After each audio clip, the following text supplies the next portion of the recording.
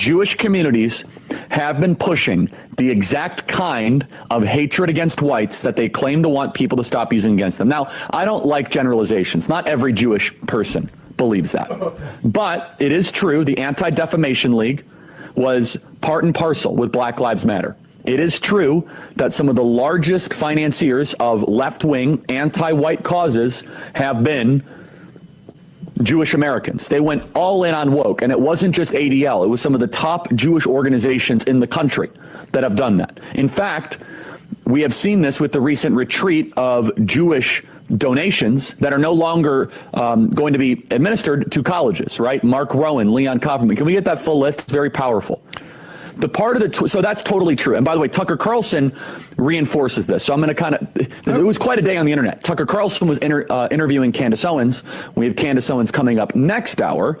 And Tucker Carlson mentions that Jewish Americans have primarily been financing cultural Marxist ideas. We said this, by the way, last week, and people came after us. We were on top of it. We actually said it in a different way. We said, I'm glad that Jewish Americans are reconsidering their financing of cultural Marxism.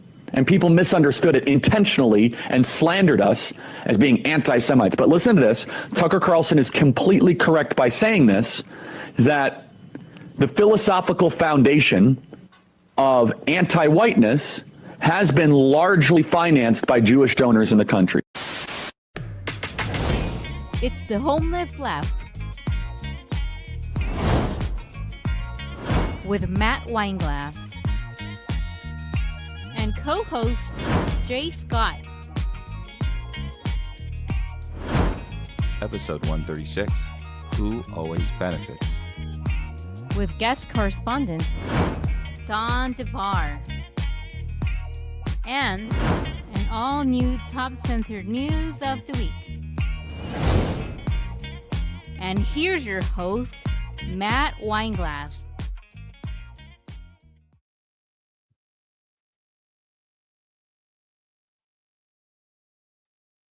There we go. We're rolling, guys. We're rolling. We're here. We're here. Welcome, everyone, to another episode of The Homeless Left. Today is 9/11. It is 24 years since the event that changed the world. It seems that we've had several events since that have also changed the world, but we're responding to these events. We're responding to them in real time. We're responding to them as the weeks and days and months go forward. We're also looking back. We're revisiting these events even after 24 years. And we plan to do that today with you guys because it's important, not just for memory's sake, not just for, the old adage, we hear it all the time, never forget. We'll be talking about that adage and how it's been used for good and sometimes not used for good. But that isn't the only reason we do this. We do this because when we look at things, sometimes with a lot of time pass, we can start to see things a little differently, with a little more perspective. And that's what this show is about, this perspective, adding our critical thinking skills, having them in play at all times. We talk to you guys about what that looks like beyond this show itself, beyond you guys just tuning in and being here for the hours we're here with you twice a week, Tuesdays, Thursdays, Rumble, YouTube. Except when YouTube is censoring us. Both platforms are surveillancing us. We know that. But Rumble has been good for not pulling the plug. But regardless, even with the plug not pulled, we're having the conversations. You'll have access to these conversations. We present in a way that we put this effort in, that it'll also engage you enough that you're not flipping channels. But we do want you to watch our friends of the shows, other outlets that are doing what we're doing, because we can't do this alone. So we champion other voices of dissent, other voices of free speech, other voices of what journalism is supposed to actually look like. We never really got told what it was supposed to look like, actually. It was never something that really was explained to us in an honest way, like ever, when we were growing up through the 80s, 90s. And then we get to 9/11. And we assume that when we turn on the news, the thing that's being told to us is being done in an honest way. And a lot of us are figuring out that that's not true now. And here we go, yet again. The tragedy that happened yesterday.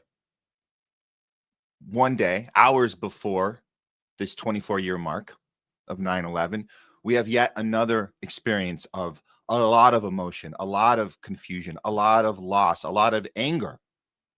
And we have to look at this situation for what it is. It's something that we have to take the reins from the people we used to trust when we turned on those TVs. We have to take the reins and we have to ask the right questions. What are the right questions? What are we not seeing? What are they not telling us? Is there something more to this? What's between the lines? What is a motivation here? Why is this source of information accurate? Who's funding this source of information? The biggest question that we've come to learn over these years, the biggest question is who benefits from this? Who benefits? It's not insensitive to ask that. But here's another thing we've learned. We're not going to wait 24 years to ask about Charlie Kirk. We're going to do it now in the moment. We're going to ask with you guys part of this discussion today. And I hope you guys chime in. We're going to do some talking back with you later. But we hope you guys are part of this opportunity we're going to take today to ask these questions now. We ask who benefits now. That'll help us understand the landscape better, especially with all this emotion involved. It's going to help us ground us better, take us out of our tribe, take us out of our team sports. This is what we've been preparing for, guys, right now, this moment. I've told you guys week after week, and I appreciate you. We appreciate you here at the Homeless Left tuning in and understanding that what we're doing is not just entertaining you and giving you information and making you feel good that there's people like us out here doing this in an honest way. It's more than that. We're giving you tools that you can utilize when you go into battle. When I say go into battle, I'm not saying we're not going into a civil war. Let's be clear. This is not a civil war. That's what they want. This is a battle of intellect. It's a battle of reason. It's a battle of humanity. It's the battle we have every day when we support our Free Palestine friends around the world. This is the time to have that courage. I tell you guys every show, what do we need moving forward at all times? Courage, conviction, and above all else, principle. This is the time to apply it right now when it's not convenient to do it. We're in delicate times right now. We have two sides that have been captured and they're ready for battle. We got one side ready for a civil war. We got another side. Actually, they both seem to be ready for a civil war, but for different reasons. They've been played on each other. They've been played on each other. So let's go a little deeper. Let's go a little higher up and let's look at who's really pulling the strings. So the unfortunate timing, there's no good day for something like a tragedy like yesterday to happen. There's no good day for it. It happens to coincide with this 24-year anniversary of yet another thing we were told to stop asking questions. You're doing a disservice to the grieving people. No, we're not. I'm going to give a shout out to Jason Burmas right now. Jason Burmas has been a guest on the show. You guys know him, TNT Radio. He was one of the first to call out 9/11, the very first to ask questions back in 2000. I think his crew started the Loose Change movie. You guys know Loose Change. But we're going to get into that later. I just want to give a quick shout out because this is a connector. This is applying principle. When the Loose Change kids, and they were college kids at the time, they were the first ones to really look at 9/11, break it down, and ask the right questions. before there was the internet there's the internet, but there wasn't YouTube. There was no YouTube. They were doing this before YouTube. And they were giving out DVDs out there at the crime scene, at Ground Zero, on the anniversary, on the 2-year anniversary, on the 3-year anniversary, on a day like today. And people were saying to them, look, we get what you're doing, but not now. Don't do this now. People are in mourning. They're in mourning. They're in mourning right now. This is the last time.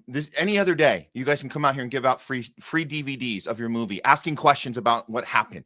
You guys, please come. Don't be here today. This is our day to mourn.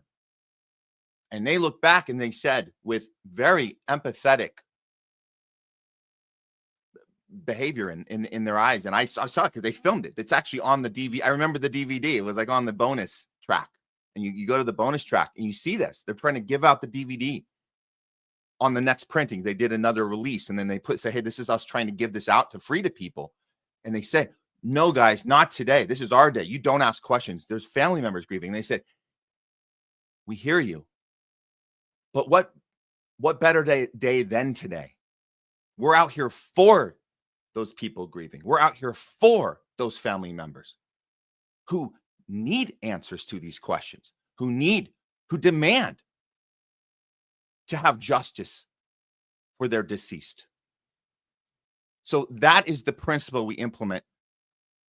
And every year we talk about these things and we look at it a little deeper. And we're going to get into it today, guys. We are going to get into 9/11. We're going to be bringing on Jay Scott momentarily. We're going to get into, and I hate to call it a deep dive, but we are going to investigate what we know so far about Charlie Kirk. We're going to do it.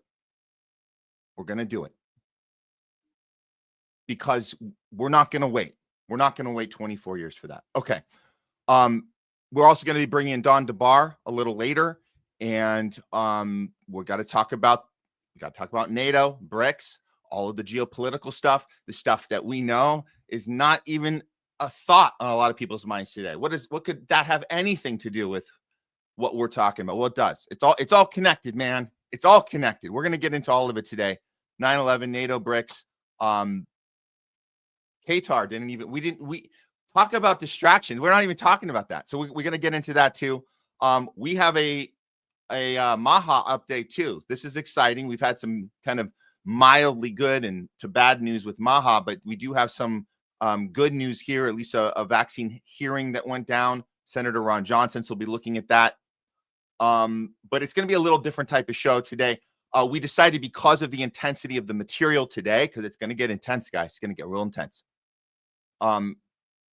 We're going to do a special tomorrow for Top Censored News. So I know it was in the intro, but we want to give some time for these topics today. And then we'll come back for Top Censored News. And Top Censored News, guys, as you guys know, we usually start the show on Thursdays with Top Censored News. We are actually planning to do it today. But those are the stories. The reason we do it every week, the stories that the media brushes aside, or for whatever reason, they don't even want us to know what's going on. So we do have 3 other stories you're probably not even aware of. We'll get to those tomorrow. But today it's all about Charlie Kirk. It's all about 9/11.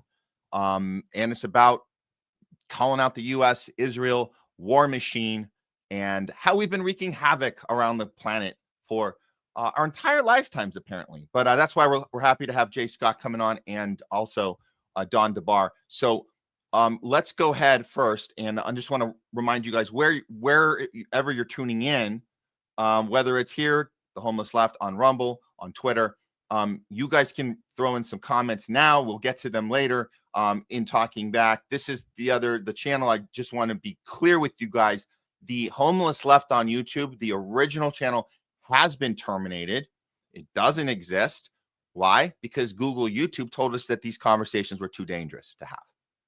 This is exactly what we were just talking about, how we have to have conversations. We have to ask questions. We have to equip ourselves with critical thinking skills and take off those tribal goggles. They said, no, that's too dangerous. We need to keep the state narrative locked in with people. We got to tell them what to put in their social media. It's time to put a COVID vax. I got my booster. We can do this. It's time to put a Ukraine flag in your social, supporting the war machine, supporting the NATO biggest terrorist organization on the planet, as Noam Chomsky once said. So those are the things we're not allowed to do. But now the new channel, THL Presents, for some reason, they haven't taken that one down. So that's good. So you guys can engage there too, and we'll get to you guys' comments as well. And then we always show us some support on locals. That's always nice. If you guys want to do that, you do one-time support or even a monthly thing. It's really cool when people are able to do that, because it keeps us going for sure. Okay, let's go ahead. Let's start the conversation off about Charlie Kirk, and then we will be bringing Jay in here in a moment as well to continue the conversation. Okay, let's start from the top. Okay, as you guys know what happened. Charlie Kirk, one of the biggest influencers, we call him right-wing influencer, was assassinated yesterday in Utah at one of his events. And you guys know the events he does are about engaging a lot of times engaging with youth, college kids. And in these engagements, one of the things he champions in these engagements is about free speech. That's really the essence of what he does. And getting into debates, sometimes very heated debates with people that absolutely disagree with him on a lot of things. And that's the beauty of our democracy, and that's the thing that he represented. And when you allow people to talk and don't take away their microphone, then you have a chance to figure out what your argument's going to be back. You have a chance to listen to the other side, actually listen, not to the soundbite that CNN puts on the screen, but listen to it from their own mouth. That's why it's so important. And that was the thing I would say he championed the most. So obviously, I say obviously, but we need to say very clearly on this show that this was a tragedy. There's no question about it. And any sort of talk that we hear from, and again, this is the capture we've talked about earlier, the capture of both parties.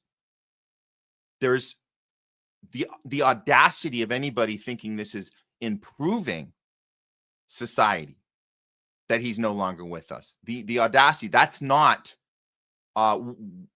we are making a statement 100% against that garbage. That is garbage. Okay. Now, we can criticize things he represented over his career. Very young dude, 31 years old. We're allowed to do that, but we're not allowed to celebrate an assassination. We're not allowed to do that. The only exceptions to celebrating assassinations is anybody, I would say, that was deemed a war criminal on an international level. If an international court deemed you a war criminal and there's an assassination of that said person, that would be grounds to say we can celebrate. And even still, I would question, I would want to know more about the situation before throwing a party. But that would be the exception. Otherwise, there's no reason to be. If you find yourself in that state of mind, you better look in the mirror and you better do some self-evaluation, because that's not okay. You can dislike somebody where they're coming from. You can call them out, but do not celebrate their demise, especially in a situation where it's a deliberate assassination, a targeted murder. That's what this was. So make no mistake, that is the wrong side. We talk about on the show a lot, the wrong side of history to be on. That certainly is. Okay, so let's start with this, because there's a lot to get into. Let's start with the CNN reporting right now. I'm going to throw this up here. 1 second here. We have CNN doing their job, which is to divide us. Here's what we know from CNN. The shooter is still at large after Trump ally and activist Charlie Kirk murdered on Utah campus. Notice how they don't use the word assassinated. They use the word murdered. And you can see that the crackdown's coming. And this is where I would start the conversation here. Anybody that thinks, yay, the world is better off, I would start it from here and say the crackdown on free speech is only going to get worse. The crackdown on surveillance, the crackdown on pre-crime targeting using the technology we know exists. We know that is used in Palestine. We know it's used. We were taught about that. We understand this. It's door to door. It's happening in Britain right now. It's happening all over Europe. We had one of our own viewers at a Palestine rally in Britain arrested with 900 people over the weekend. Did you guys know that? We covered that on Thursday. Horrible. His name's Sam. Was arrested with 900 people. So this is the kind of thing that is going to be ramped up, obviously. Now, what is CNN's angle? Let's see. Well, they're giving us the facts. These are the facts.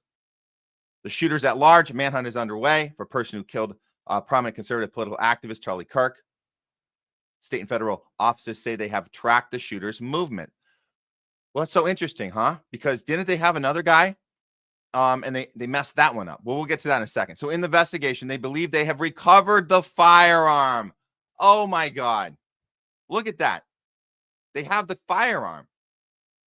It was recovered. I wonder why that, man, that shooter, such a sharp shooter, huh? A sharp shooter, had this whole thing planned out, had all the stuff in place, had a getaway in place, but accidentally forgot their firearm. We have a shot of that right here. This is, this is pretty telling, if you ask me. And this is just what we're just starting from this, but this is pretty telling. Look at that rifle. It was recovered near the scene where Charlie Kirk was fatally shot.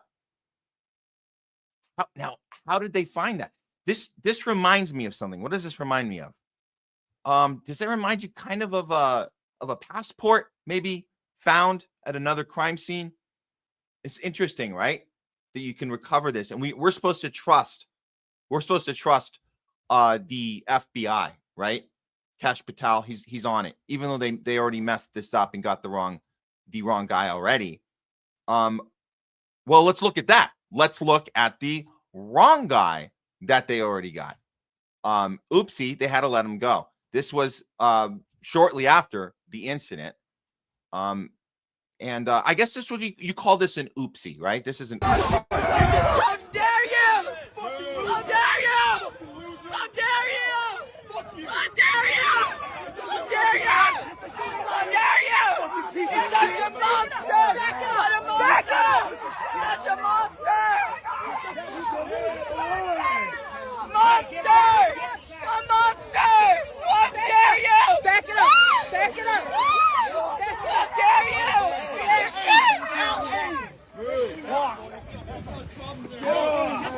How dare you! You're a freaking monster! Yeah! Well, I wonder how they would make a mistake like that, huh? And here he is, more up close. Now, the FBI, remember, it's under Kash Patel. Kash Patel has told us, he's cleaning up the FBI. We're still waiting on those Epstein files. I wonder who Kash Patel is protecting. I wonder who. And he had tweeted out earlier, we're going to get this guy. We're going to get him. Okay, you can count on me. You can count on me. We really? What's your track record so far, Kash? Well, here's what we found out. Name, let's see here. This is George Zinn. George Zinn.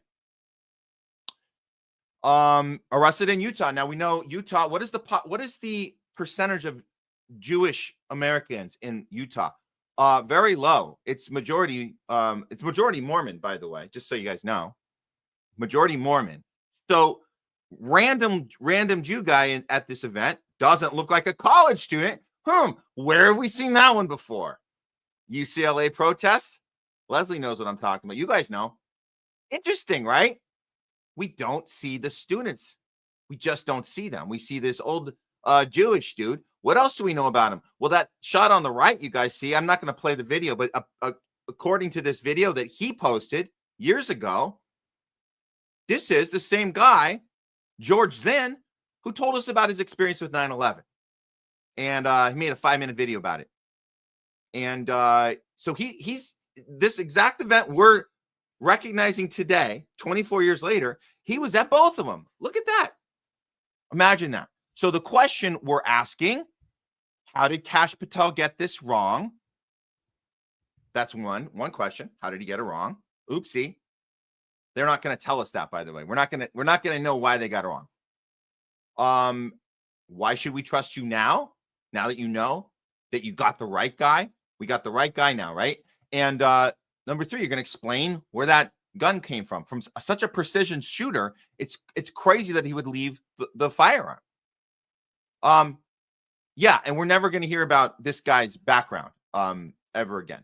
We're never going to hear about it. So why should we trust anything coming out of the FBI? Why should either side? By the way, why should either side?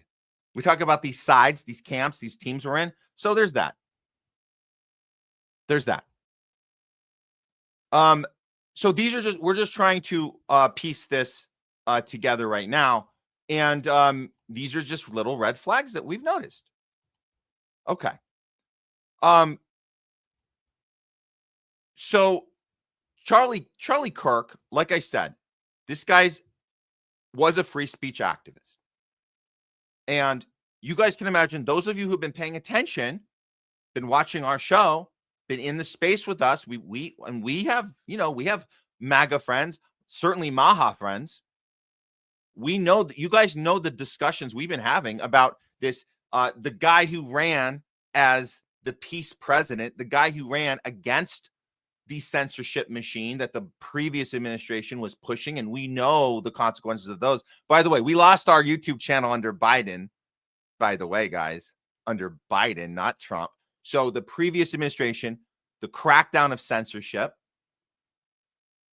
So this guy that was running as a peace president and was going to do something about that didn't actually do those things, became a more of a war president and more of a censorship president. So Charlie Kirk, his idea of giving everyone a microphone, literally giving everyone a microphone. That's what he actually did. Anybody who wants to pick up the microphone, let's go. Let's go. So you can imagine that might have conflicted just a little bit with the Trump team, as CNN and all the other outlets are going to tell you they were buddy, best friends forever, BFFs, right? You guys remember BFF. That's what they're going to tell us. That's what they're going to tell us. BFF. But no, that it's hard to believe that when this was the issue with Charlie Kirk. Charlie Kirk splits with Trump on anti-Semitism crackdown. Why? Because he warns that free speech rights are under attack. So we're setting the table for you guys. We were setting it up for you guys. These are the right questions to be asking. We have a lot more to get into about this. And let's do that right now. Let's go ahead and bring in our co-host. You know him, you love him. Please welcome back Jay Scott. What's going on, Matt? Crazy few days we've been having over here, but good to be on here so we can talk through it and, try to make some sense about what's going on. So appreciate you having me on. Yeah, Jay, this is an important conversation. It's kind of the connecting tissue with everything. And I told everybody up front, we've been talking about now is the time. This is the moment of truth for when we have to be ready to put on those critical thinking skills and understand this tribal war that's being manufactured against the tribes. It's more in our face. It's more dangerous than ever. We're literally watching these two tribes get ready for battle.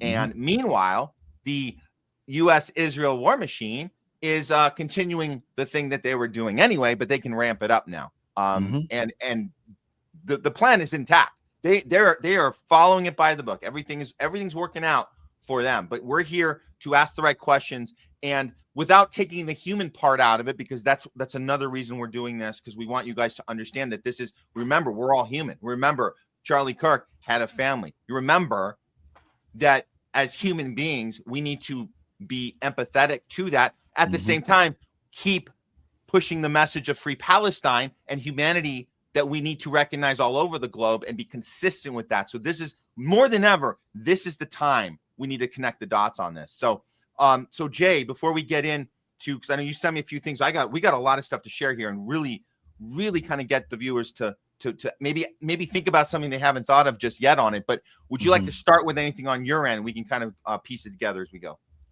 Yeah, I mean, number one, what I want people to remember is, you know, internal political violence can really destroy political conversation. And while I have all the criticism for the violence that's already being perpetuated by the American government abroad and within the country, I think we did see a key moment actually in American history yesterday with the assassination of a pretty mainstream Republican, I would say, a pretty mainstream young Republican in such a brutal fashion. So I don't think people should underplay the importance of what happened. But that being said, you know, one thing people should all remember, and one thing we should be keeping in mind as we see the reactions to this story, is that the energy you put out while you're alive, you know, doesn't automatically get converted to all positive energy when you die. And your reaction to what happens to people you don't like and how you treat people you don't like is one of the factors in that equation too. So, you know, there's nothing wrong with having sympathy. And I definitely have all the sympathy in the world for, you know, Charlie's, you know, family, but that doesn't mean, you know, your reaction has to be either to celebrate everything Charlie Kirk's ever pushed or to celebrate his death. You know, there's a medium in between. We can have an adult conversation and recognize that, you know, you don't respond to words with violence. And that's the key message I want people to remember, no matter how you feel about it. If you're really passionate about, you know, calling out some of the harm, you know, Charlie Kirk has done, I agree with you. You know, like, I think some of his message is damaging. A lot of his messaging, to be honest with you, is toxic and damaging to the conversation, but it's not okay to respond to words you disagree with violence. So, yeah. So that's kind of where I want to start the conversation. Well, that's good. So. And let's give an example, because there's a lot of stuff that we disagree with that I know we've actually had conversations about this type of stuff, but this is just one thing that they're going with right now. Well, there's a couple. So this is I think this is the justification. If you're in that that Vote Blue No Matter Who group that says, oh, we won a battle yesterday. Yay. One less Nazi. And again, that's a mental such a illness. Dumb thing to say. That is a mental illness. If you're feeling that, if that's your instinct when you saw this news, and then you do something like this, you're connecting the dots of the gun debate and saying, well, if Charlie Kirk said, which he did, that there is an unfortunate, it's unfortunate that we have to deal with a few deaths in order to keep the Second Amendment. If you're going to use that and say, well, since he said it, good riddance, that's, first of all, that's insensitive. For another thing, it's an excuse to be right about your feelings. And number three, I'll go further. You're not doing any digging here whatsoever. So you have no idea that this conversation we're having today is actually not going to be about gun rights. That's a different conversation. The reason why is that a different conversation? Because the thing we all saw yesterday, Jay, wasn't about whether Second Amendment was available accessible. Guess what, Matt? Assassinations can happen even in places where there are strict gun laws. So this doesn't mean we can't talk about gun laws. For sure, we can do that, but you can have the strictest gun laws in the world. Come on, man. If the deep state wants to pop somebody in the head, you think they're going to not do it? Like, you know, if there's some gun laws that prevent them from doing it. Come on, man. No, you're right. Here's how you can tell the difference. Once we get into sniper territory, this is a different conversation. That guy was trained. That was an amazing shot. Right. Once you get into sniper discussion, we can still have the gun debate, but that's not related to this incident. We're talking about a top-down a plot that occurred, and we're going to look into that and ask the right questions. We're not going to be distracted by, well, he said what he didn't mean in that. I'm going to look, I'll paraphrase for him. He can't do it anymore. He's no longer alive. But when he talks about a few, and it's a debate that needs to be had. Do you think that Charlie Kirk thought that there was a certain amount that made it worth it to have a Second Amendment? Make no mistake, this incident is not that. This incident does not qualify for that. He was not talking about sniper incidences that were top-down instructions. That's not what we're looking at. And unfortunately, we saw messages like this. And Jay, I don't know how many you saw. I was pretty livid in our own community here in LA to see this type of garbage being posted on social media. And this quote is not even accurate. Oscar Wilde never actually said this, so I don't know who's sharing this crap. Some men improve the world only by leaving it. So really quick. No, go ahead. The net impact is actually going to be people who were listening to him before are going to carry on his message further because he's been martyred. But sorry, I didn't mean to cut you off. But to answer your question really quick, yes, they are saying some crazy stuff at UT, University of Texas, over here in Austin. That kind of mirrors the same sentiment. But sorry, I didn't mean to cut you off. I just had to. No, we're both responding that this is inappropriate. It's stupid, and it's stupid for a lot of reasons. Because now we're also seeing there's an army on the right that's targeting people and getting them fired right now. And I'm not gonna say anything against it. If that's what they want to focus on, do it, because I think that a company can make their own decision if they don't want people going around saying we're happy that someone got murdered. Yay. If you want to fire that person, go for it. So I say be careful about that. If you're posting this stuff and people can find you on LinkedIn, be careful about that, because that's not going to end well for you. The pushback that you're talking about, Jay, is a lot more thoughtful. People like Caitlin Johnstone, this is more thoughtful to say on a day like yesterday. She says, on this day in particular, I would like to express my sincere condolences to the families of everyone in Gaza who've been massacred by bombs and bullets every single day for the last 2 years, with the facilitation of the U.S. government and cheered on by wealthy Republican pundits. So, and she should also put Democratic pundits too, by the way. Yeah. I don't know why she got partisan on that. That's not like her. She usually doesn't do that. But yeah, this is, I would say, more thoughtful criticism. Yeah. And you could just add to the end of that, and all violence is wrong. I don't think, or any offensive violence is wrong. Responding to words with violence is wrong. Like, she could have said that at the end. And I get what she's saying, because what happened to Charlie Kirk is unfortunate, but that's happening literally every day, like over there in Gaza, and we're empowering it. So just because the voices of the people who are being murdered by our tax dollars aren't as loud as the voices of Charlie Kirk, as the voice of Charlie Kirk, does that mean that their death doesn't deserve as much attention? I mean, I don't know. It's political violence over here when he's murdered, and it's also political violence when you're trying to ethnically cleanse a local population to expand your territory. So it's two different forms of political violence. And I said this was new for America because it's happening here.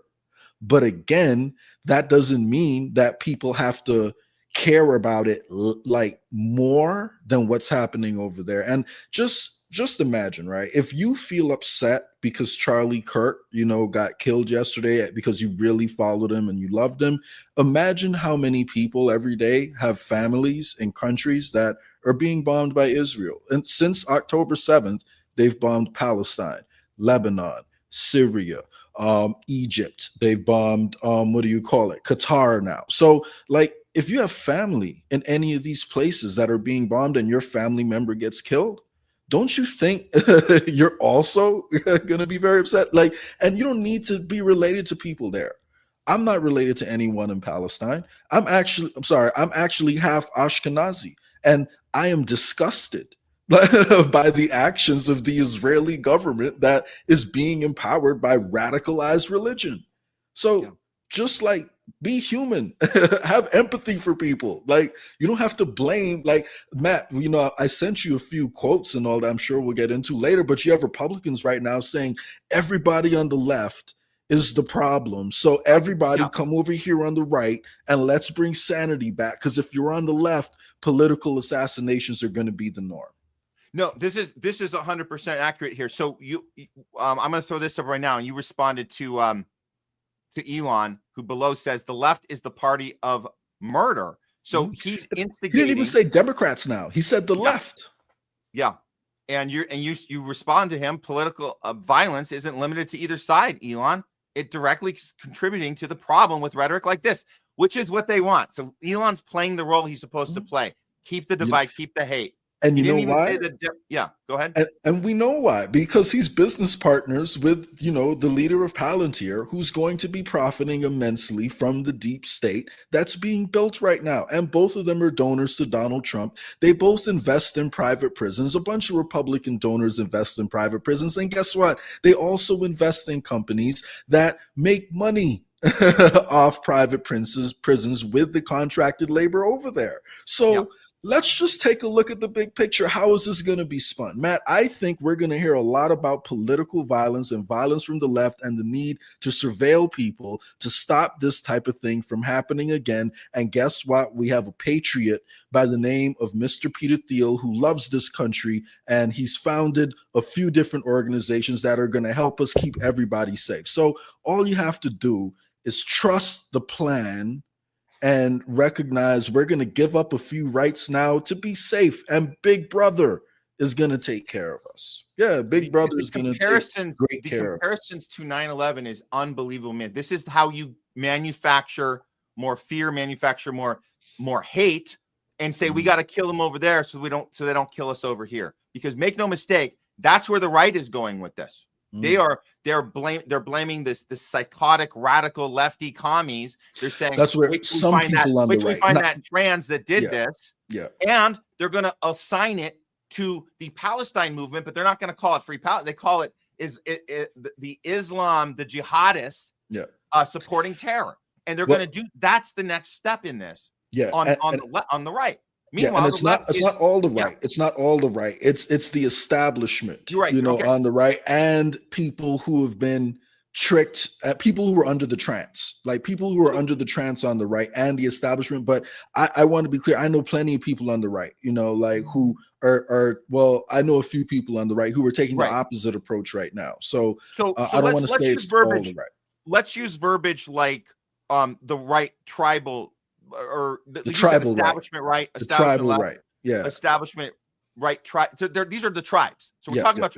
So we know that you can be left and you can be right without being like hooked up into this matrix tribe. So you can do that. So we're talking about the people that are hooked in, right? They're hooked in. Their brains are ready to go. They've been activated. This is why this is such an important moment. This moment is when the activation has occurred. We have lived through this over the less than 24 hours. We have lived through this moment of activation in both sides in their tribes. And so when we say left, we'll keep correcting ourselves. I'll correct myself if I do it again. We don't mean to say left across the board or right across the board. We're saying if you're locked in to this tribe, you have been activated. And that's what we're seeing happen right now. And it's pretty disturbing because nobody's talking about this, which you mentioned, Jay. This is Israel attacking 6 countries in 72 hours. Al Jazeera reports this. 6 countries in 72 hours. Why is it we're not allowed to be as outraged about every death over there as Charlie Kirk's followers are allowed to be outraged over his death? And I hope that they can understand why people are so passionate about this issue in particular, because it causes so many problems, and our entire deep state is working through this connection. Like, you cannot solve our problems without addressing the deep state, and the deep state is made up of our intelligence agencies, Israel's intelligence agencies, and a few other intelligence agencies in NATO. But Israel has a very large role in it. So if you care about reigning in the deep state, then you have to care about what Israel is doing with our tax dollars. And human life is human life. Like, you can't be upset at people who put this as their number one issue, because so many people are being affected by it. And it's been constantly ongoing for the past 75 years. Yeah. Well, we're going to get a little deeper into it now, guys. You ready to go a little deeper? Here we're going to connect the dots. Anyone who thinks that this is guys, why are we talking about the 72 hours of 6 countries? That's a separate story. Is it though? Do you know who was starting to get a little suspicious himself before he was assassinated? Charlie Kirk himself. This is Charlie in his final interview, just hours before. Here we go. He's questioning the narrative about Israel. Here we go. Push back against the media on COVID, on lockdowns, on Ukraine, on the border, on so like maybe we should also ask a question: is the media totally presenting the truth when it comes to Israel? Just a question, that maybe we shouldn't believe everything the media says, because I know I've been conditioned to ask a lot more critical questions over the last couple of years. So Ben, some people would accuse Israel of wanting to ethnically cleanse. Some people in the Israeli government are saying, again, it's all over the place, right? You have opinions all over. In your opinion, what would a good outcome 5 years from now be, and how does one respond to the claims of ethnic cleansing? Yeah, Shapiro's. That's a real question. That's a real question. Have you seen this clip, Why? Jay? Listen, man. No, I haven't seen this yet. But what makes Charlie Kirk think that as a journalist, he's allowed to ask a real question to someone else on his side? He can do it to Democrats. It's not a problem if he asks a real substantive question to a Democrat. But if he's doing it to a Republican, that means he's challenging his own party. He is challenging. That's a problem, man. That's a problem. So this is a major problem, and we've seen a shift with him in the last month. Here's another shift moment he had previously. You're going to appreciate this one because it's something we've covered very intently here on the show, and that's Jeffrey Epstein. Listen to Charlie Kirk's realization about Epstein. That Epstein, with his little friend Ghislaine and Ghislaine's father, Robert Maxwell, who was obviously a spy of the Israeli intelligence agencies, that there was something else going on here. Epstein was not some sort of whiz kid hedge fund manager. Epstein was playing a part. Epstein was a LARPer. Epstein was cast for a specific role, and he played it really well. The sweatpants and the Harvard jacket, the kind of disheveled hair, looking as if he was so smart and above the clouds that he was doing advanced mathematic equations on the back of napkins. But if you actually go into some of the videos of people that met with Epstein at the time, they said he was awfully unimpressive when it came to finance and markets and economics. And it's nothing new that if you're in the intel agencies, you want to try and get as much blackmail on powerful people as possible. Easy, not hard. And this is no longer just speculation. Oh, yeah. First of all, go ahead. Do you know what he did just now? He actually gave the institutions and in America, like the institutions and the American oligarchs, kind of a pass on Epstein, because he said, oh, well, he's not really a mathematical whiz. It's only a blackmail operation. And he tried to put it on Israel, right? But if you dive into, Whitney Webb's work, she's essentially pointing out that the blackmail was part of it, but his financial crimes were actually a huge part of what Epstein was doing, because he played a key role in the housing crisis that happened in 2008. I don't remember all the details of it, but long story short, he had power of attorney over Lex Wexner's entire estate. If he was bad at math, then he would not be given that type of power. And they were actually going to him to set up specific, fundraising organizations. So he was probably a very smart guy. And it wasn't only a blackmail operation. However, that being said, I want to be clear here. I'm not saying that I truly believe this was only Israel and Israel did this.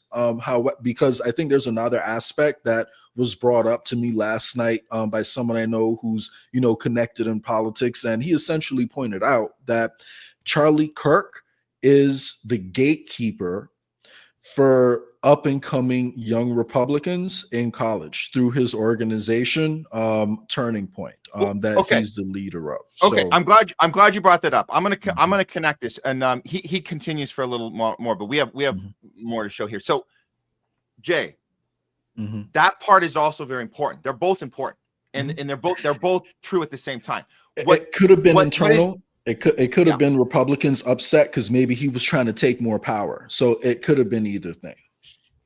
I'm going to say, look, let's be clear what his purpose was up until now. Now his purpose is no purpose except after the assassination. How can that be leveraged? And that's really the question: who's going to benefit from this the most? But let's go to who he was.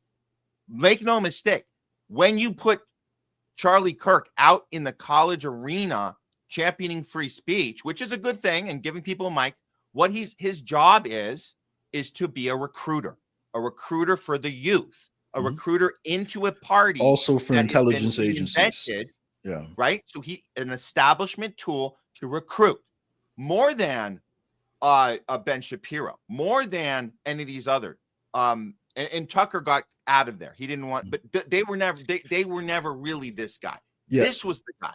This was their gold standard of get this young dude out with the young crowd, and we're going to recruit new warriors in a party that we're going to pretend is redefining itself, but we're still going to go right back to the same old Bush Cheney. And guess what? And this actually separates him from Tucker and Megyn Kelly, because both of them actually question Israel the same way he does. And I would argue Tucker at least has a bigger platform. Megyn Kelly, you could argue, whose voice is louder in the public arena. But the thing about Charlie Kirk is he's actually like a recruiter. So if he wanted if he wanted to implement a coup in the Republican Party, that served him or the people. But if he wanted to personally grab more power, he's in a very key strategic position to be able to do that. So I do think it is possible that it was a targeted assassination by Zionists. I also think it's possible that other parts of our deep state wanted him gone and maybe it's both of them. I can't, I'm never going to rule out either one. And at the end of the day, me and you disagree slightly here. I know you think America's a proxy of Israel. I think America's a proxy of Israel. And I think Israel is a proxy of American interests. So I think it overlaps, but it could primarily be his flip in tone on Israel, or it could be something else happening, because he does have an extraordinary amount of power if you think about what he's doing. So you're right. We slightly disagree. You look at these as two separate entities, and they could both be playing a role. I'm telling you, I'm sure about this. It's the same entity. So of course they both play a role. It's the same entity. It's the establishment party entity that is 100% controlled by Israel. 100%. Yeah. His recruiting job, he was the number one recruiter to keep the theater alive, that there were these two parties. One was failing and the other one was about to fail until Trump came along. But now Trump needs some help. So you need this youth movement. And he was allowed to be big on free speech. He was allowed to have a couple little concerns. He was allowed to ask a couple questions. But about a month ago, he went too far. And this is the type of stuff we miss. I admit it. We missed this. We weren't paying attention. We didn't see all these smears. Look at Laura Loomer. She probably took this down since, or I don't know, but she's not saying this now. Laura Loomer is going after the crazy trans radical commie infidel terrorist left. That's what she's doing. But look what she did not too long ago with this tweet. I don't ever want to hear Charlie Kirk claim he's pro-Trump ever again.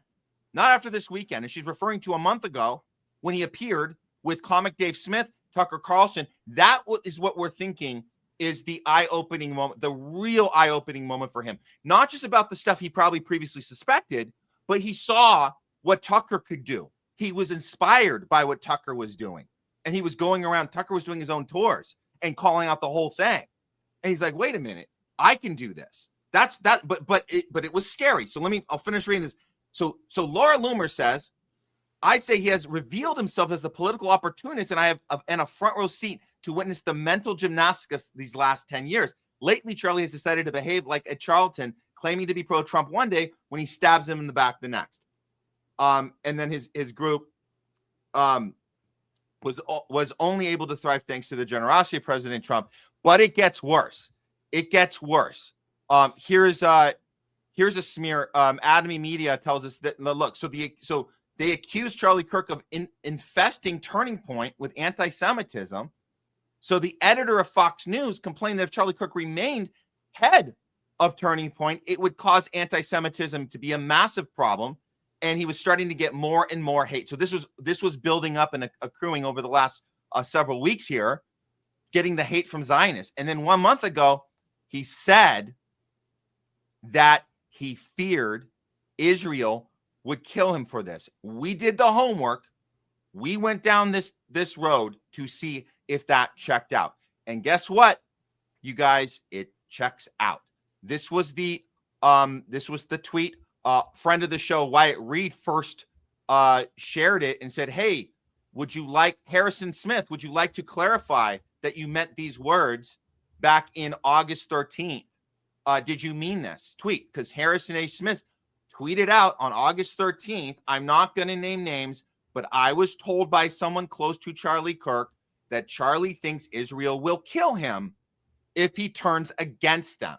So Harrison was contacted by many people to say, "We need more than ever, dude. We need you to step up and tell us if this is legit or not." He doubled down, did a little video, and said, "I stand behind my words. I don't have much else to add, but I'm going to tell you right now, the conversation what I had with the person that will not reveal their name right now, they can do it on their own if they want, but said that he was absolutely afraid." You could see, or Harrison himself watched we all have the video. It's Megyn Kelly and Charlie Kirk discussing their predicament about the people that are coming after them, the Zionists coming after them. They had fear in their eyes, according to Harrison, and that's when his undisclosed source told him, well, that fear might be attributed to the fact that he thinks Israel's going to kill him if he keeps going. This was the Megyn and Charlie Kirk pushback that they got after they had this conversation. And the supporters are demanding their unconditional support. So that was their breaking point. They said, why are the Zionist followers of our channels and why are they coming at us constantly, demanding that we unconditionally support them? It doesn't make any sense. As quote unquote journalists, that's not part of the job we signed up for. And so they were getting really upset when this happened. And then that led to the conversation that was revealed that Charlie Kirk thought that if he went too far, Israel would kill him. So make no mistake, man, this thing goes pretty deep. And this was put out, by the way, by a Zionist column saying Charlie Kirk turns to anti-Semitic stereotypes amid Israel-Hamas war. So these are the type of things that were going around. Again, I admit it. We kind of missed it here. We weren't really paying attention to this at the time. It's because he played both sides on that issue, because a lot of the time he would talk about how Israel, is justified in what it's doing. He would talk about Islamic extremism and pretend that it is, representative of what the average Muslim believes. So yeah, he did that a lot too. And he spent a lot more time doing that. And it's only recently, he seems to be questioning things a little bit. So given the timing and everything, I would agree with you. The totality of the evidence, points, I would say, towards it being a Zionist push behind what we're seeing over here. But that doesn't, I was just pointing out that there is another possibility, but I do agree with you. The totality of the evidence and the timing of everything makes it seem like it's more likely a Zionist operation. But real quick, fun fact for all the viewers over here. Do you know where the first Zionist council was ever held? Where was it held? Basel, Switzerland, which is actually a country that was originally founded by the Knights Templar. In fact, they take credit for founding America, Scotland, Portugal, and Switzerland. So I do agree. I do think it's one entity, our establishment and Israel's establishment. I just think that Israel is a proxy for another group behind them. But you still have to address the proxy and the power of the proxy. I'm just saying, I really do think people should look into the history of secret societies and how they have played an integral role in the course of the world too. But like today, if you don't address the power of the proxy, then you can't get to the organization behind it. So in the short term, I agree with you. Definitely got to address Zionist power. I'm just saying something behind that also. Okay. Well, let's keep digging, shall we? This happened. Breaking, Netanyahu personally requested Charlie Kirk visit Israel 2 weeks before the assassination. Kirk was rumored to have denied the request. Interesting. Interesting. Just a rumor, but interesting. This part, before you respond, I want to show this, because if all the stuff we shared has been pretty much, verified, that means Netanyahu was probably in a room with people saying, what do we do about this guy? Well, that's interesting. What do we do about this guy? If his message, if he's got access to so many people, he's the biggest influencer on the left that his job to, as we said, to bring the young people into the party that's supposed to be continue the Israel scam of Greater Israel Project. So he was an essential part of that. If he was questioning that and turning down trips, I wonder how this was timed, because this gets a little strange, man. You got Donald Trump and Benjamin Netanyahu tweeting out exactly at the same time, 3:02 p.m. We must all pray for Charlie Kirk, who's been shot. Great guy from the top to bottom. God bless him. And then Netanyahu takes time, mind you, taking time out of his very busy schedule of bombing 6 countries in 72 hours. He had time to say praying for Charlie Kirk. And some are reporting that he was the first one to say that he was officially dead. That's another part. I need to look closer at those timestamps. But once it was officially announced, there's reports going right now to say who was the first to tweet that out. And it seems that a follow-up tweet of Netanyahu might be the first one that did that. Okay, so we're looking at that right now. That's very bizarre. Don't forget, and really quick, I just want to point out, don't forget the U.S. government was found guilty in a civil suit of causing the death of Martin Luther King. But after he died, they had already named a holiday after him. So just because an entity comes out and says, oh, yeah, we really love this guy, this was a great guy, doesn't mean that they always wanted what's best, and there's no possible way they could be involved, in it. But yeah, you're right. They're going to say how much they love Charlie Kirk, and they're going to point to all the positive things he said about Israel and all the negative things he said about, Muslims. And they're going to highlight that, and they're going to focus on that, because that's going to remove, they think that'll, be good cover for them. But that's what they're going to be focusing on, if you ask me. Yeah. Well, I think we saw Jackson Hinkle tweeted out, and this is where now we're really starting to ask the right questions here. Charlie Kirk said he feared Israel would kill him if he stepped out of line. Netanyahu paused on his attacks on 7 different countries to tweet out about Charlie minutes after the attack. The arrest suspect was a patsy, and the shooter is still on the run. Am I hearing this right? Yeah, we covered that earlier, Jay, before you brought you on. We did that this guy looks like, was it an oopsie or was it a distraction? So the actual sharpshooter could get away. It might have been a distraction. So just trying to piece it together in an honest way, asking the right questions. Good for you, Jackson, for asking the right questions. Now, can we go just a little further here? Hang on with me here, Jay. This is going to get a little rough. So let's do it. We're going to break down the actual event and the things that were noticed by some people. That just zoom in a little bit on the camera. Zoom in right behind Charlie, moments before the assassination. Let's look at this video and notice 2 guys, one in a white shirt, sunglasses, and a hat, the other one in a black shirt, fairly well built, both these guys, doing odd hand signals and baseball hats and looking like baseball signals of some sort. I don't know. I want your thoughts on this, Shay, but pay attention.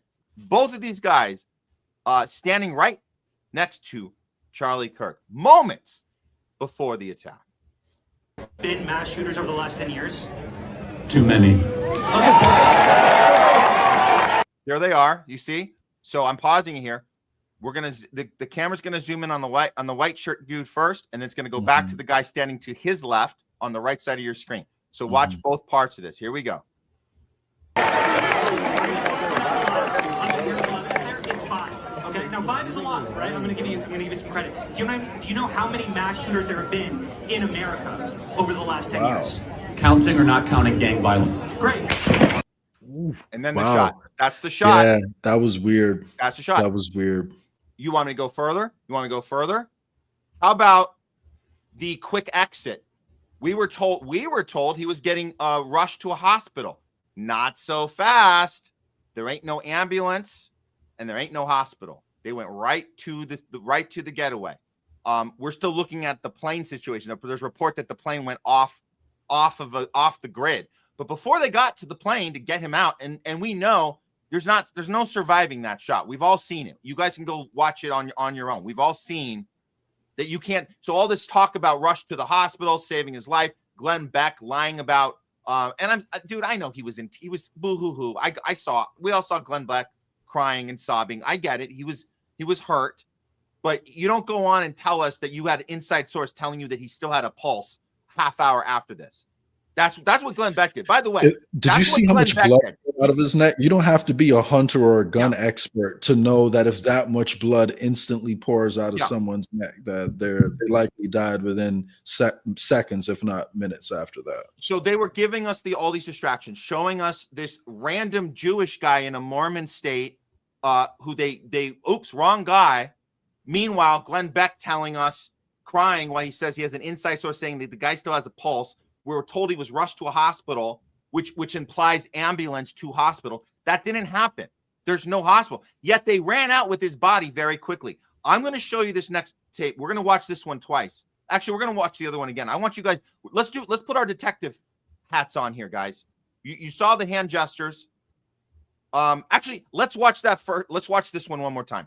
Just so you guys, if you missed it, pay attention to these two guys, and then I'm going to connect the dots with you with the actual exiting from the event that occurred that we have on the next video. But watch this one more time. Here we go. Have been mass shooters over the last 10 years?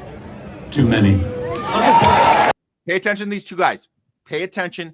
Take a mental note what they look like. Here we go. White shirt first, then black shirt. Then boom.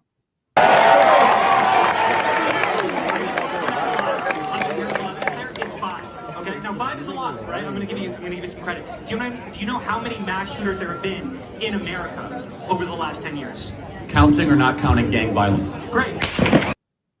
That's the shot. That's the shot. Did you hear the question that he was just asked too? Yes. Crazy. Very crazy. And we have a update from the kid who's completely traumatized. I don't think he's done an interview yet, but there's a shot of him looking like he is going into PTSD because he's literally the guy making eye contact with Charlie. He's asking this question, and the guy he just asked a question to just got his neck blown off about gun violence. And he's asking a question about gun violence. The irony. Yep. And so if there was a signal, what a better time to signal it than during that question. That would be a good time. If it's I don't know. They might just love baseball so much. They might be ex-umpires. I don't know.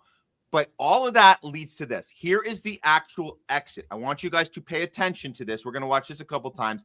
There is no ambulance, but there's a rush to get his lifeless body out of there as freaking possible, as fast as possible. Watch who is helping to do this. Here we go.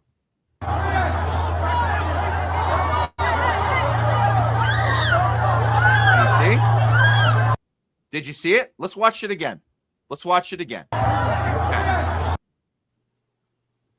Guy on the bottom right. Guy with the big frame there. Black shirt, sunglasses. Interesting. Looks a little familiar. That's interesting. Look at that.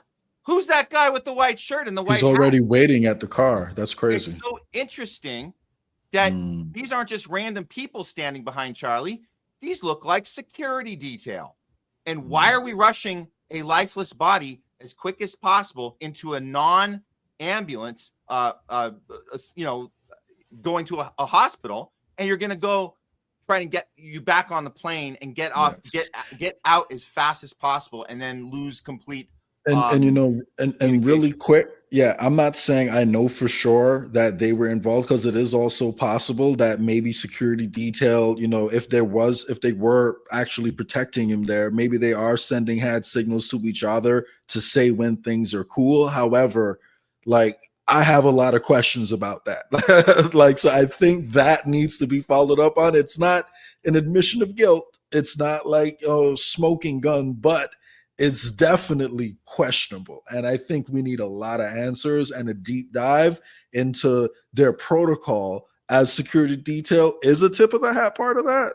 Like, do you guys rub your ear, like, like just to tell you everything's okay? I mean, I don't know. I have I don't know if they can reveal that information, but that's what comes into my mind when I hear that. So I have a lot of questions about that. Oh, they don't get to reveal that information, Jay. You know why? We know because we were taught a lesson back at 9/11, and I don't mean to switch topics, National but security. It's all connected. When we asked, could you just show us a shot of the plane going into the Pentagon? One shot. You guys, you confiscated all the footage. You have plenty of the footage because it's the most highly surveillance location in the entire world, especially that time in 2001.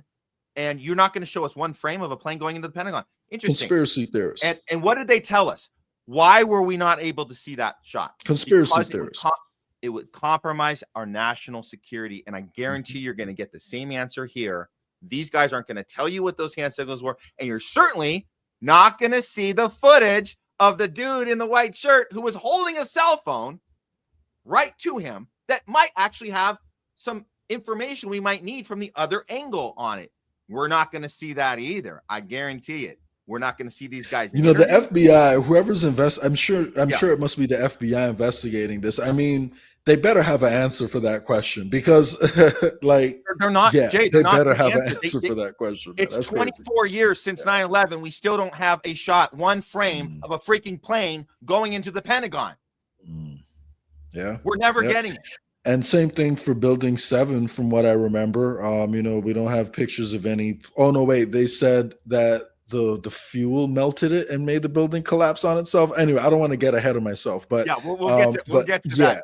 I mean, when you think about it, though, let's just pause on that for a second, right? Okay. We'll come back to that. What's the level of compromise that there is in the government to be able to blow up an entire section of the Pentagon and then cover it up and pretend a plane did it? Like a plane is something that millions of people can witness as it's going in, right? So I'm seriously asking, imagine how many people have to be involved in that cover up.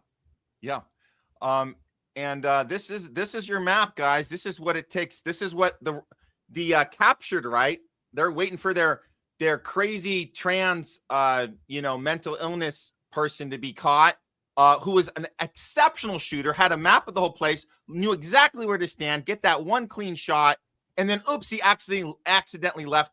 Well, that's common for gun nuts, Matt. Yeah. Most gun nuts, who spend a lot of time at the gun range, I always see them there in trans wear and trans supporting, attire and all that stuff. And I'm being facetious, but honestly, if you look at the numbers on who's more passionate about guns, I think you would find a correlation between people who may not be so much in favor of trans rights. So, I'm speaking about this as someone who is in favor of letting adults do, whatever they want to do. And I own a gun myself. So I'm not saying that about all gun owners, but traditionally speaking, the right has promoted the Second Amendment more, and LGBTQ folks don't usually feel as comfortable on the right. So just take that into account in your explanation and realize that is a pretty difficult shot. With a sniper rifle, it gets easier than doing it with an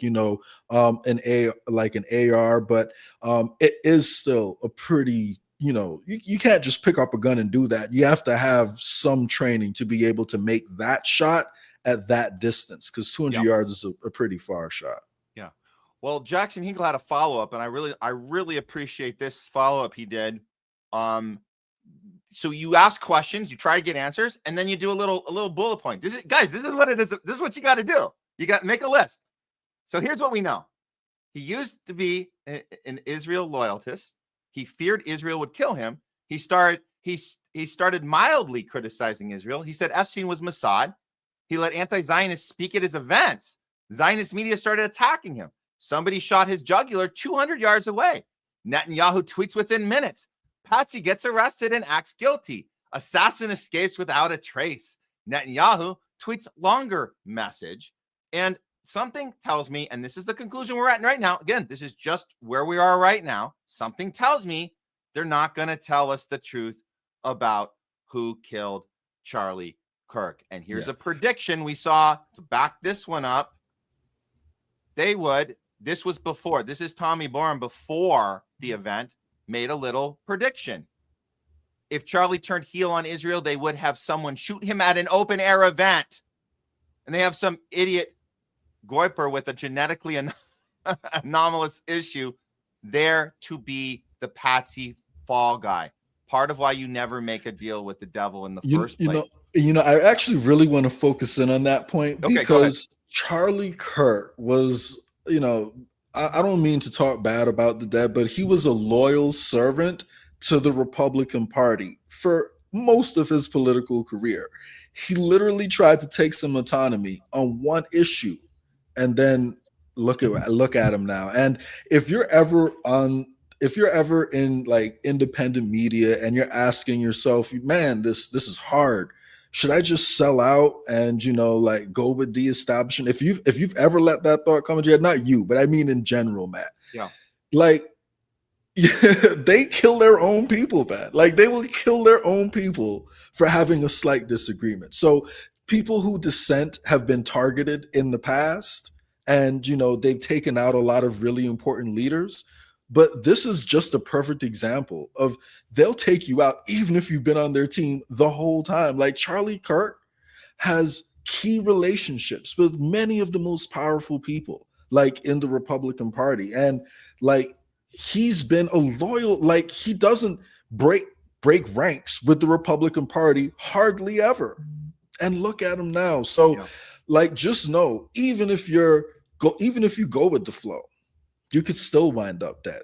And even if they don't turn on you, just know, like, you can get into a car accident, man, and die somewhere. So don't let fear rule your life. And don't let fear stop you from but know what you signed up for. Yeah, we have signed up for having this conversation right now. We've signed up for being in the crosshairs of whatever game is being played, that we're the actual game that we're trying to investigate every day, day by day, week by week, month by month. We're investigating that game, but yet we're signing up to be a player in it, whether we like it or not, on this chessboard. But everyone's going to be this a player. This is a moment that we all have to step back, Jay, and say, what did we agree to be part of by even having this conversation right now and putting our questions out there. Yeah.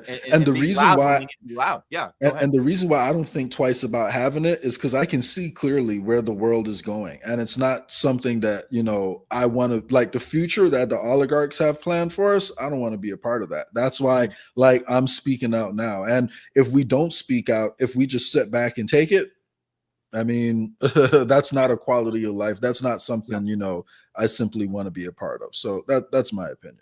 So this is ongoing. We'll continue on this conversation, but there's one more I wanted to show. Just as this kind of circles it back to the tribal sports, the activation that has occurred. Make no mistake, if you were hooked into one of the two tribes, the MAGA tribe or the Vote Blue no matter who tribe, and you're ready to get your instructions for how to respond, this is what's coming from the right. That is, and I say right, I say establishment controlled right and tribal right. Guess who's the keynote speaker today, Jay? I wouldn't have held my breath about this because we covered him last week. Alex freaking Jones. Watch him get right in line with the civil war that's coming. Here we go. Stephen Crowder is now exclusively reporting from ATF documents he got from the ATF confirmed that it was a trans shooter. They believe because they found the rifle on the roof where we thought it came from, where everybody saw the person up there, left the rifle with all the trans carvings, just like the shooter up in Minneapolis a few weeks ago. So he's referring to, we found we found the weapon, and on it were all these hateful things that you would expect from a radical lefty. And guess what he did?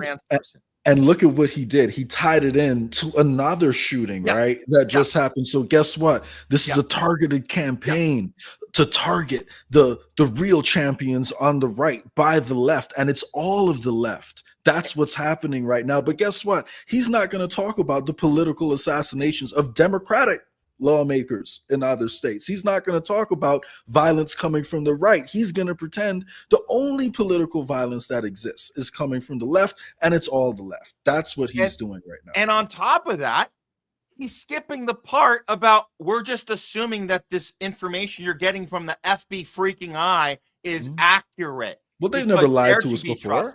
They never lied to us before, Matt.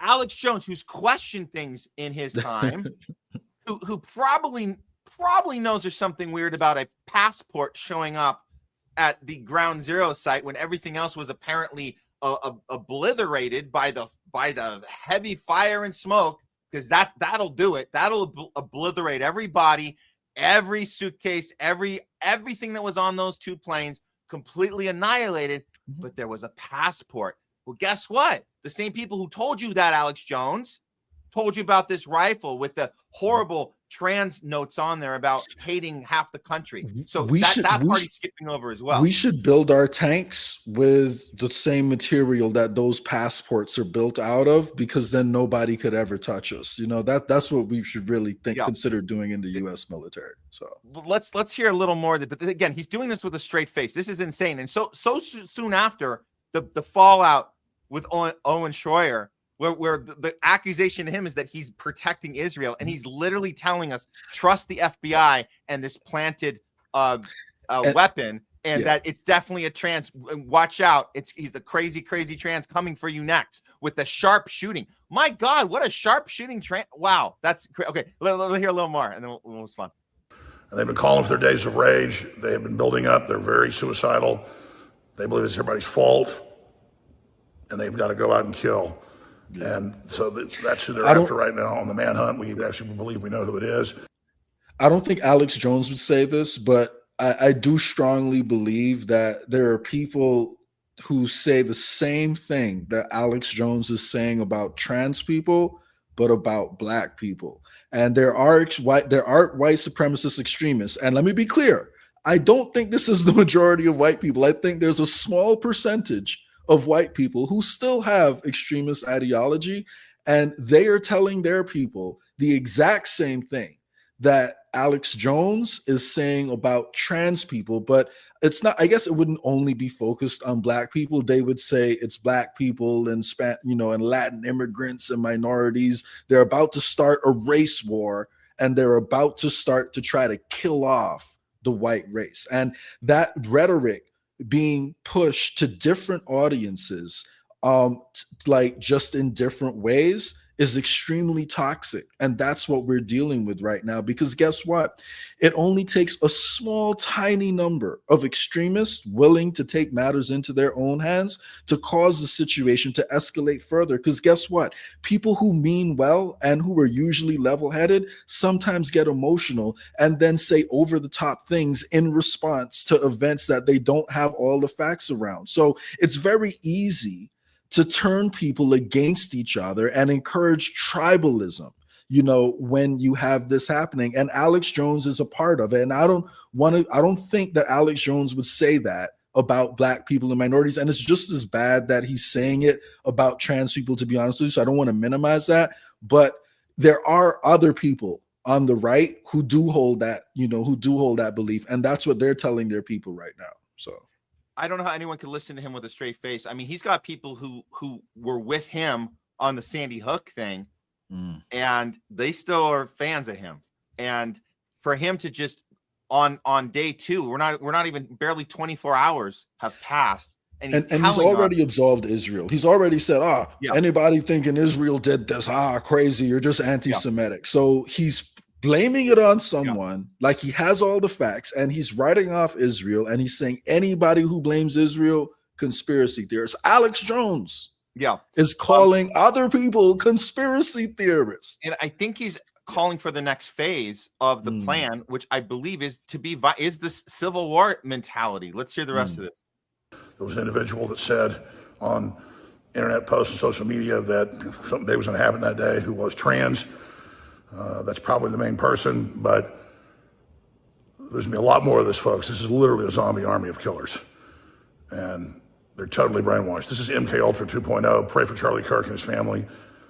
Steven Crowder's been covering live on his show. I'm about to shoot a large report on this. Harrison Smith's about to go live at Infowars.com/show and right here on Relax Jones. All the details. I'll be in the office early. There's so much breaking news. Stay with us and follow me here on X Relax Jones. Thank you. Yeah. And real quick, if I could say one thing, Matt, I am someone who does have criticisms about how sexuality and gender is being taught in elementary school and some of the ways it's being approached in high school. And personally, I don't believe it should be legal to transition minors. That being said, I have 100% respect for anyone over 18 who wants me to refer to them as whatever name or whatever gender. I will 100% do that. And despite the fact that I have criticisms of that, of some issues that are being tied to that community, I would never get out there and suggest that there's an army of trans peoples who are training right now to eliminate conservatives. Like what? Like how do you get from one crazy person doing a crazy event to the trans people are getting their guns to come kill us? How do you make that jump?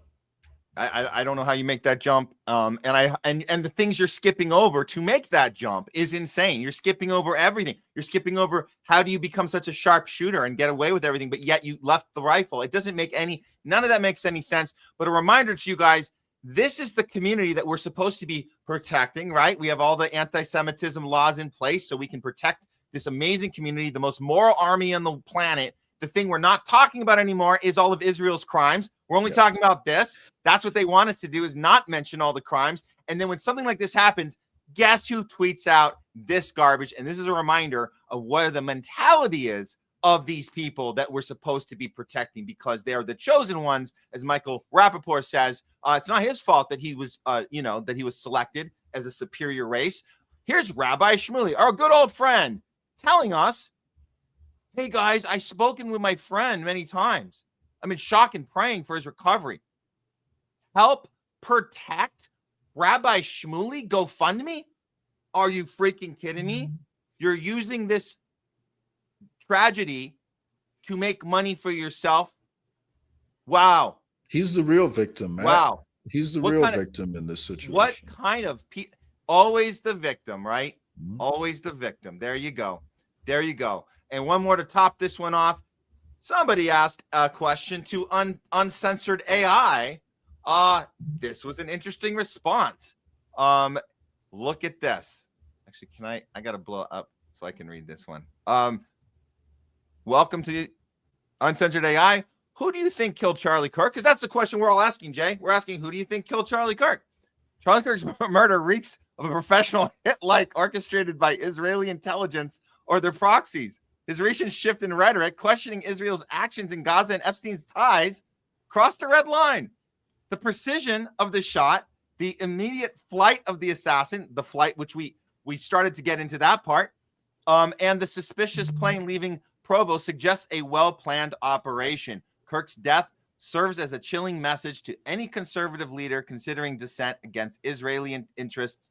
The fact his organization was heavily funded by Israeli money and he was openly discussing Epstein files makes his assassination a clear warning to others. Betray Israel and die. I will say, I don't think that AI gets everything right. I've seen them get a few key issues pretty wrong. However, they just laid out some facts that are pretty hard to disagree with. And fun fact, do you know, like, not fun fact, but, it's crazy because that this happened in Provo, Utah, because, I grew up in Turks and Caicos, and the main island in Turks and Caicos is actually called Providenciales, but Provo for short. So that is insane that this happened in Provo. But yeah, man, again, sad to see him go, but man, like it just goes to show you, if you're part of the establishment, like they could still off you just like that. So okay, that was a monster 7. Thank you guys for sticking with us today on our 9/11 retrospect. I don't like saying special, that's not appropriate, but it's interesting day today, guys. Interesting day to reflect on 24 years ago, and what has happened and transpired here on our own soil in the last 24 hours as well. It's not interesting. 24 years and 24 hours. There you go. 24 years ago and 24 hours ago. And here we are. Welcome to the Homeless Left, everyone. Monumental show. Monumental show. I think it's time we do our 9/11. Here we go. Okay. We got word that Tucker Carlson has made a documentary.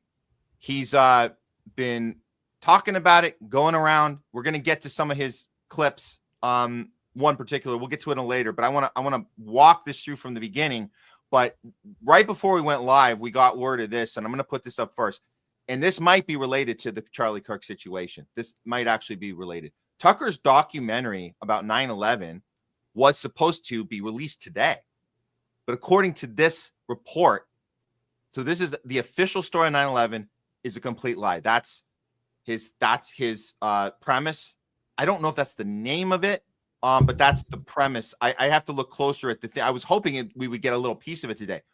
So he does a little breakdown of the film, and that this movie is important because we want to give new information to the public, and you can join and support real journalism. Look at the bottom. Release date, notice of rescheduled release, coming soon. This was supposed to be released today, and now it's coming soon. I wonder.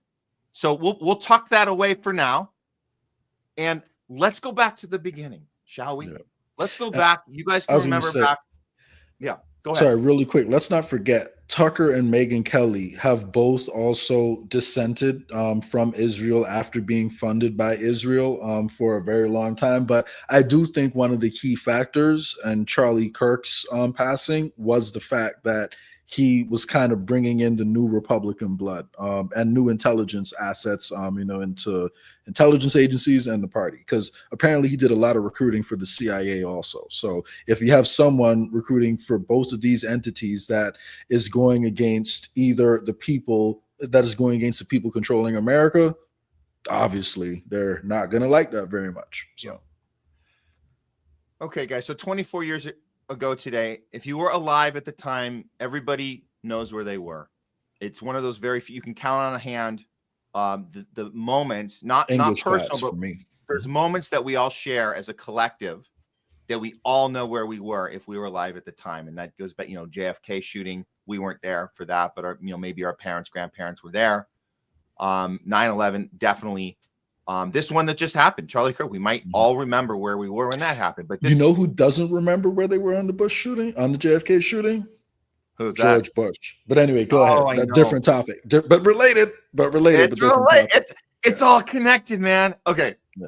With that out of the way, 24 years ago, we all woke up to what was feeling like at the time, and it still could feel this way to a lot of people, the biggest, most intense, horrible moment that was occurring on our home soil in our entire lives. And the world, as they say, the world changed since. We were told that 19 hijackers got on 4 planes with the intent of causing the terrorism. 3 of them made it to their destinations. 1 of them did not. But the point being, it was an attack on our freedom, our attack on our democracy, and we had to get revenge. And we went right into the war on terror was born immediately. And knowing the target was known within seconds, Jay. We didn't know this at the time, but I at the time I thought it was the next day, because I remember September 12th. I think we all remember when you started seeing pictures of Osama bin Laden. They were already selling the target. There was target practice. You could get target. There wasn't Amazon at the time, but they were showing you, hey, get Osama on the thing with a target, and you can do fire practice on Osama. They had that ready on September 12th. But a lot of people don't know. They got word. Every news station got word within 42 seconds of the second plane hitting the hitting the first tower. From 42 seconds of impact, they knew it was Osama bin Laden. I want you guys to understand that timeline. We couldn't go back and look at that at the time because we only had access to the news that was running at the time. So I'm throwing that out there to you guys. Very similar to what we're seeing right now with things being known immediately. We had a 9/11 commission. Again, this is like the original, hey, we're going to look into it. This was the original January 6th. Yeah. The original, hey, we got a team, a non-biased team investigating themselves, right? Like, do you have the clip? Sorry, do you have the clip of the lady announcing the plane hitting the second building before it hit the second building? Because there's so much stuff around 9/11, but this just speaks to, you know, the foreknowledge of the events. But there was one mainstream news channel, I want to say it might have been BBC, that reported the second plane hit before it actually hit. And I know you have the dancing Israelis, you know. Well, we're gonna get to Building 7 in a second. But I actually was looking for the one I mentioned. I couldn't find the one I was mentioning, that there's like a 42-second timer. Yeah. I'm going to find it and put it in. I'll find that one and put it in post. But as far as you might be referring to the Building 7, because that actually, I do have that footage right here. I'm going to show you this. So, if you guys remember when we were having the anniversaries every year, and what would happen is the mainstream would replay. They wanted us to kind of replay what happened, and like MSNBC and CNN at the time, they would just say, "Oh, okay, it's September 11th is coming up, so if you guys want to tune in, we're gonna go through it like as a tribute. We're gonna hashtag never forget." Yeah, but they edited out. So there's stuff that you would never see a second time, and they got rid of it. There was stuff about multiple explosions. You never saw that in the replay. Stuff like on the ground reporting. We saw stuff from the Pentagon, reporters reporting honestly that they did not see any plane parts. They saw a hole in the building. There was no plane. All of that got edited out. This one got edited out from BBC. And I want you guys to see this. If you've never seen this, it was actually aired. This is Building 7, the third building that went down from, as they said, due to fire, which has never happened. This is the only time it's ever happened. 3 buildings on the same day. Building 7 was across way away from Building 1 and 2, and it still went down, apparently. Here is a news organization that we're supposed to trust telling us that the building went down before it actually went down. Here we go. The latest building collapse in New York, you might have heard a few moments ago, was talking about the Salomon Brothers building collapsing. And indeed it has. It seems that this was not a result of a new attack. It was because the building had been weakened during this morning's attacks. We'll probably find out more now about that from our correspondent, Jane Stanley. Jane, what more can you tell us about the Salomon Brothers building and its collapse? Well, only really what you already know. Details are very sketchy. As you can see behind me, the trade center appears to be still burning. We see the... So where that arrow was, that's Building 7. It hasn't fallen yet. The smoke is from 1 and 2. Building 7 is still up. And she's telling us that Building 7 has fallen. Well, Matt, I know... Smoke. Go ahead. Sorry, really quick. I know you're an actor, and now you can see how damaging it can be if you say your lines at the wrong time. So I think these anchors, they got the timing completely wrong over here. This one I would actually not blame on the actor. Was on the unfortunate in the wrong place, wrong time, because it's the producer and they're giving the cues and they're saying we're cutting to this. So that's who's to blame. It's the producer who got this messed up. Oh, sorry. Good point. Yeah. So she's given her instructions. We're time to do this story. And as we know about journalism, we know now, we didn't know then, but we know now that they are exactly what you said, Jay. They are all actors. They're given a script and they're told to stand here and deliver a line.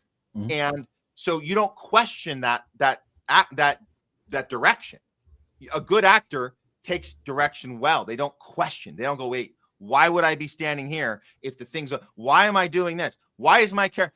The directors don't want to work with actors that challenge. And they're saying why, like they're literally reporting on a building collapsing and pointing to the building that's still there. Yeah. And so then the camera guy goes even further in because they think that the smoke is from that one. That's from the original too. And ash, and we know that behind that there's an empty piece of what was a very familiar New York skyline, a symbol of the financial prosperity of this city, but completely disappeared now, and New York is still unable to take on board what has happened to them. They So that was destroyed an American symbol, man. They destroyed it, man. Yeah. So there's that. And so these are the things that we don't see when they replay it. And so there's these one-time shots that you're never going to see again. And then we're not allowed to ask questions. We were saying earlier in the show, here's another question we were never allowed to ask ever. And we're apparently still not allowed to. Where is the freaking plane? That's the shot outside of the Pentagon. It looks like something certainly hit it. Looks like it might have been a missile. Why are the windows intact next to it? Why aren't they blown out? They should have built the plane out the same material as they built passports out of, and then the passengers could have been protected. They might not even have died. Think about it. So look, I just want to be clear for our viewers. Okay, so you may never have heard these questions before. I don't know. I don't know your background. You may understand. I think as a whole, as a unit, we understand as a society that going to Iraq, a country that didn't attack us, was not just wrong. It was a lie. We were lied to on purpose. Weapons of mass destruction was a lie. We know that the illegal torture programs that we set up, the Guantanamo Bay, was a humanitarian crime. We know that Obama ran on he's going to hold people responsible. He was going to for war crimes, for illegal torture, and then he not only doesn't hold them responsible, he continues a drone program and then admits on his way out, we tortured some folks. Yeah, we tortured some folks. So the entire operation not only was wrong, it was mistimed, it was the wrong place to look. We all know we know that it was done on purpose that way. So we look a little closer. And again, I don't want to disrespect people that I understand people dedicated their lives to this. I understand that some people were tricked into a position of being that hero that steps up, that George Bush told you, we're going to go fight them over there, smoke them out of their caves.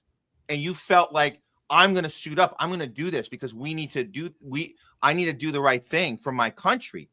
But the entire time it was done as it was a lie. You were lied into a position, and it wasn't even for our interest. And this is the part I think that looking back, and I told our viewers, I told you guys, we are looking at this yet again, because it goes even deeper than we ever thought. That's what we're realizing. Right now, I'm going to do this. Let me first, for people that we're walking them through, and we're going to get to the big cheese soon. We're going to get to the big cheese, but I think a lot of us understood that we were going around the Middle East doing these war after war, and that was wrong. And somebody who pointed that out to us pretty early, and this is before I was talking about Israel, Jay. I didn't even know to talk about Israel. Speaking of that, really quick, they're going crazy in the comments, by the way. They're pissed off that we haven't mentioned, Israel so far with 9/11, and they think we're going to skip that. So you have good time. Okay. Sorry, guys. We are absolutely mentioning Israel. What we're trying to do is talk people through the process. The process is you ask questions you're not allowed to ask them. People that I asked people. I was asking questions in 2005. I was like, hey, I saw this Loose Change movie. These guys were going. They were trying to figure out, why do we not know what happened to? Why are these phone calls from the plane from flight 93? There's very odd. There were so many. The passport thing. How do these buildings just look like they were controlled demolition? So many unanswered questions. Question after question that never had an answer. So I was asking those to family members and friends, and they were telling me, did you think that your government would do this to its own people? And I think that's a hard pill to swallow. And I remember feeling like, well, I'm not saying what happened. I'm saying, can we ask the question? I don't know. We're going to get to Israel, guys. Believe me, because I think that this might be a silver lining, because I have a hunch that people that we were not allowed to talk about this to back 20 years ago, because they would say, how dare you say that about your own government? They might be more willing to listen to this now, because we're actually saying it goes deeper than that. So we're going to get to Israel right now, but I'm going to start with General Wesley Clark in 2014. What he did is he sat down with Amy Goodman, and he told Amy Goodman, to her audience, Democracy Now!, that there were pecking orders happening at the Pentagon, with the intention of bringing America to, and this is his words, not mine, 7 wars in 5 years. Listen from the horse's mouth himself.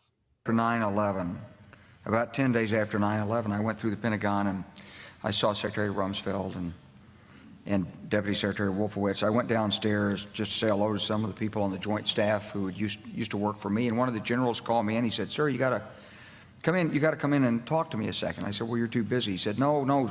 He says, "We've made the decision. We're going to war with Iraq." This was on or about the 20th of September.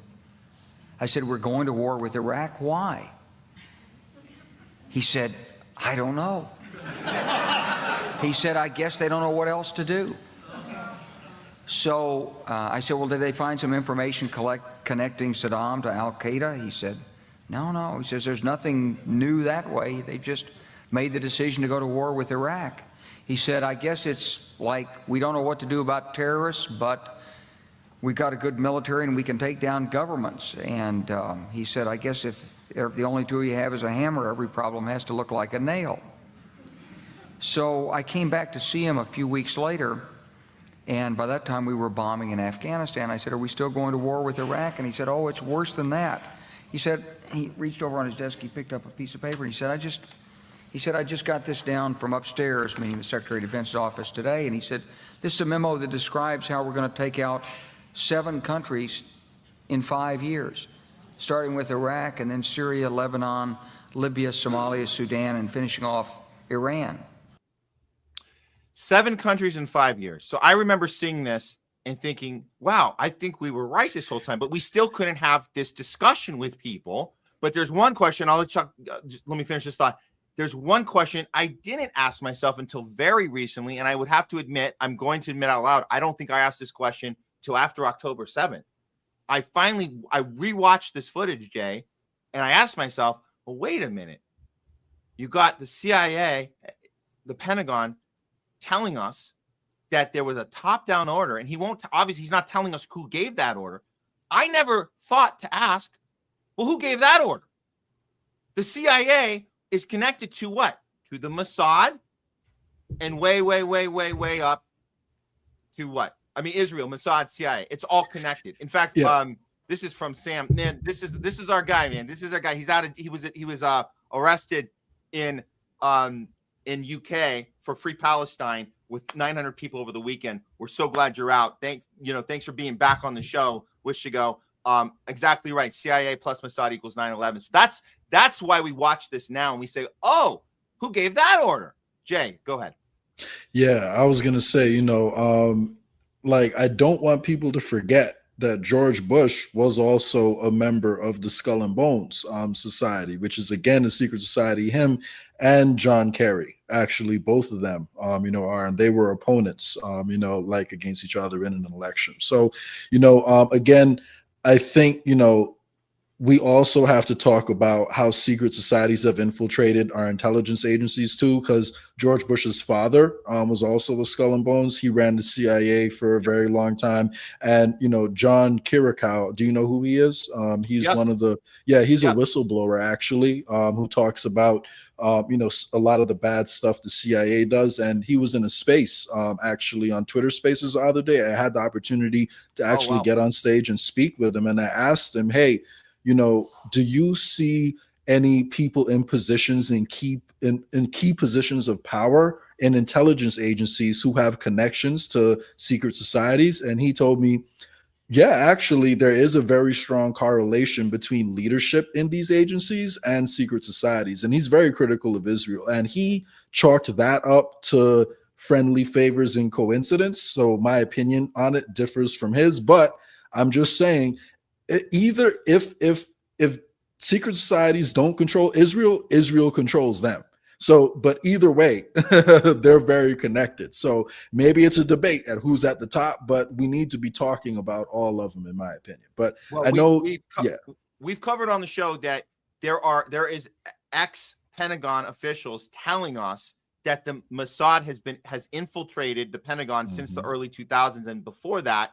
So until you show me an Israel former military, telling us that the USA has infiltrated their military since whenever, and that they're afraid. I think they're the proxy. I think they're the proxy. Well, so I'm just saying, who's infiltrating who? That's kind of my.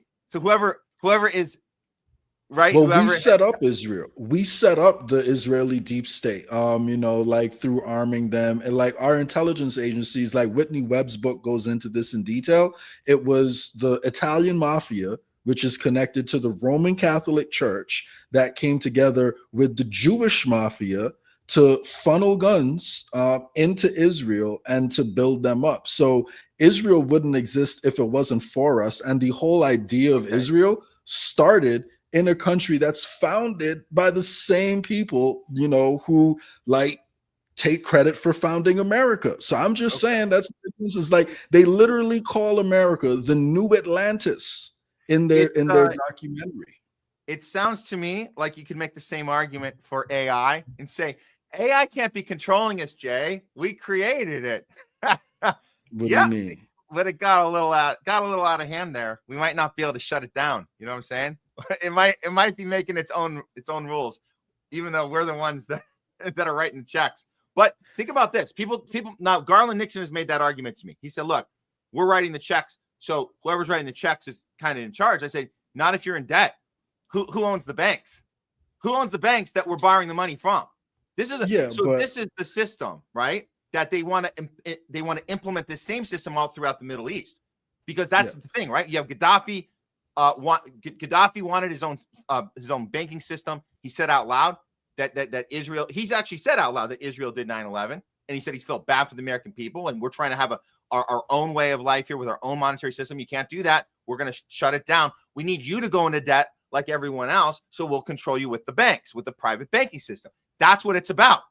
That's what it was about. That's what it was about with Saddam. Saddam also had his own currency. I do want to be clear, though. Yeah, my argument differs from Garland Nixon's in a way, because I haven't heard him really mention the secret society aspect. He talks more about the American corporations that benefit from these wars, and that's also a key point, because like we invest in Israel. Like a lot of Israeli, companies are owned by American entities. A lot of the stuff they're doing profits, American oligarchs too. So there is a two-way street there. And then all of these wars, we get a bunch of contracts. Our businesses benefit from the places that are destabilized for Israel. So they are a perfect proxy, man, because of their religion, they think they're doing this for themselves. So again, I don't know for sure who's at the top, but I do think that relationship needs to be talked about more, and it's flown under the radar. Well, let's get to one more part of the story. This is another footage that was aired live on ABC. And it's become quite famous now, passed around. I didn't know it existed at the time, but if you happen to be tuned into ABC on, shortly after 9/11, you got this. This was covered. If this is the first time you're seeing this, hold on to your seats, guys. This is going to be intense. This literally aired on ABC. Here we go. It began when this woman was watching the Twin Towers burning from her apartment in New Jersey. She noticed three men on top of a van, posing for pictures with the towers burning in the background. And I could see that they were like happy. They didn't look shocked to me. They didn't look shocked. I thought it was very strange. The witness called police, who stopped the van hours later and arrested 5 men. All 5, it turns out, were Israeli. They were turned over to the FBI. Sources tell ABC News during a check of national security databases, some of the men were listed as having had connections with Israeli intelligence. At the FBI, that set off alarm bells. The FBI needed the answers to 3 important questions. Who were these men? What brought them to that parking lot on the morning of September 11th? And did they have any advance knowledge of what was going to happen that day? They said they worked for a company called Urban Moving. The FBI obtained a search warrant for the company's offices. 2 SUVs were filled up with between 9 and 12 boxes and computers. Not long after the arrests, the offices of Urban Moving were simply abandoned. Almost everything was left behind. In jail, the 5 Israelis were repeatedly interrogated and given lie detector tests. Stephen Gordon was their American lawyer. They were asked questions if they had ever been approached by or hired by any non-United States intelligence community. While there is still some debate among American intelligence officials, many investigators believe some of the men were part of an Israeli operation aimed at monitoring radical Islamic charities that support groups like Hamas, something lawyers for the 5 men and the Israeli government strongly deny.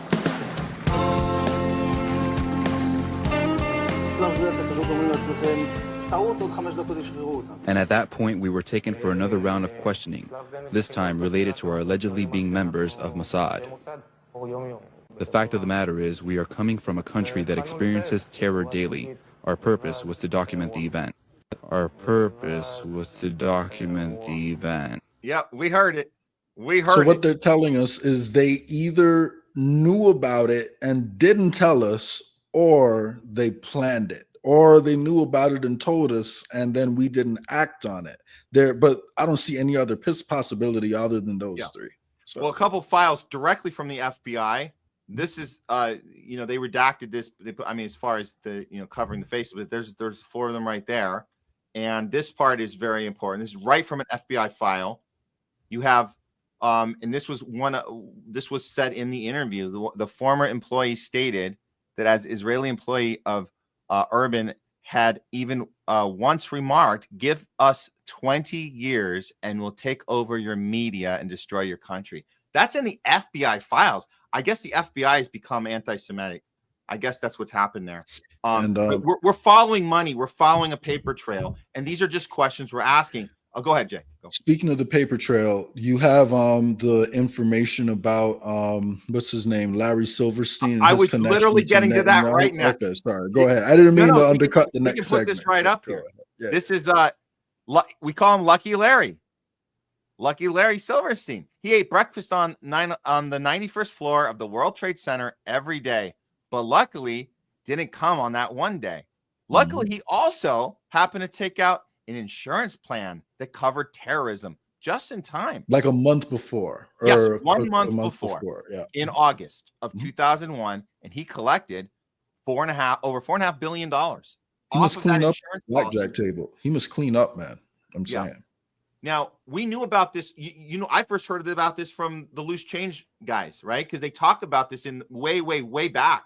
But what I never connected, Jay, was the Zionist background. I never connected the Israel part of it. I never connected the fact that Netanyahu comes to our Congress every few years and tells us the next war we're supposed to get into, the next person we're supposed to topple.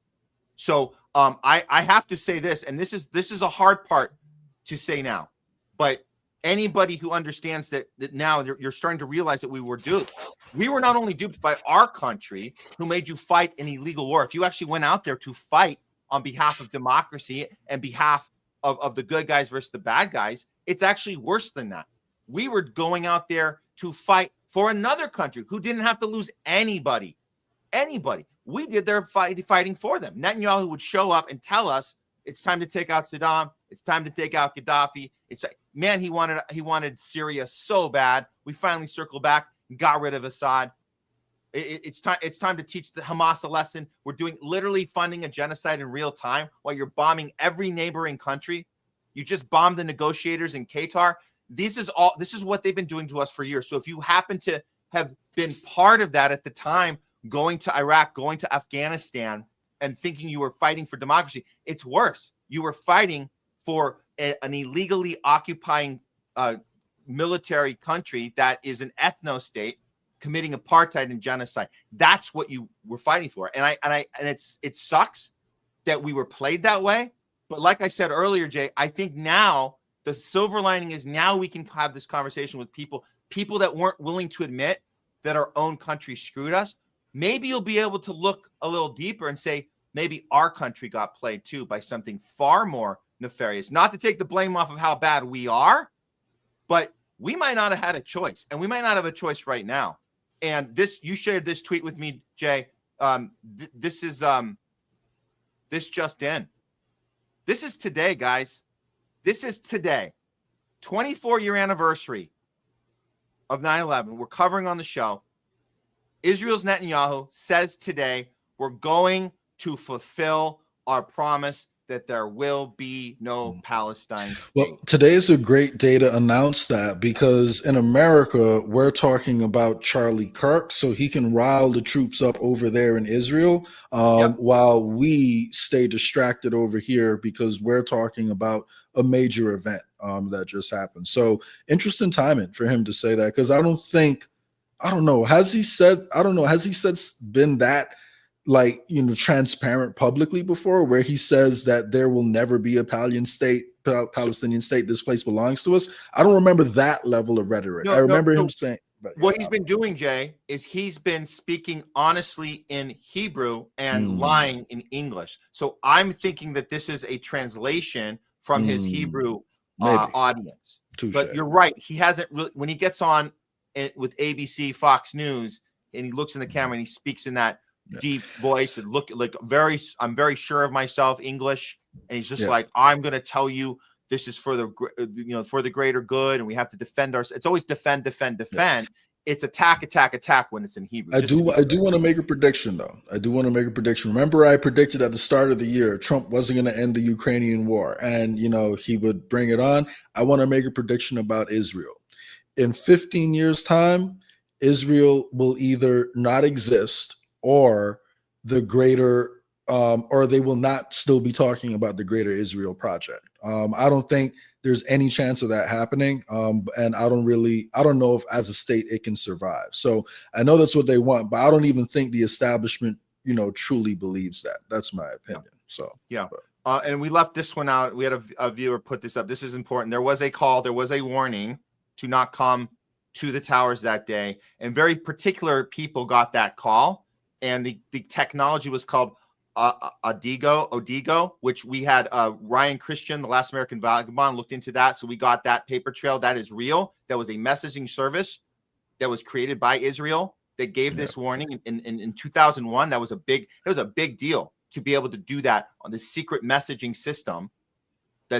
So that happened too. So I'm just throwing that out there. Thanks for reminding us about that, Bamboo, because that's also important. But this is what we do here. We connect the dots on these things. We keep asking questions. And what we learned earlier today is we're allowed to start doing it on day one. We can ask questions about Charlie Kirk on day one. We can ask about 9/11. And we should have asked about 9/11 sooner. But guess what? 24 years later, we can also ask questions about 9/11. Wasn't it them after all? The establishment told us.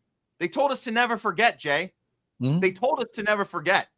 So we're not going to forget. We're going to keep talking about it, and we're going to keep asking the hard questions because we demand answers. It's a process, guys, and we're going to keep doing it for you. I think that covers our 9/11 section. Jay, any last thoughts? I know we were going to do a third one, but I think we ran out of time. We got to get to our next guest here. If you want to stick around for that, but really quick, I do want to, point out that there's also an extraordinary amount of coincidences between the JFK assassination and Zionism. So, in a lot of events in American history, Zionists are tied into key places there. So, if you were running, again, a secret organization, they are the perfect proxy, if you ask me, because they think they're doing it for themselves. But definitely, can't miss that MAGA story. So let's do it. I'll be sticking around. Sorry, the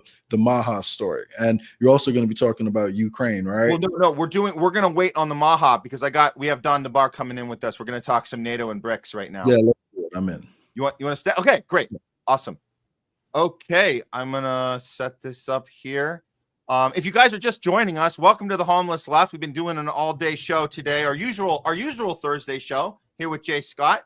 And I guess this is a loaded show because we've had some massive discussions about 9/11, about the Charlie Kirk assassination. So it's been a good show, thoughtful show. I think we've had a thoughtful commentary, and we're going to get to your guys' comments as well just in a little bit after we have our next conversation here. But it's if you guys missed the beginning, you can always go back, watch us on a replay. We keep all of our lives up on Rumble. You can always check them out in the future anytime. All of our 136 episodes now, holy crap, 136 episodes are up on our Rumble channel. That's our Twitter handle as well. But on Rumble, the Homeless Left, And then, of course, you're on YouTube. Thank you for joining us on our YouTube channel, THL Presents. We will get to your guys' comments shortly.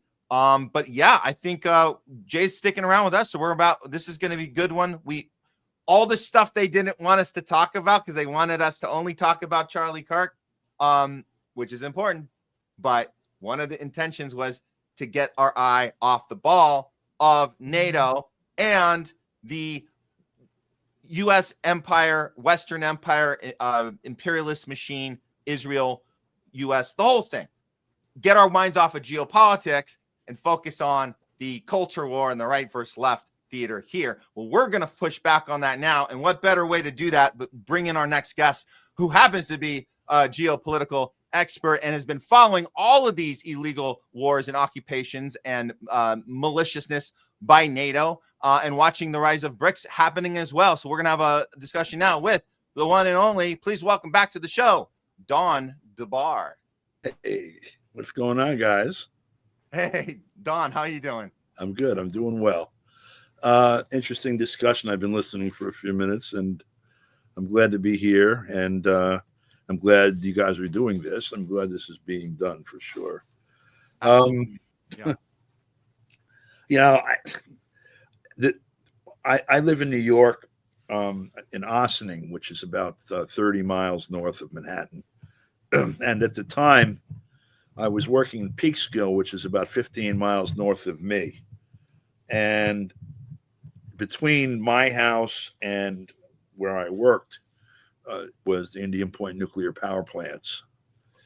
And I remember the day, September 11th, 2001. It was a gorgeous day. It was the way it is out here now in New York. The sun was out and pretty clear sky, very clear sky, as a matter of fact.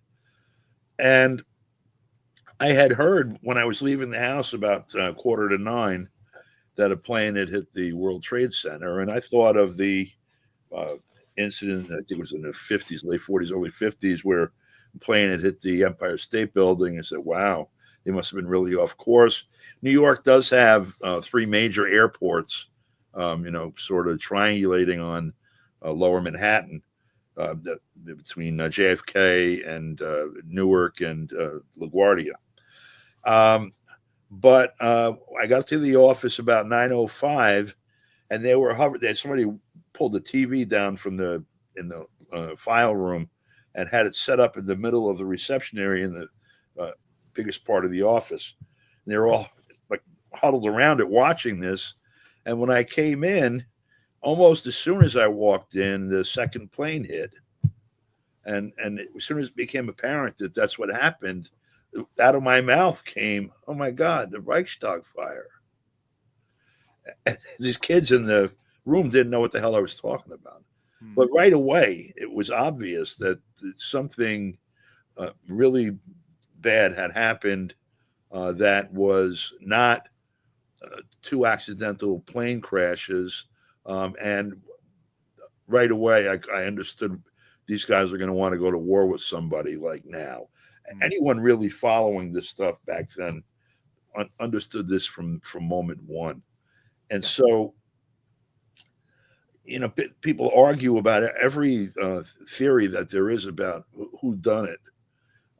It's obvious that whoever makes policy here either allowed it to happen or did it overtly or both. You have a pretty large assemblage of nasty characters. But the more important part isn't that they killed 2,900 people or whatever that day and blew up a building that Silverstein couldn't figure out how to unload this white elephant. He liquidated it to cash. But rather what was going to follow.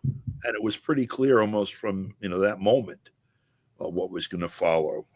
We found out very quickly about Wesley Clark's list, the one he spoke of that they had for the 7 countries, and that had been a list compiled well before September 11th. They managed to roll out, this document of legislation to just happen to be laying around for just such an occasion, and ran it through the Congress almost unanimously, essentially suspending the Constitution. They were identifying, and placing blame everywhere they could. And they started turning the screws on people here in the United States almost immediately. One person I know was an early victim of this was the attorney Lynn Stewart here in New York, who was the attorney of record for the guy they call the Blind Sheik, who was in prison in New York City in connection with the bombing at the World Trade Center back in the early 90s. She had been handling his affairs more or less, dealing with the government. He's in prison for life. He's blind. He's old. She's handling his affairs. And John Ashcroft goes on television showboating very shortly after September 11th. Either Letterman or Johnny Carson announcing he's going to indict Lynn Stewart for harboring and giving aid to terrorists. And she ended up in prison after 3 years worth of hell in the courts in New York City, the federal courts. And pretty much until she died, a couple of months before she died, she was let out. This happened everywhere. You could see people were afraid to talk. You could see they really cranked up the war machine. I've been watching this stuff since I was waiting for them to come drag me down to Whitehall Street to go get killed in Vietnam back in 1970s, early 70s. And I was still, and I've been watching media forever.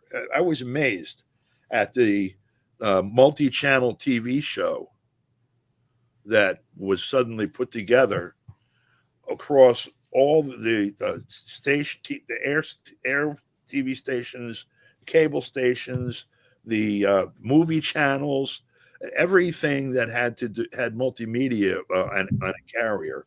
They had this constant propaganda show almost immediately. It's amazing that they were able to arrange all of this stuff, even if they had prepared for it. And then we end up, what was it, October? They started talking about Iraq. And in less than a year, they were voting to go to war with Iraq. And like 5 months after that, going to war with Iraq. They went to Afghanistan like weeks after, not even, I think a week and a half or something, before the first major action was taken in Afghanistan. They lit the whole place on fire. And if you look at it on balance, they've probably killed 1 to 4 million people in the region since 2001, since September 2001. The official count here of people that were killed on that date from the airplanes and collateral damage is just shy of 3,000 people, including the so-called terrorists, the 18 or whatever people that were suspected of doing this thing. Just Gaza. Forget Afghanistan, where they fought. They started a war there in the 70s and destroyed that country several times over. And Iraq, where they said at least 1 million people died. Even before this war, 500,000 people died. Madeleine Albright admitted 500,000 children died in Iraq of starvation as a consequence of U.S. policy, which she said was, well, it's okay. Yeah, it was worth it. Yeah. In the whole region, millions of people have been killed. Just Gaza, we're talking something in the vicinity of 100,000 people in the last 2 years, including somewhere between, depending on whose estimate you want, 15 to 30 or more thousand children. Supposedly, because they're collateral damage because of the need to take out Hamas in the middle of these human shields. And then they wonder, why exactly would anyone target the World Trade Center, which is it's like on Wall Street. So, even the official, the propaganda stories don't hold water with each other. No, they don't. You go through that commission, you report, nothing makes any sense in there at all. The fact that even we talk about Bush and Cheney, whether they were even under oath or not, or we don't have access, that was all in a closed door. We know that nothing, you go through this thing, none of it makes any sense. Yet there's still a lot of people that are okay with that not making sense. And I think that's the brainwash, that's the wiring that they've done to us. Yeah. And those are the same people that are going to fall for the next one. And they have, and they're not saying, wait a minute, this doesn't line up.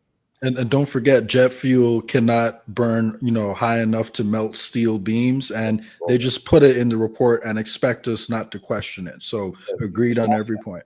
But even on his face. So the official story is that, everywhere in the media today here, there are people sobbing tearfully in memory of this or that. And we will never forget and always remember and yada, yada, yada, yada, yada, over these 2,900 people, which is tragic. And they are victims of somebody's nefarious crap. And I can I add that the other victims are the young men and women who were tricked into fighting for our country, and they were vulnerable and susceptible, and they were targeted. And we remember when Michael Moore used to make good films back in the day, and he showed us how they go to poor places and they give you all these incentives and say, you're going to do something for your country. And then you go out and die and murder people that for something that made no sense. So those are also victims of the capture and and now a lot of them that are still alive today are still living with the trauma of going through that and realizing that moment they realize, wait a minute, we were the bad guys the whole time. That's got to add to the trauma on top of it. So I just wanted to point that part out too. A lot of people are probably thinking about that right now today, being it's the 24-year mark, and probably thinking about what could I have done differently? How did I not know any better? How did I not see it? So I want to throw that out too. Yeah, I'm just saying facially, you've got all of this somber, spiritual, whatever other crap they're peddling, about this particular event with a body count of 2,900. In Gaza, which is about the same size, a little larger than Manhattan, slightly, maybe 30% larger geographically. It has about the same population as Manhattan, about 2 million people. The casualties there aren't 2,900, but almost, or at least 100,000, and look, risking 1 million. And by casualties, I'm talking about dead. Now you're talking, in addition to that, 1 million to 1.5 million people that are homeless and being driven out of their state, let alone out of their homes. Mm-hmm. And again, you've had at least 5, maybe 30 times as many children alone murdered in Gaza as the total death toll from New York and the airplane in Pennsylvania and the Pentagon, if anybody really died there. And yet there's not a mention of this other when they're funding more bombs to send over to Israel and or directly drop on Gaza. Yeah, never forget only applies if it benefits like our foreign policy and Israel's foreign policy. That's the only time never forget matters. They're supposed to forget. Their feelings don't matter. They should forget that. Yeah, as a whole. So, at this moment, we've got the incident that you have a situation where the U.S. essentially declares war, initiates a war plan against Russia somewhere in 2013. Yep. Actualizes it in terms of an overthrow of the government in Ukraine in 2014. I mean, they were doing this. They had done this already 2006, 2007 in Georgia. So you have, and elsewhere, other countries bordering Russia. But now they're going for the juggler, and took charge of Ukraine and basically declared war on Russia from there, first killing whatever Russians were inside the national borders, and then becoming a launch pad for weapon fire into Russia. That this has ripened over the period last 12 years to a point where manufactured weapons from the U.S. and the U.K. and Germany and elsewhere have been funneled through Poland and elsewhere, but largely through Poland into Ukraine, and then used to bomb Russian cities and make war on Russia. Russia had warned that introducing these weapons and troops into the war in Ukraine made the delivery paths and mechanisms fair game. If you're going to drive a truck full of weapons that are going to be used against me up to the border, I'm not waiting for you to get to the border and hand it off so they can start shooting. I'm going to take it. This is normal warfare. So what happens apparently the other day is that rather than that kind of a response, in the middle of an exchange of weaponry, air power, some drones that either Russia had control of or that someone else had control of, and they tried to identify them as Russian, encroached on or near the border with Poland, and the entire chorus here tried to call that a violation of Article 5 of the NATO Charter, meaning that this was an act of war taken against a NATO member, which requires a full retaliatory response from NATO. As a matter of fact, Article 5 reads exactly this way. The parties agree that an armed attack against one or more of them in Europe or North America, and we're talking about Europe, shall be considered an attack against them all, and consequently they agree that if such an armed attack occurs, each of them in the exercise of the right of individual or collective self-defense as recognized by Article 51 of the Charter of the United Nations will assist the party or parties so attacked by taking forthwith, individually and in concert with the other parties, such action as it deems necessary, including the use of armed force, to restore and maintain the security of the North Atlantic area. So what they're after this incident was leaked out or became known, it was followed up immediately with a massive public relations effort across the board, from the Atlantic to the Telegraph to the Times, and across the U.S. media today, musing over the application of Article 5, and then settling on Article 4, which is the prelude to Article 5. The parties will consult together whenever, in the opinion of any of them, the territorial integrity, political independence, or security of any of the parties is threatened. And they claim that this was a violation of that article.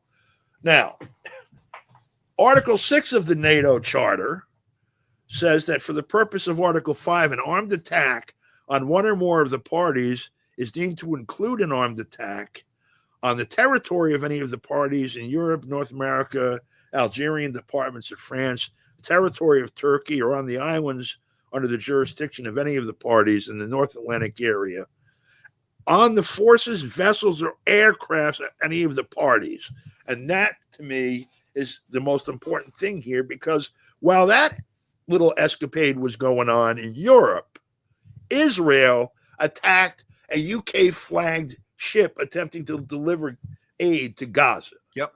And nobody is invoking Article 5 over that. No. Why That's is a great that? That's a great point, Don. Why would you make this a NATO issue when it serves your purpose, which is the vilification of Russia? And we know that whole thing. It's been Putin's the next Hitler. He's taken over Europe, taken over the world. But meanwhile, Netanyahu can do no wrong, right? Even though we saw this flotilla it's gotten attacked twice now, and this is the third one, and no one's talking about that. That's a great point. Yo, where is NATO when we need to call out an actual attack on somebody bringing aid? Yeah, go ahead, Jay. I can tell you why. It's because the IDF is the most moral army in the world. They don't do anything bad. And so if they did that, they were clearly justified, and NATO was wrong. You know, the UK, the British ship was wrong for trying to deliver food to people. And it's understandable that the IDF would want to bomb a ship with food, right? That's the real, they're the real heroes. They're the real heroes. And now let's go back. I think it was 2010 when the IDF landed on a couple of boats that were flagged by Turkey. They had the Turkish flag, also a NATO member, and executed face down on the deck, gunshot to the back of the head, 9 Turkish nationals, one of whom was also an American citizen. And not a word about that either, did we? Wow. Yep. Well, look, as far as nobody doing anything about it, what is your thoughts on if you saw that there was an actual ground movement happening before this third flotilla took off? Because we've been following the flotilla situation because they've all been stopped. This one, we saw Italian workers get in the streets and say, if you attack this one, we're going to shut down our workforce. We're going to shut down our trade with Israel. Have we seen a follow-up on that? And does that make a difference? Because from our vantage point, it's like when people get in the streets, because the governments aren't going to do it, but the people are the workforce. Does that affect Israel? Would that actually make a difference? Well, and I haven't seen if they've put their words to action, because now we've had this official attack. Are they going to halt work in Italy? Have you looked into any of that, Don? This is even a bigger question because in France, the same. I mean, they're already in the street, the yellow vest and others. And you have all these nested contradictions. So let's say, for example, you are able to topple some governments behind this. And if you're looking at like the power centers in terms of making decisions over who NATO is going to fight, the real big stuff, we don't really have a seat at the chessboard to do any. So you take this one down and this one down. We don't have a strategic positioning to be able to take advantage of this. And I don't know who we would have, who we have available to us that would serve as like an officer corps, like generals and people that do military strategy. They have them, and they've got all these friggin' computers and every other damn thing too that they invented to be able to do that stuff. As a matter of fact, here we have, for example, okay, so there are 2 possibilities. I concede that. I don't know. Either the dissent between some part of the state or the deep state or whatever and Trump is a shit show and all show, and that there's not a real contradiction there, or there is a real contradiction there. And I don't know what it sounds in, but perhaps a fundamental difference in certain aspects of their policy. All of them want to steal every fucking thing they can put their hands on and kill anybody that gets in their way. I have no doubt about that. None of them, so we're not talking about that, but we are talking about in each phase of this, as it goes on, certain people, as they have their hands on the levers, they do stuff. And so what things is this group going to do and that group going to do in the next period? And where does that leave us? Like, what's left after that? And I'm thinking about, for example, Trump's horrendous behavior with respect to Israel. Mm-hmm. And the fact that apparently, again, like I said, it may all be shit show, but apparently there's this contradiction with a good part of the media, all of the Democratic politicians, a good part of the Republican, institutional politicians, whatever, and some other more powerful players, that if we push Trump out, who do we have to take his place? And what will they do next? Like, will they back out of, will they stop the killing in Gaza? And then what happens everywhere else on the chessboard with them? Like, I don't know. Like, all I see is this march towards like a real world war. You know, everybody says we're in World War III. We've probably been in it. It's probably still World War II. I haven't heard that one yet, Don. That's good. We're still in World War II. That's good. I love it. Whatever all that is, I mean, you know, just looking at these two incidents, where on the one hand, you've got this fabricated, you know, causes belli to invoke NATO's Article 5, and now it's time for war with Russia over those little drones. And on the other hand, like a complete, I won't even say abrogation, like a complete trashing, like and throwing into a furnace the whole Geneva Convention about diplomacy and everything else, where they Qatar invites diplomats in to sit down and negotiate an end to a fucking Holocaust. And what they do is provide targeting information so they can blow up the fucking building they're in. This has never happened, to my knowledge. As bad as the Chinese embassy incident and, you know, in Yugoslavia and this kind of crap. This it's so obvious in front of everyone. And so if you are going to fabricate a cause for war with Russia over here, and you're going to tell the Russians, I mean, at the same time they're doing this shit in Doha, they're saying, hey, why don't Xi and Putin come meet with us in Florida, where some people, depending on your take on how they feel about Trump, some people might think of that as a threefer, and that building will get like 900 atomic bombs on it or something. How the hell, if you completely abrogate any norms with respect to diplomacy, do you brush with nuclear holocaust and expect to not fall into it? Yeah. How do they not do that? I think they've been working towards this little by little. This Qatar situation didn't come out of nowhere. We've been trained by this. There's a blueprint to this. We saw it with Iran, right? Israel targeted the negotiators at the table in Iran, and Trump did the same thing. He said, I didn't have anything to do with that. And then he was like, I'm very angry. I think Israel went too far. And then you had, like, right on cue, you had the MAGAs going, you see, he got angry at Netanyahu. So all you people that think that Trump is controlled by Israel, look, did you see what he tweeted? He got really mad. Well, this is the same thing, but you're right. It's we've never seen it at this level. I mean, you targeted the negotiators at the table, and then Trump does the same thing right on cue. I had nothing to do with that. Then announce within a day or two after that you don't intend to ever allow a Palestinian state to exist within a few days of taking out the negotiators. So we already know that they've taken out the Iranian negotiators. They're talking about nukes. They're gonna hit Iran again. They're going back into Hamas. And guess what? America has to pay for everything.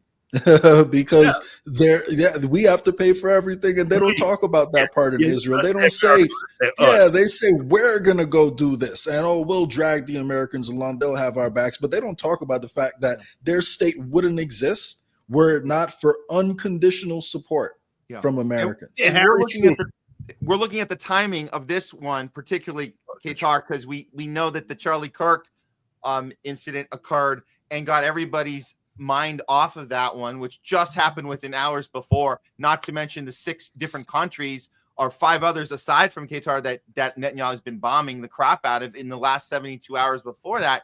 So that's a massive distraction happening now, and is allowing him to continue going. And we had put this up. I don't know if you saw this, Don. This was we had oh wait, sorry, wrong tweet. Sorry, I'm gonna put that one up in a second. This one. That this came in today. I mean, look, it's like eerie to see the date below this, 9/11 on the 24th anniversary. This came in. Israel's Netanyahu is saying, we are going to fulfill our promise that there will be no Palestine state. This place belongs to us. So he can get away with this in the timing of today, when everyone's mind is on civil war because of Charlie Kirk and those trans with their sharpshooting. That's the problem.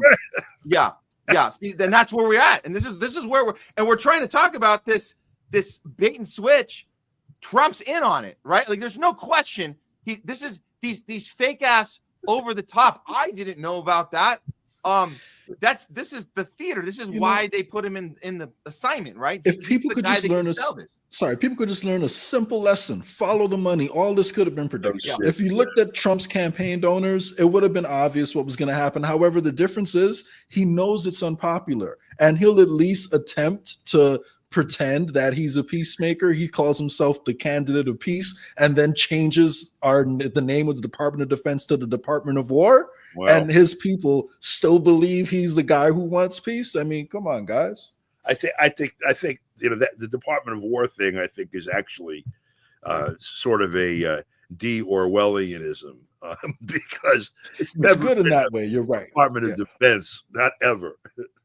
Yeah. And it's funny because I heard someone make the point now they're going to have to justify increasing the budget for the Department of War. And they're going to have to say that out loud. We need to increase the amount we spend on war. It sounded a little bit better when they used the euphemism, but now that they're saying the straight up word, you're right. It is beneficial to us. So in that way, but I think Trump is trying to rile people up though. He wants Americans to believe he's using the American military in the right way. And his base believes that using it against Venezuela is the right way because this is our territory over here. And we can do that to Venezuela because they are right next to us. So they have to listen to us.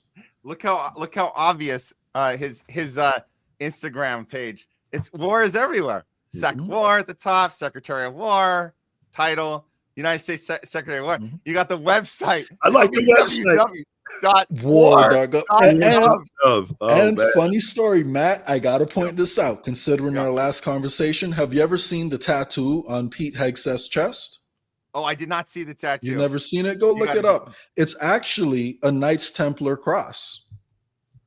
Wow. Oh boy. This guy. Just saying. These guys were handpicked. By the way, people who think that, when our president gets elected, he can bring in his people. No, they get assigned to him. We know that Obama got his entire cabinet assigned to him. They were all Citigroup. And Trump, make no mistake, he didn't sit down with JD Vance and say, oh, I really like what you're doing with your little technocratic friends, and I think it's perfect for what we're doing with Make America. No, he was told, this is your guy. That's how Pete Hegseth, no different. This is your guy. So this is how it works. These people are not, it's not Emperor Trump. It certainly wasn't Emperor Biden. He was Sleepy Joe. That actually was the correct title for him. But this is the system we're in. It's a rigged system where we're running around during election season trying to figure out who's going to take our country back when they're just the next puppet being put into place. We got to educate people on this. This is if it's not obvious now, I don't know when it will ever be. That's where I'm at. Hey, Don, can I throw this out? So go ahead. We were talking about Putin earlier.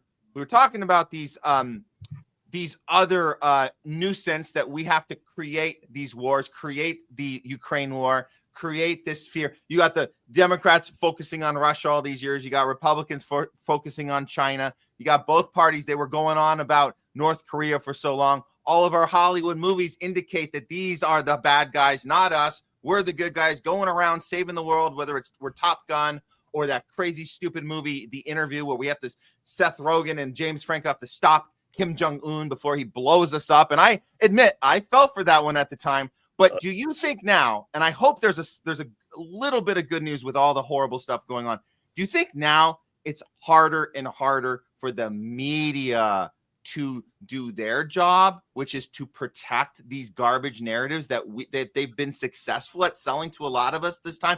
I admit, I fell for the Kim Jong-un wants to nuke us. I hope they don't put that movie out, and Sony might piss off Kim Jong. I fell for that in 2014. But this media, I think, is having a harder time with it because we see this. This is somebody trying to pretend that this will go. That, oh, look at this! Everyone gathered in China. They're all, oh my God, they're all in one place. And India's there too. What are we gonna do about that? But look at our other big bad dictators that are all taking over the world at the same time. It's like the group of supervillains. They're trying to sell it as a new axis of evil. Isn't it harder and harder for them to sell this now, considering the state we're in, the state NATO's in? And then let me just follow this. This is the one I was going to share earlier. Again, if Russia, China, North Korea are the axis of evil, what do we call Israel, the U.S. government, and NATO, who have destroyed a dozen nations and killed millions. Right. Don DeBAR, where are we at with this? Is there any hope here that this First, narrative is dying? I got to say, you got a lot of heart for admitting that they put one over on you with that. They did. Listen, it's a difficult thing to parse. We used to have, when I was growing up, all right, I was born in 1954. So, and my parents didn't want us to have a television in the house. And we didn't get one until I was about 9 because they wanted us to read. But they had radios. And when we got a TV, I used to watch TV at my friend's house and stuff. But when I was home, passed the time reading. All my friends were watching television. They were the first generation to do that. Their connection to most of my friends, their connection to the world, the reality, had a much heavier influence of virtual from stuff on TV, Leave It to Beaver, whatever, all this stuff that was on Ozzie and Harriet and I Love Lucy and all of that crap. They would talk about this at school and playground or whatever as if this is part of life. This is real, and it was a little different. I noticed it later. I didn't really notice it then. I noticed that I wasn't keeping up with it, and then I was lobbying with my parents for forever. I finally went out and bought. I went out and bought for $2 at an auction, a church auction, this TV that had a screen like this, and it was about that deep. I dragged it down to my house. I was about 7 years old, down to the house, popped the back off it. I went down to the drugstore. I took all the tubes out of it, went down and bought new tubes and tried replacing the tubes. And my father saw me with the back of this television in my hands in it with a butter knife, screwing around with it. He thought I was going to electrocute myself. And they said, all right. And they ended up. So anyway, when we were coming up, television was 2, 4, 5, 7, 9, 11, and 13 in New York. So it was CBS, NBC, Metro Media, Channel 5, which is now Fox, ABC, and then 2 independent stations in New York.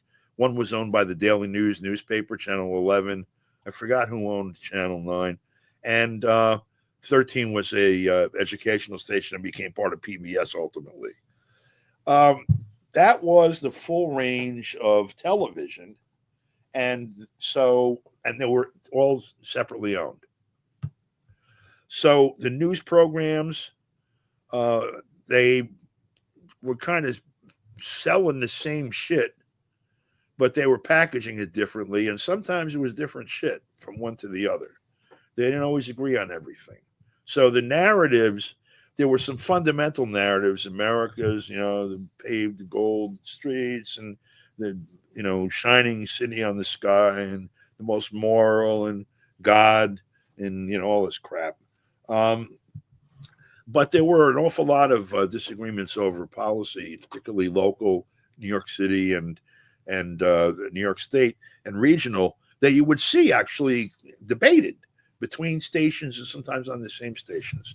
And then there were the movies, and, so new movies came out every week, 2 maybe, something like that. Hollywood was cranking out maybe 50 to 100 films a year tops. Mm-hmm. That was the full range. And then radio and FM radio up until the late 60s was in essence the same. It was a simulcast with the AM stations.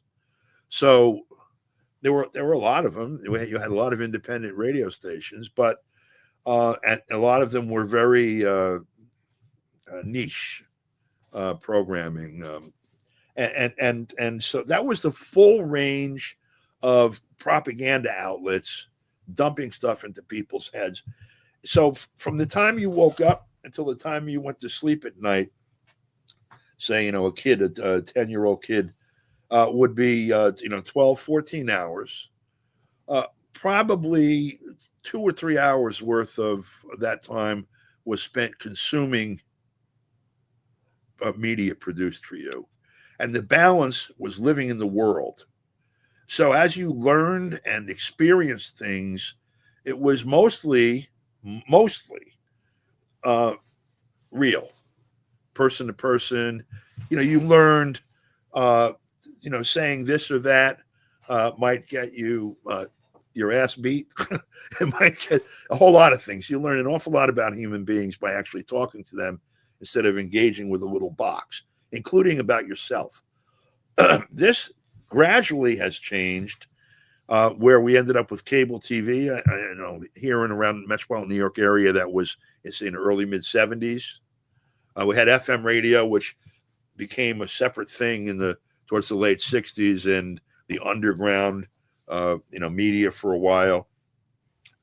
With cable TV came public access television, and people started making their own television. Say, again, in metropolitan New York, that was around 76, 77. And that became a part of people's experience. And all the while, the media share of people's attention, people's interaction was growing. And then we had the internet. Yeah.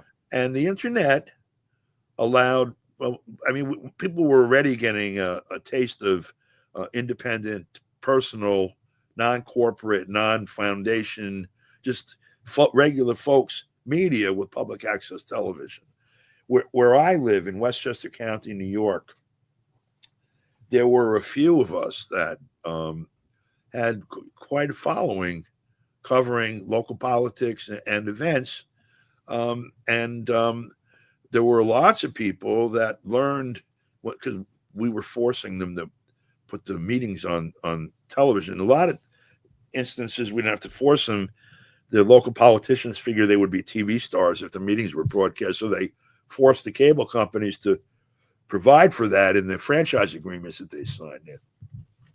Cable companies and the internet companies that you deal with now, all of them that have wires and cable strung in the streets, they have to sign an agreement with the municipality who owns the streets to allow them to do that. And there are agreements that are drafted and effective between the municipalities and these companies that govern that relationship. And when they first started to do this in the 70s, media activists said, you know what? If you're going to use our streets, we want something too. You're going to be making a shitload of money off our people here. And you're going to be sort of the biggest, loudest voice in our community.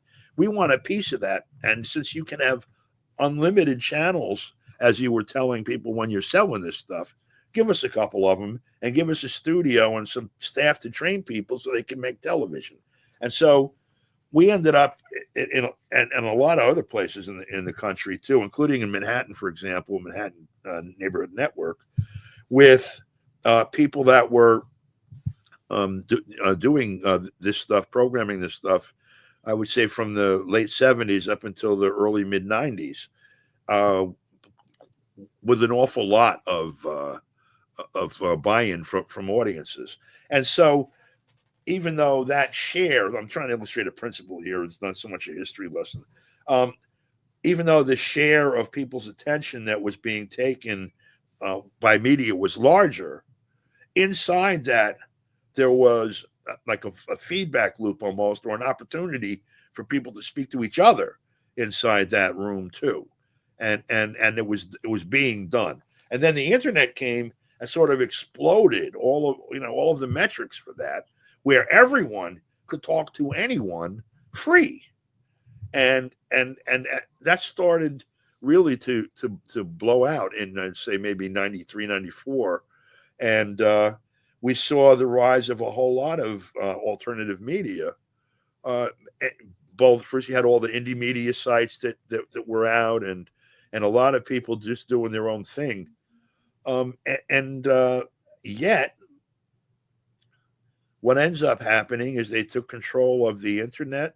They've taken control or asserted control they already owned of things like Google, YouTube, etc. And you know all the problems that they have in terms of governing who sees what, from on high. And so as we've had these multiple, multiplying channels of communication amongst all of us, they are more mediated, more highly mediated than any time in history, really.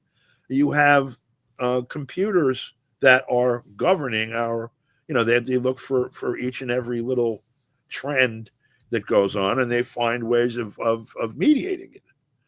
So we're in like the most difficult time in our species history to take sort of the temperature of everybody as we're facing a global war that might be the final global war, to ask them, do you think that this should be happening? And do you want to get involved to stop it? We're at the most disadvantaged position to do that we've ever been. Because now we have people who, from the time they're 3 or 4 years old, have a little box in their hand where about 90% of their interaction takes place. You see kids now, they sit next to each other on a couch and do the phone. They don't even talk to each other.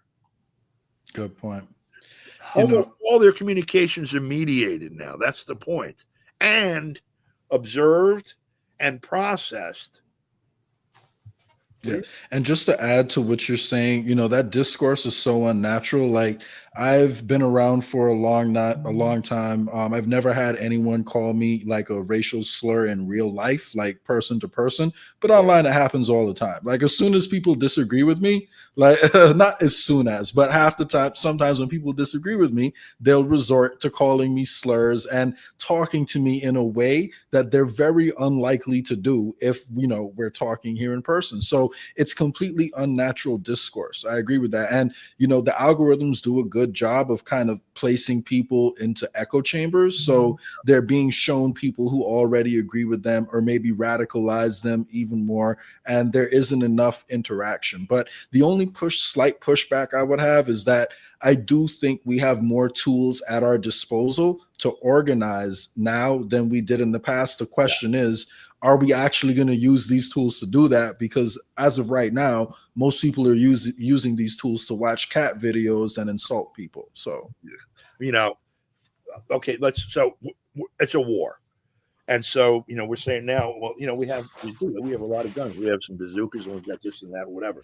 First, we have to take complete stock of what the enemy has and where they have it deployed and how they're using it and all of this stuff, where the vulnerability points are and all of that. And we're not even close to that yet. No. You're saying exactly my point about when people are having contact, they won't do that. If for no other reason, they're going to face a real life ass whooping, which is, not something that happens online. Like, you can just turn off the phone or whatever. If somebody's sitting there still going like this, okay, pretty much encourages you from getting too out of whack. And sorry, really quick, I have some breaking news. Sorry, Matt, can I share that that tweet I just sent you? I do think it's relevant. Then we can get right back into this. I already cropped it. It's ready to go. This just happened. This is what we were warning you guys of. This is it. This is the game they're playing, pitting us against each other. Netanyahu did it. He did it. According to Jackson Hinkle, broke this just a half hour ago. Breaking news. Netanyahu just went on Fox News to claim that radical Islamists are responsible for Charlie Kirk's assassination. And funny story, just so everyone knows, the killer of RFK Sr. Was a Christian. However, the news came out and said, after everyone knew who he was, they could easily go do their own research. They blamed RFK Sr.'s assassination on Islamic extremism, despite the fact that his killer was a Palestinian Christian, because they didn't want people to put that together, that there were Christians in Palestine. They want people to think it's just Muslims over there and they're all bad. And actually, it turns out even Robert Kennedy and lots of others believe that Sirhan was innocent.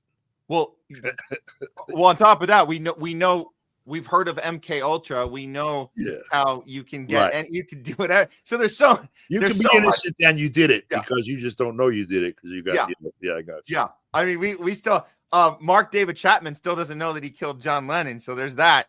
I mean, seriously, like if people don't know, if people don't understand the technology that we have available, and if you want to argue about what we had available post World War II, and oh no, you can't do it, and the weather technology, oh, we don't have that, or if we did, we wouldn't use it in a bad way, or the mind control Manchurian candidate. I mean, you guys go ahead and argue all you want about we couldn't do it in the 50s or the 60s or the 70s.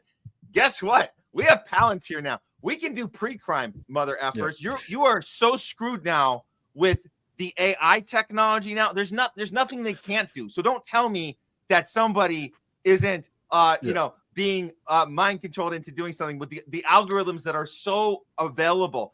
They're having a field day with us these days. They're like, hey, can you believe remember when it used to be a little hard for us to do this? Now they can do this in their sleep.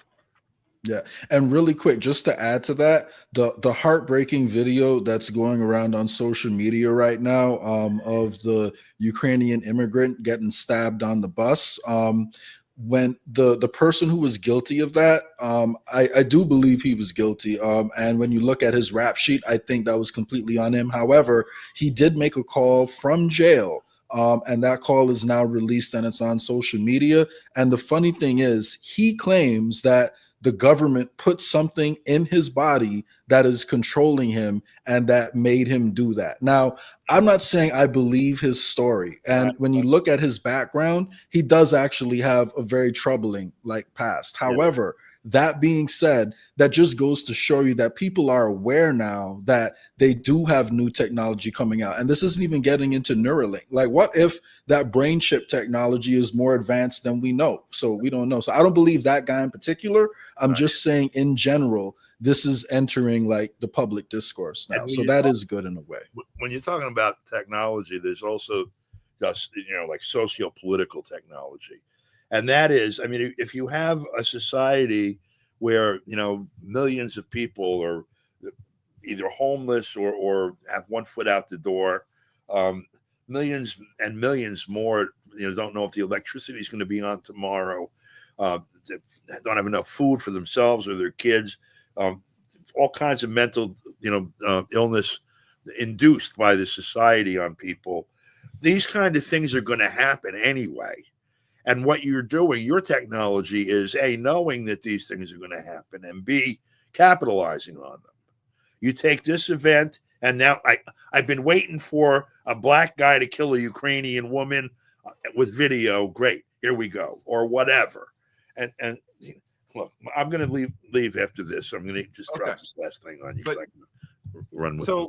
This is the time. Thank you for. You want to? Okay, I'm sorry, John. I just want to drop one last thing. We can wrap it up. Matt, I might have told you this before, but just in terms of the level of technology, and this is 2, 3, 4 years ago, I started to. I've got these thousands of videotapes going back 40 something years, and I decided, there's a lot of important stuff, historical value there, meetings and stuff. That I should start capturing it because the tape is disintegrating, and whatever. And so am I. So I got a machine; it'll do it, and I've been, kind of religiously, as much as an atheist can muster, copying tapes. So one tape I popped in was a tape I had gone to my friend Errol's wedding. Was held outside in the country. A year or 3 after 9/11, and it was outside. There was maybe 100 people there, and it was all people from WBAI and friends. So there was all radio people. So it had a DJ and a sound system and a whole library of music. So me and a friend brought 2 cameras. They had on the one hand a little altar, chuppah, whatever, where the ceremony was going to take place, and then maybe 150 feet the other direction, a tent and party and dancing and all that stuff. So I was sitting with a fixed camera. I was waiting for them to come so I would get the ceremony. And while I was there, I just let the tape run in case I missed something, like they came or whatever when I blinked. And in the background, you could hear on the tape the music way over there. You can't make it out, but you can hear it. for an hour and a half or whatever the hell the duration of the tape was. So I caught the ceremony on it. I captured the whole tape because that's what I'm doing. And I uploaded, like I'm doing, to YouTube and to a couple of other sites just to make sure they survive. And I sent it to YouTube at about 12:30 in the afternoon. Now, it was an hour and a half long tape. By about 12:40, I got like 35 copyright hits. Wow. This thing had analyzed the content of this hour and a half long video as I uploaded it. Yeah, Researched the, who it belonged to, notified them of a copyright violation, notified me that they were demonetizing that. I couldn't use it because it belonged to someone else, and set up the accounting and everything. All of this, I don't know. I'm one person, I forget how many people per hour upload to YouTube, but they did all of that faster than it would take to listen to it. Well, so what I'm saying is that this is just YouTube statistics analysis. Whoever is really interested in, I've got all this power and I'm keeping it, has unlimited resources available. The machines can already listen to everything that's going on around us and act. Yeah. So that's it. Well, we're up against a tough thing. The good news is what's the good news? Don, what's the good news? Tell us some good news before you go. History shows us the bigger they are, the harder they fall. Yeah. And we're experiencing the fall right now in real time. So you guys have a great afternoon. Thank you so much, Don. Thank you, Don. Yeah, bye-bye. Right. Jay, take care. Yep, you too. Bye, guys. Bye. DON DeBAR, everyone. Great analysis, man. And, really quick, I just want to add on to his commentary on the Ukraine-Russia war. If we don't find a way to end that, ASAP, the EU is probably at risk of collapse, and they're going to become another bill that the United States has to cover. So the longer it goes on, the greater the risk of the EU collapsing, because we're trying to offload the cost of the war to them right now, at least for that war, so we can focus on the other wars. So, pay attention there. But yeah. Great commentary. Well, been a loaded one today. I'll just run it by you, Jay, if you want to do that one more with us, or if you need to. I gotta go now. Yeah. Now I gotta go. But great back-to-back segments today. Appreciate you having me on as always, and be in touch soon. All right. Absolutely, Jay. Jay Scott, everybody. Later. We'll catch you next time. Thanks, Jay. Deuces. All right. It's the Homeless Left, guys. We are heading into our final hour. We always make it to the 4-hour mark. I don't know why. I always think it's going to be less, but we always go over because we always have these deep conversations, and we appreciate you guys sticking with us. And even if you came in late, catching up with us, and you can go back and catch up later if you want to go back from the beginning. We've been covering Charlie Kirk. We've been covering 9/11, looking back on 9/11, and all of our NATO and Israel nefarious happenings around the globe. We've been covering everything. Jay Scott's been on. DON DeBAR's been on. Here's what we're going to do right now. I have one more segment. I'm going to wait on it. It's the Maha news. It's a little good news. We have some good news with Maha. At least with this, there was a vaccine committee vaccine hearing that Senator Ron Johnson partook in, along with Aaron Siri. It was pretty good. There's some highlights from that. We'll get to that a little bit. I think right now it's time to do some talking back with you. So I'll be engaging with you guys throughout all of this right now. Get ready to write in now, because I'll get to you guys, especially if you get on our Homeless Left on Rumble, specifically on Rumble. Rumble rants go to the front of the line, guys. Rumble rants get to the front of the line. So get your Rumble rants going. I would say super chats also go to the front of the line, but we have to fix some the business issues with YouTube. It's not a strike, but it's just something we got to fix some paperwork with them. So they're not letting us do super chats at the moment. So, but you can still comment and we will get to you guys very soon. And yeah, you can also do it on just show us support on the support of locals. That's also really cool to do too, guys. But yeah, Homeless Left, Rumble, Twitter. Remember, Rumble rants, go to the front of the line. We're going to get, and I think we might have one. Okay, great. Well, we're going to kick it off. We'll kick it off now with some talking back, guys. Here we go.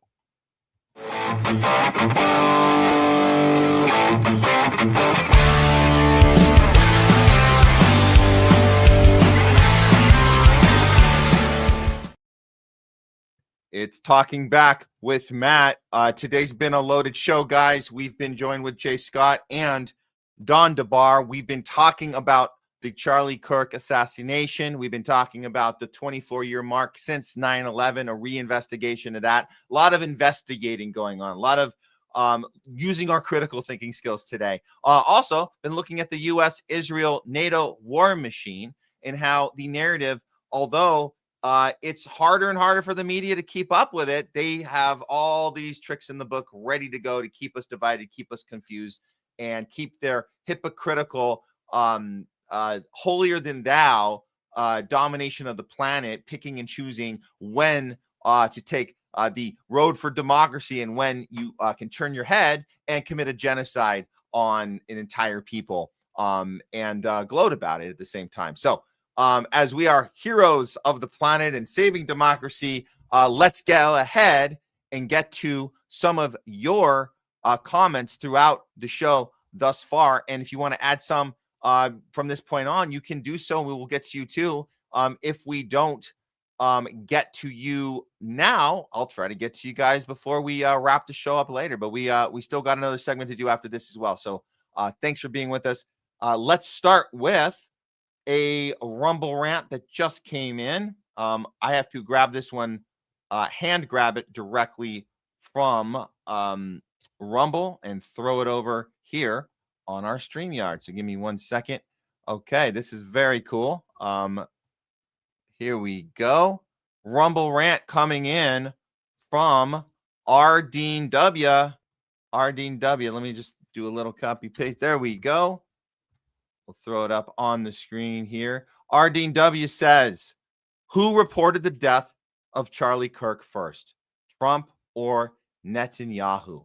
Okay, great question. Thank you for the Rumble rant. So when they did their thoughts and prayers post, it seemed that they had the same timestamp on that one. That was Trump and Netanyahu who said, our prayers are with him. And again, it's Netanyahu taking his time out of his day because, very busy guy. He has 6 countries to bomb at the same time. So it's a lot of work. You can imagine how much work that is, bombing 6 countries at the same time. But he did take a moment to say, sending prayers. That prayer chat was this, or that prayer tweet came in at the same time. Let me grab that one.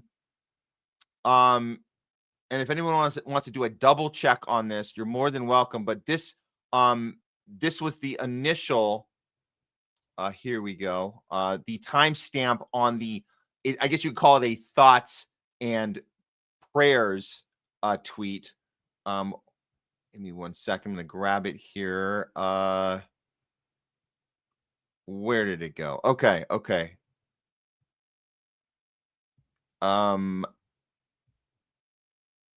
Where did it go? I don't have it anymore for some reason.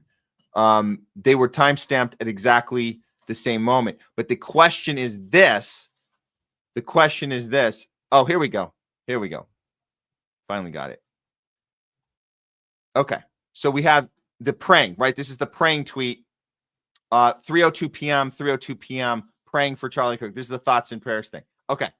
With that, the question you're asking, Dean W., is who reported the death? What we're seeing is, and when it's been typed in to AI, say, hey, who got this to it first? It seems that Netanyahu was the very first one to do it officially. Now, how the hell could he get it? How could that happen? It reminds us of a Building 7 situation, right? How are you able to report something before we can verify it's true? It's very interesting, very peculiar. Before that tweet went out, and I don't have the timestamp on that, so if somebody wants to grab it for me, or let me know in the comments. But that's what they're saying right now. That's what we're seeing. The word is that Netanyahu was the first one to report that Charlie Kirk was officially dead. Before that tweet, there were a lot of misreportings on both sides. There were a lot of confusion on both sides. When I say both sides, I mean there were people saying, like Glenn Beck. Glenn Beck was saying, I have a source that's telling me, and this is like 20, 30 minutes later. I have a source telling me that he's got a pulse. He's got a pulse. Clearly, that's not true. That never happened, unless Glenn Beck was lied to. Somebody lied to him and told him that there was a pulse. You had other people saying, we think he's dead. Doesn't look like it's good. Another group saying, yes, no, he's going to make it. God is on his side. So we saw a lot of misreporting or back and forth, but it seems as if Netanyahu was the first one, and then Trump officially, the White House officially says he's dead. And from that point on, everyone got in line, and there was no more speculation about pulses or if God was going to have him pull through. Similarly, as they mentioned, a lot of people were mentioning Trump's assassination attempt and comparing this one to that, and hoping that it would work out the same way, which if anybody saw that video up close, there is no surviving that. There's no rushing to the hospital. That's not a thing. There's rushing him out and into a car by his secret security staff, and then rushing him to a plane and flying him off the grid. That happened. But the whole let's go save his life, that did not happen. And apparently Netanyahu knew before the rest of us. And that's, again, while he was conducting 6 attacks the same 72-hour period. That's a lot on one guy's plate. That's a lot to handle. But hey, someone's got to report the news, and I guess Netanyahu had to this time. Okay. Moving on. Let's see. Man, we got a lot of engagement from you guys today. Thank you so much. Thank you so much for tuning in with us. Really, really appreciate it. Let's see what else. And we're not saying that Netanyahu orchestrated the whole thing. How would we know? What would we know about that? We're just saying that he's just really, really good at journalism. Apparently, that's what it looks like to me. Really, really, really good. Jungle Jared, thanks for tuning in. This is intense. Yeah, it was a choice we made to start with a Charlie Kirk clip to start the show. We thought it was appropriate because it was him doing something that a lot of people didn't notice that he was doing. He was asking questions. He was asking questions up until his last interview with Ben Shapiro. But the opening, I think, was his initial calling out ADL, calling out Jonathan Greenblatt, which is excellent. I had no idea he was doing that. I honestly, I have to admit, there's a lot going on every day. We try to give you the best show, the most informed show as possible, but every once in a while I did not see him doing that this last month. Asking the right question, doing journalism, at least in those moments. Charlie Kirk called out the ADL and the capture that they have on our country, on our media, on our Congress, on everything. And then asking Ben Shapiro if he thinks that maybe there needs to be another look at October 7th, maybe. And then asking Megyn Kelly, asking her, what do we do about the people coming at us saying that we owe them our no matter what, we're obliged to not question them. If they're Zionists with their narrative, we're not allowed to question them. We have to embrace them no matter what. That's our, to be bullied like that and to question that, all of that was happening. And we know we're sending good vibes to Leslie all day. She's been healing. Hi, friends, won't be in today, but she's on virtually. Thank you for the support, Leslie, and we hope you're feeling better today. But if you're gonna come on the screen, make sure you wear a mask because I don't want to get COVID through the screen. So I just wanted you to know that. And anybody else, if you're thinking of coming on the show, just make sure you mask up because safety first. Safety first. Let's see what else. AV Bark. Hi guys. Wow, what a crazy day yesterday. I was on Heartland's Media. So many speculations and blaming Democrats right away. Yeah. And let me add this. I want to, in this moment, and thanks for the comment, Evie. I want to take a moment and give a shout out to Heartland's Media, Kit Cabello. I want to give a shout out to Kim Iverson as well. And anybody else who had the courage to go live immediately after finding out the news of Charlie Kirk's death. In fact, I'm pretty sure the timing, from what I recall, they were already planning to go live before we knew that he had passed. And that instinct is a very good instinct to have, to be able to say, I'm ready to stop what I'm doing, and I'm going to give the people the best I can give in the moment right now, even though we don't have time to look through everything, even though knowing better, we know going live without all the information, it's going to develop as we're live, and we're going to have to multitask, and we're going to have to be careful about what we say, because 30 seconds later, we might have to change it. That's a lot to take on when you're not working for a news organization that spells everything out for you and emails you your script and says places, lights, camera, action. Oh, breaking news.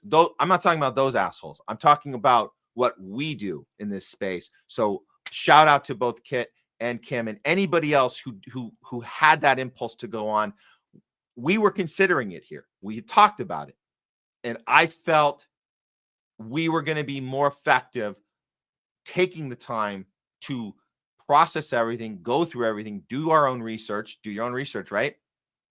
And prepare a good show that we had planned anyway. We were going to do a 9/11 show anyway today. As you guys know, we talked about the 9/11 24-year show, that we wanted to make that the best we could do.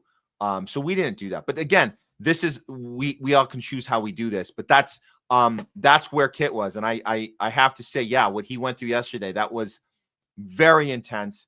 Way to get through that. And Kim, I know she had to deal with there were a lot of people fighting in her comments, a lot of emotion. We're dealing with a lot of emotion, and we're here to help you guys take that breath. You know who's been really good? I didn't share his stuff today.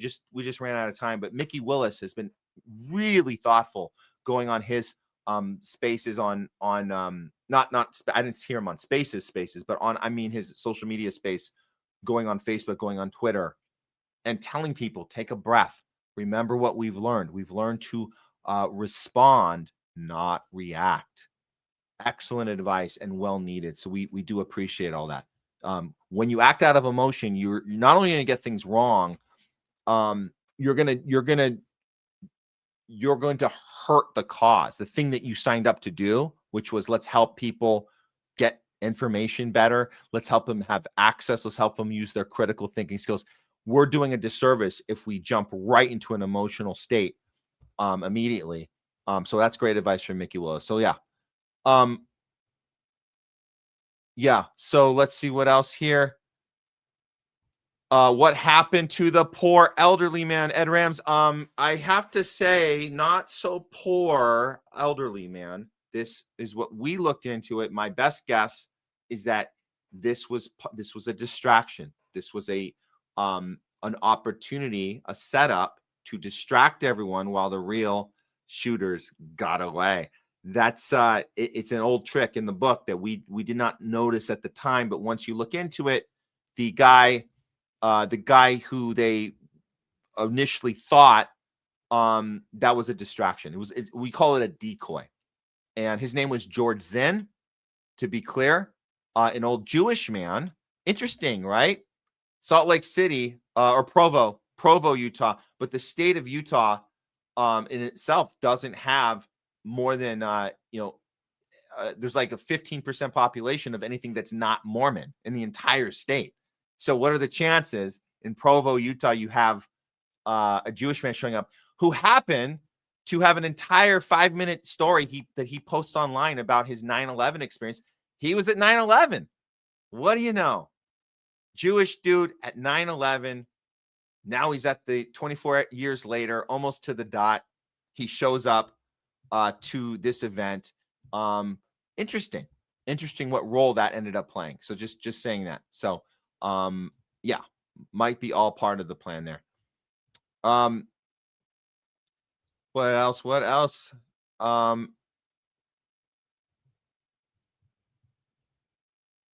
Yes, Leslie, we know who did it. We're pretty sure. As we called the name of the show today, guys, we're calling it who wait, what is it? What is it called? It's who always benefits. Who always benefits? Well, we know the answer. We know the answer. Yeah, and Airwaves, thanks for tuning in. This is true. We didn't spend enough time on this part, but Charlie Kirk does have a whole encyclopedia of really, really shitty takes. Clarence Thomas, better black role model than MLK.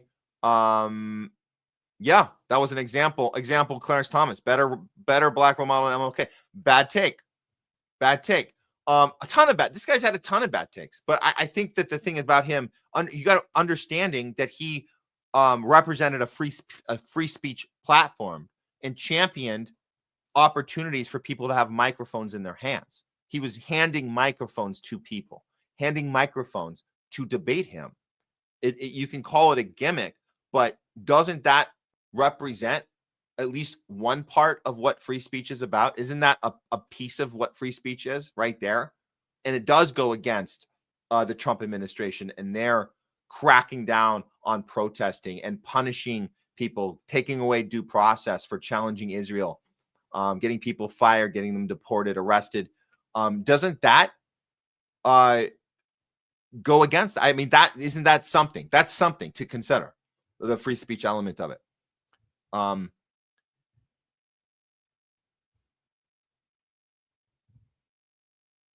And Zoodzilla says, this was the false flag you were talking about for July 4th. It all makes sense, guys. It all makes sense. Look at that. Look at that. What did we talk about? You guys remember? Do you guys remember what it was called? The Samson option. Right? Israel is not, their time is up soon. They know that. We know they're fast tracking this genocide. They're fast tracking as much as they can to the Greater Israel Project. They know there's a clock ticking. That's why they put the plan out. We showed you guys the plan for building Gaza back, the investor portfolio, right? You guys saw that. The whole breakdown of how venture capitalists can make money off of the new Gaza, and they're fast tracking it. A 10-year plan. Because they know Israel has a clock, it's ticking, and they have to fast. That wasn't supposed to start yet. They have to amp that up because the world's paying attention. House of Cards is falling. Resources and money are running out. So when we talk about the false flag operation, Dr. David Martin coming on here, not necessarily at the time talking about Israel, but definitely talking about that we have to get people ready for the next incident. This is good enough. It's not a virus they released. But we understand how you set something up here on the home front. In this case, they only had to sacrifice one. You don't think they'll do that? If any of you guys still don't think that they would do that, well, what about Charlie Kirk, his loyalty to Israel and all the money, he's brought so much to the cause of Zionism. Why would they do that? Why would they off one of his own? Because he's not one of their own. Don't you guys understand that? This is Candace Owen and Tucker Carlson. They'll tell you as lifelong Christians, they realized that they were duped. They thought that they were championing the Old Testament in the Bible, that was championing Judaism and getting these chosen people back to their land that God promised them. They were championing it the whole time. Israel was stabbing them in the back. Zionism was. Not the Jewish people, but the state, the military illegal occupation of Israel and the Zionists who run that narrative and tricked everybody into this. Even all the Jewish kids that go to Hebrew school and were told that this land was waiting for them, this peaceful land, 1948, ready to go. Nobody was there. It was just wait. God created it for us to go.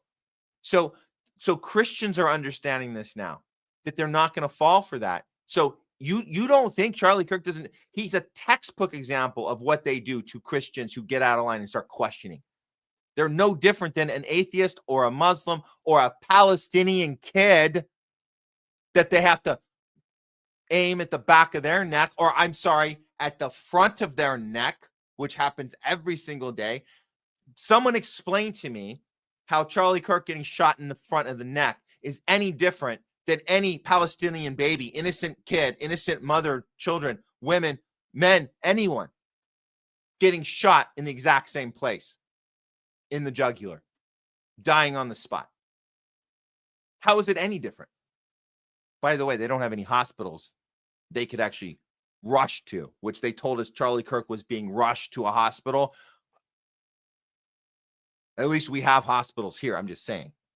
But Gaza, no, there's no. They're all blown up. We blew them all up. There's none left. The Nasser hospital was the last one. So this is the realization about what Zionism really is. And you don't think you're expendable? You are. We're all expendable. You think it's just the Palestinians. Oh, they'll never do that to us. False flag, baby. Zootzilla got it. False flag. Sherry Wise, thanks for tuning in. And Witz, thanks for being back in. Witz, we know what you've been through last week. Last weekend was insane. Welcome back to the UK. Welcome back to the UK. What is this? Yes, of course. We didn't say that. This is true. This is true. There was so much to cover. I missed that. Thank you, Wish to Go. Thank you.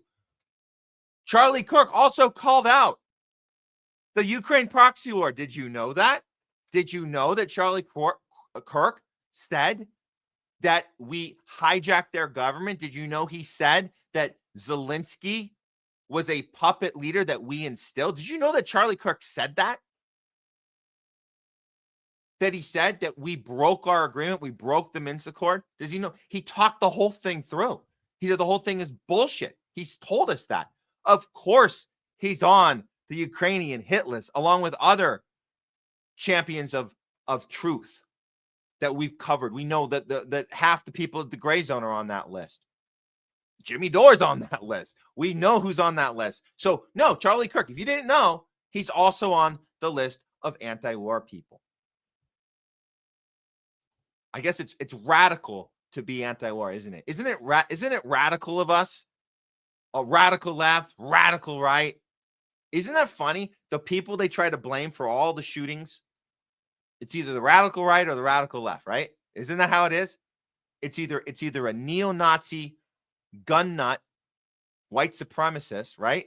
Or it's a crazy trans mentally disturbed lefty radical commie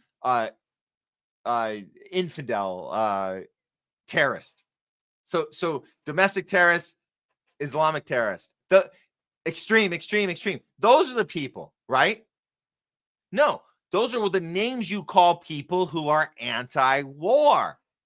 Is it starting to make sense? And the irony that they're going to blame it, and that we just got news. We literally just got news from Jay Scott. I'll put this up again. Do you see the language? Radical Islamists.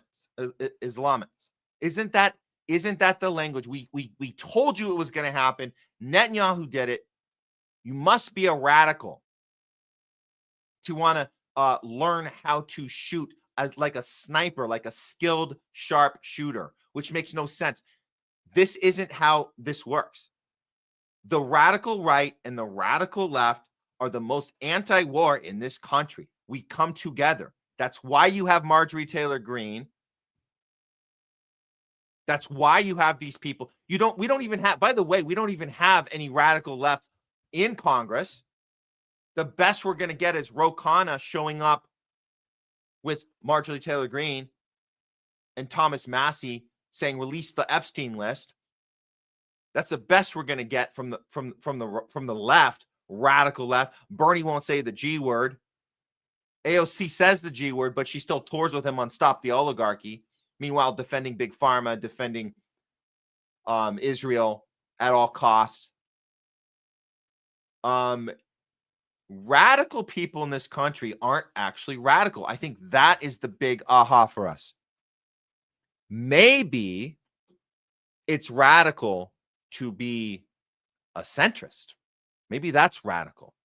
Maybe it's radical to reach across the aisle in Congress and vote us into every effing war we can possibly do and take out Maduro in Venezuela. Maybe that is radical, to be in the center.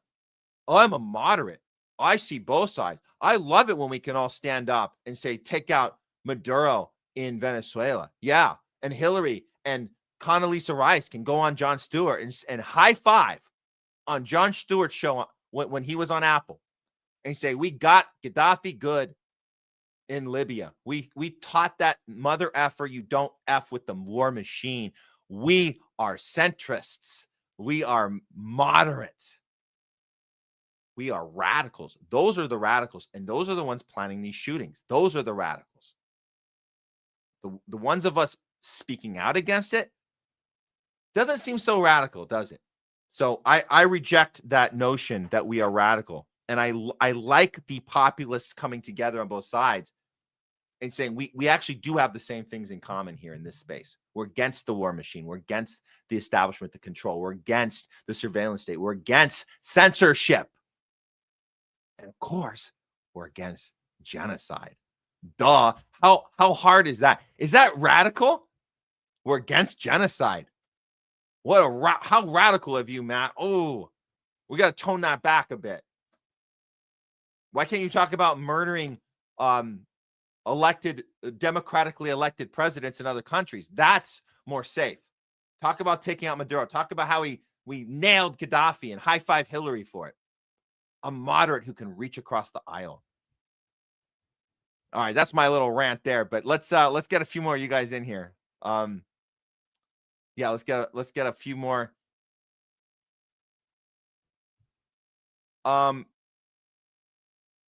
Yeah, this is we didn't get to this earlier, but Tucker, we did say that Tucker does have a documentary about 9/11. He has been going around showing it and or telling people it's coming out. It hasn't come out. It was supposed to come out today. Unfortunately, it's now delayed until further notice. I wonder if that has anything to do with Charlie Kirk. We were talking about this, but he did go on with Piers Morgan and tell his audience that we know about the dancing Israelis. Actually, what the hell? Let me put that up right now. We have the clip. We have the clip. We should go. We got the clip. I'm going to put that one up right now because we weren't able to cover it earlier. And yeah, I want you guys to see this. This is just a clip of Tucker's recent interview. And, you know, this was, again, this movie, it's a documentary that Tucker Carlson made about 9/11, and it was supposed to be released today. And now it won't be, unfortunately. But here is a we don't know when it'll come out. We don't know if it'll come out. But here's a clip from Tucker's interview with Piers Morgan. Remember, Piers Morgan is the same guy who cut to a commercial when Jesse Ventura, 20-something years ago, went on with him with a studio audience on a stage, and Jesse Ventura started talking about the obvious questions we needed to ask about 9/11. And of course, Piers Morgan didn't want to hear it back then. At least he listens to Tucker now. Let's hear him. Well, he's going to sit there and listen while Tucker tries to say, "Oh, I'm not against, the Jewish people. I'm not against the Jews. I just needed to make this point." So here we go. This is the clip right here.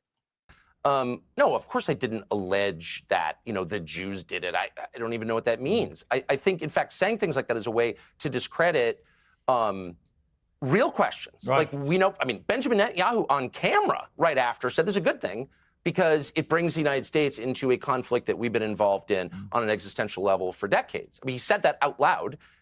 I'm not guessing, you can pull the tape. We know that a group of Israeli art students, who clearly were not art students, clearly some of them were aligned with Israeli intelligence, were arrested and held for quite some time in the United States before being released without charges. And we know that a group of them, again, I'm quoting an FBI document here, not the internet, filmed the attacks on 9/11, and I'm quoting, seemed to have foreknowledge of those attacks. Now, you were not allowed to follow up in any of this. Fox News did a series with Britt Hume and Carl Cameron, which many people have seen in a bootleg version on the internet, but they did it like within weeks, saying, what is this? There was an Israeli spy ring in the United States, and they clearly knew 9/11 was coming. This is Fox News. They pulled that under pressure. They pulled that off the internet. It's not searchable in any Fox News archive, but they aired it. I know the people who did it. Of course, I worked with them for years. They're real people. They're not crazy. In fact, they're pro-Israel, but they had a fact set before them, and they reported it, which is called journalism. And subsequent generations have been forbidden from noting what is now factually true. Those are factually true statements. Now, we tried to interview some of those people. One lives in the United States, in California, and made no headway whatsoever. And we knew as we did it, by the way, that we're going to be attacked as anti-Semites or something. So we got all that in there without interruption. Good for him. But again, this movie does not have a release date now. So very disappointing, very concerning. But we'll keep an eye on it. We're really glad that Tucker can get this information out to his audience and, of course, other audiences as well. So we do have another Rumble rant from Evie Burke. I had to grab it from the Rumble channel, throw it on our, so I apologize for the delay on it, but here we go. Thank you so much for the Rumble rant. Evie Burke, did my Rumble rant go through? Yes, it did. It's right here. I don't like Charlie, and neither do I think he deserved to die, but I'm not grieving him like I grieve for the children in Gaza, people in Yemen, Syria, Congo.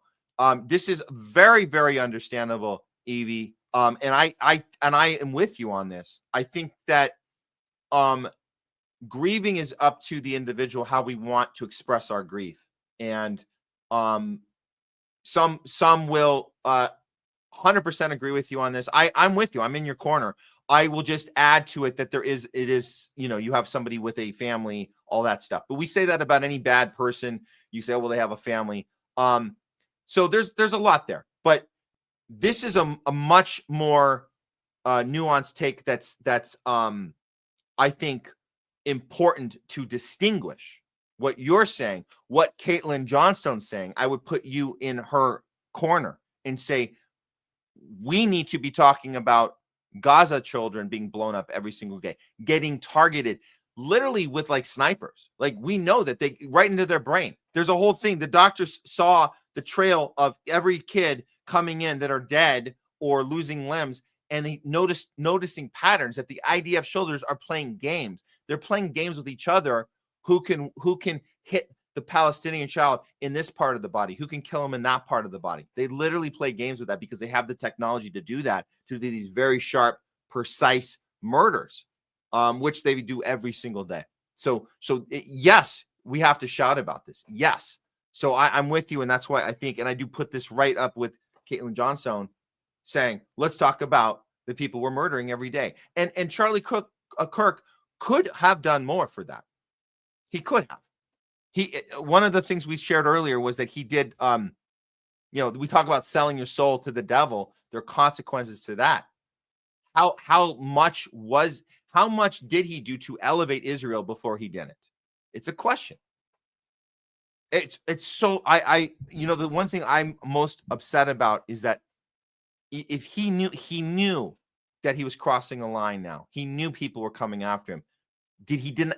How long was he going to wait till he got on camera and said, I'm sorry for being on the wrong side? Do you know who did that? Tucker Carlson did. Tucker Carlson went on a podcast the weekend before he was fired from Fox News. Like, over that weekend on a Saturday morning show, he went on a podcast and told a podcast audience that he was on the wrong side for 30 years. And he effed up and he hurt a lot of people. He did all that. And Fox fires him the next day. So like, this is, it takes courage. And now we're in a whole new definition of courage. I don't even think back then it crossed our minds that, they might kill Tucker Carlson for saying that he was helping the war machine and helping the Israel war machine, particularly with all the championing all the Middle East destruction that we did throughout the 2000s. He was part of that. He told us that. Didn't even consider, well, we knew he'd get fired. He got fired, and then he went off and did his own thing. And now he's actually inspiring people right now to stand up against all of this. And just accounting for the role he played. So I wonder if Charlie Kirk was getting close to that or would ever have done it. We'll never know now. But does that, ask yourself this, and this is a personal question, anybody, Evie or anybody, would that change your mind if there was one more day that he had on this planet, one more day, and he did one more podcast, one more interview, and there's a clip of him saying similar to what Tucker said back with Fox News right before they fired him. If he said, I've been on the wrong side, would that change your grieving process? Just a question. It could be a rhetorical question. We don't really need an answer to it, but just something to think about. I will sit with that too. Would that change how I feel right now? It could. Okay.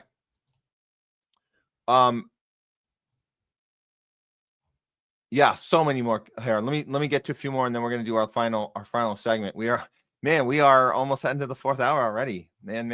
Okay. A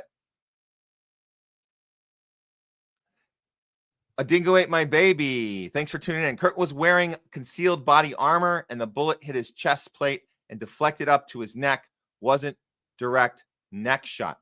You know what? Thanks for pointing that out. It was aimed right here, and then it bounced up here. That's a good distinction to make. So,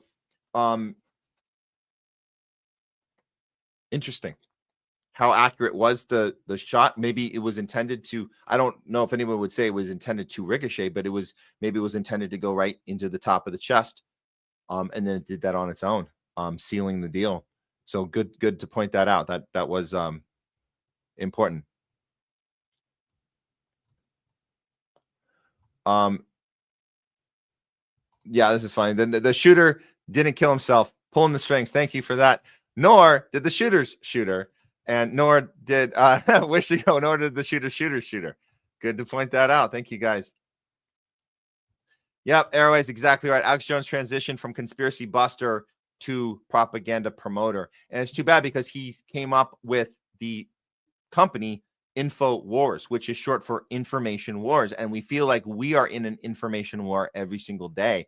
And it's funny that the guy who coined that term is spewing propaganda a day like today, spewing it. Guys, I just got word. We got the trans shooter. They left their weapon. It was sitting with a passport from a terrorist. It was a passport terrorist rifle. We found it. Clean and not a scratch on it. Oh, wait, there were scratches on the rifle. It had all this stuff on there that was clearly left-wing radical trans threats to real Americans. That's what it was. It was threats. We're in a real culture war now. It's a real culture war now. Here we go. Yep.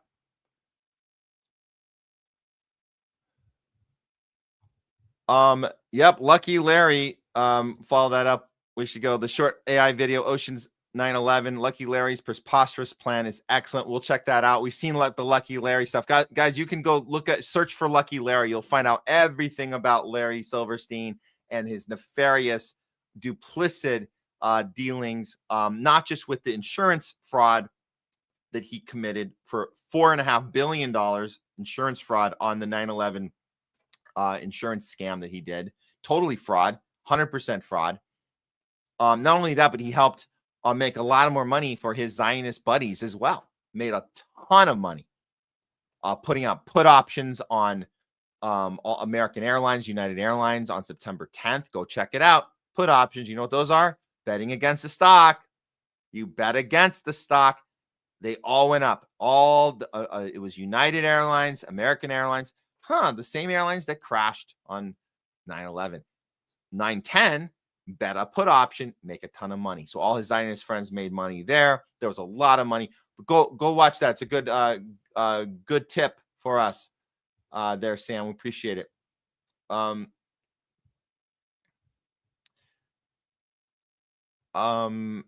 Let's see what else. Yeah, thank you guys all for tuning in.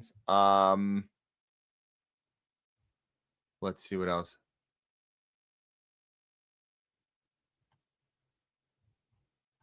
Oh, Airways. Yeah, Building 7 killed itself because it was in a polyamorous trio with the twins. That's funny. That's funny. But I like that Building 7 killed itself. Hey, what are we gonna do? It was suicidal. He left a note. I got one. Building 7 got suicided. They got suicided. What did Building 7 leave a note? I'm wondering. Oh no, not a number. Oh no. Oh God, here we go. Don't tell me, please, Bamboo. Don't tell me. Bamboo Soldier. Flight 77 hit the 77 feet tall Pentagon 77 minutes after takeoff. Oh my God. Tell me it's not true. Oh, it was true. That was the official story from the 9/11 Commission. Well, thanks for clarifying. Nothing to see here. Nothing to see here. Yep. You always bet on both sides. This is another tactic. You guys know how all wars are banker wars. All wars are banker wars. So what do you do? How do you control the money system? How do you control the banks? You bet on both sides. You can't lose. You bet on both sides in every war. You elevate war. You perpetuate war, and you win every time. You bet on both sides. It's the oldest trick in the book. It's a Zionist methodology. It's literally part of their whatever you call it, their creed. Bet on both sides and watch the puppets go at each other, and we rake it in no matter what happens. Yes, they finance the rise of Hitler. They finance both sides, the allies, the axis, whatever you call it, axis of evil. They finance both sides. We finance both sides. We finance Israel. Israel finances Hamas. Then October 7th happens, and we go, oh my God, look what happened. No, both sides financed. Both sides. You gotta finance. Oh, look at this one. This is a quote from our not so distant past. If there were not an Israel, we'd have to invent one. Said by the great Joe Biden twice. He said it in 1986, and he said it a lot less articulately and probably slurring his words more, but said the same thing in 2023. Thank you for that. Wish you go. I will put this one up. This is interesting take. Frankie M7. Interesting take. More to 9/11 than just the talking points. Okay. 3 to 6 hijackers per plane, not 4 to 5. Okay. Guns, knives, bombs reported. Other teams on planes on 9/11 and 9/13. Bush a target. The truth movement, misdirection from the start. Okay.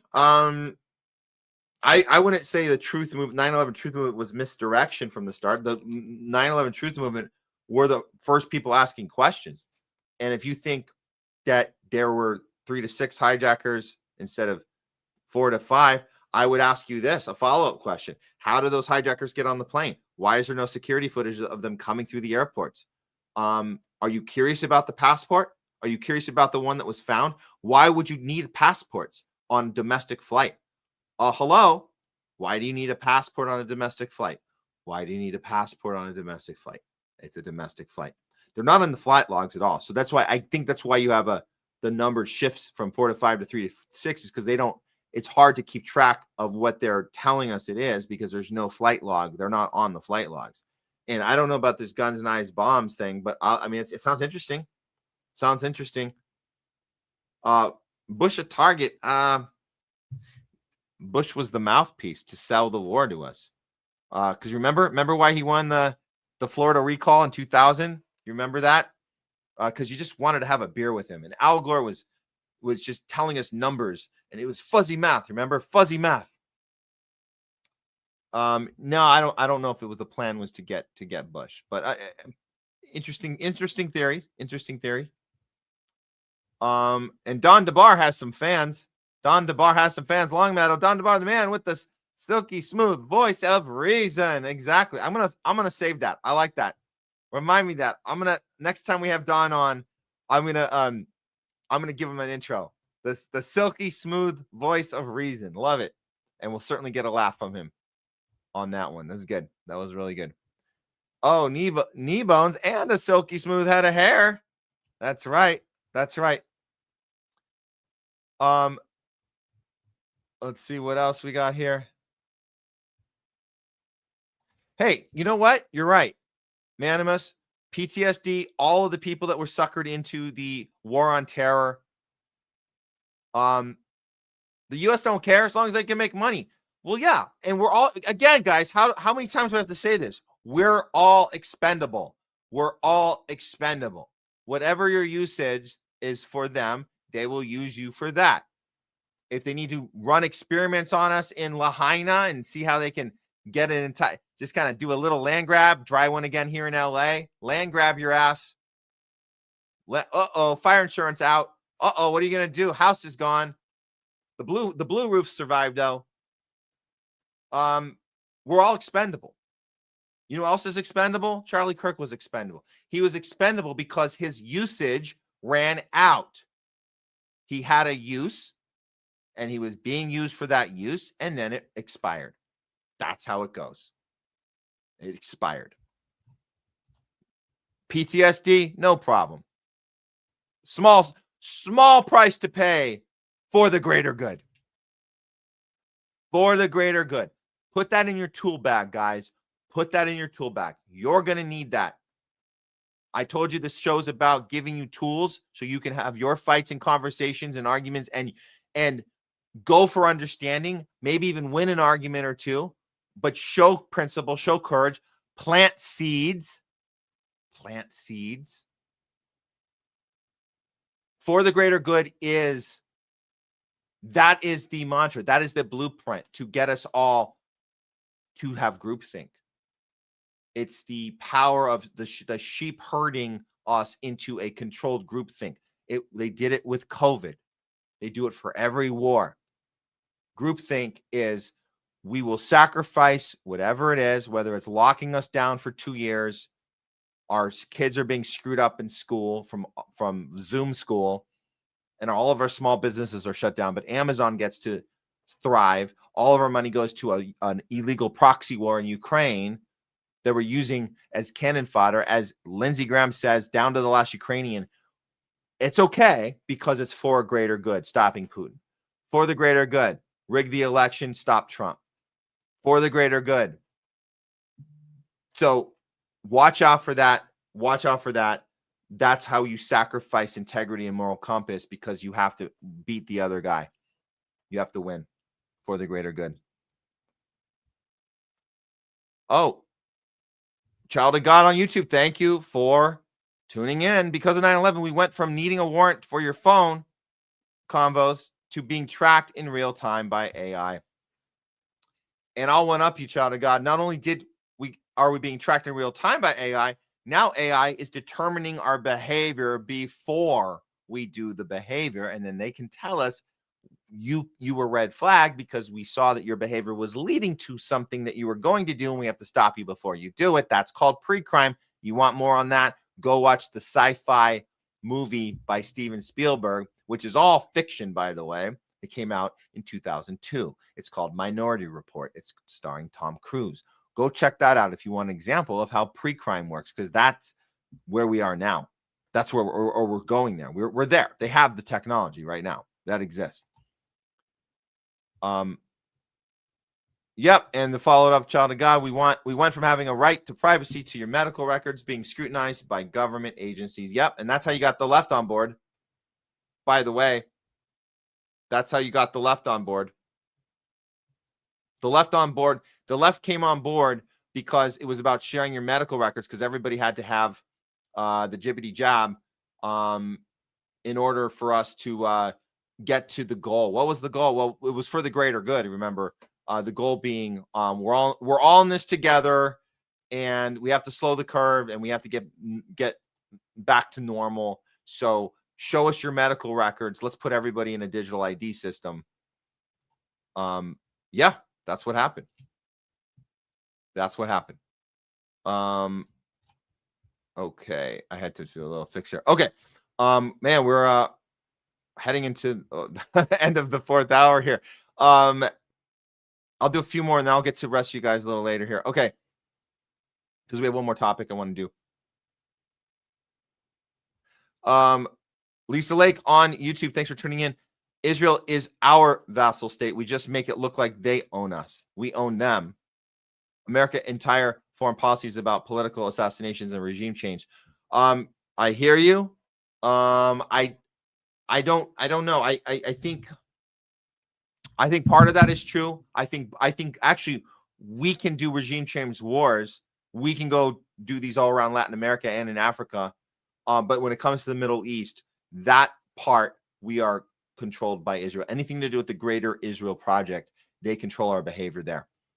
So let me compare it to this. Let me see how we can both be kind of right here. Lisa Lake. Okay. So when you have an abusive boss, that you have to do things that you would never do while you're at work, or even sometimes when you're not at work, that's being controlled by someone. So that I would say the abusive boss is Israel. We're the guilty party that does all the horrible things the boss wants us to do in order to keep our job. However, we can also, because we're already conditioned to do horrible things, and we kind of fit in this company culture of doing horrible things that this abusive boss wants us to do, we can also go off on our own and do other horrible shit that doesn't necessarily have anything to do with the boss. Just as long as we show up on time and we take the calls and we do our next assignment, we can also go do awful things on the weekend. See what I'm saying? So Venezuela is kind of our weekend getaway. Go stop some cartel, Venezuela. Go bring democracy. So these are activities we can do on our own. Even the Ukraine war to an extent, but also has to do with Israel. Just so you know, Ukraine is not separate from the greater Israel project. Us pushing Russia into the Ukraine war allowed a space to be freed up in Syria and allowed Israel to go in and take out Assad in Syria. That only was able to happen because we had Russia's attention in Ukraine. So it does become more complicated than, well, look at all the stuff we do without Israel. Do we really do it without them? If we're effing around on the weekend, we're still kind of working for our boss and still have to check in on Monday. That's my analogy, but I hear you, and I do consider what you're saying is very thoughtful, and it's all good points, all part of the conversation. Appreciate it. We'll do two more, and then we'll cut out here. Let's see. Yes, a dingo ate my baby. We were talking to Don DeBAR about this. We would love to see more labor unions against Israel.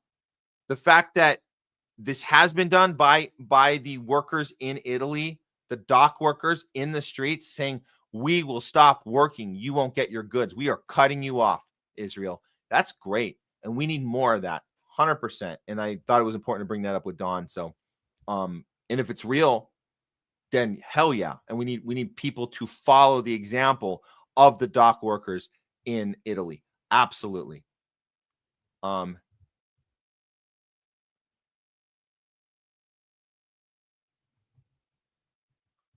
Oh, I remember this. Childhood guy, Jackson Hinkle's intro in his old podcast had Kim Jong-un part of it too. That was the flyest part of his intro. Yeah, I kind of dug it. It was very theatrical, and he had the music playing. But he was saying, I don't give an F. And he tried. I know Jackson Hinkle tried. He tried for a bit. I don't know if he still considers himself a MAGA communism. He tried to connect the two. I don't know how that worked out for him. But he's definitely for the labor movement, this guy. Definitely for the labor movement. As we know, a lot of MAGA people are too. And I think that he was trying to connect that. And yeah, that's good. That's good. Good point on that one. I had forgotten about that. Let's see what else we got here. I'll do one more for now. We'll throw up a few more later.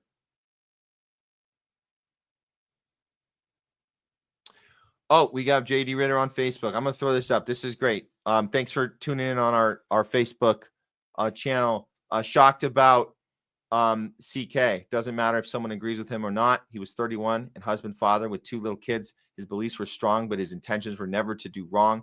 And he got publicly murdered, punished far worse than even serial killers. And as we look into it, JD Ritter, as we look into it, we see that the punishment is coming from a way higher place than I think a lot of people can see right now.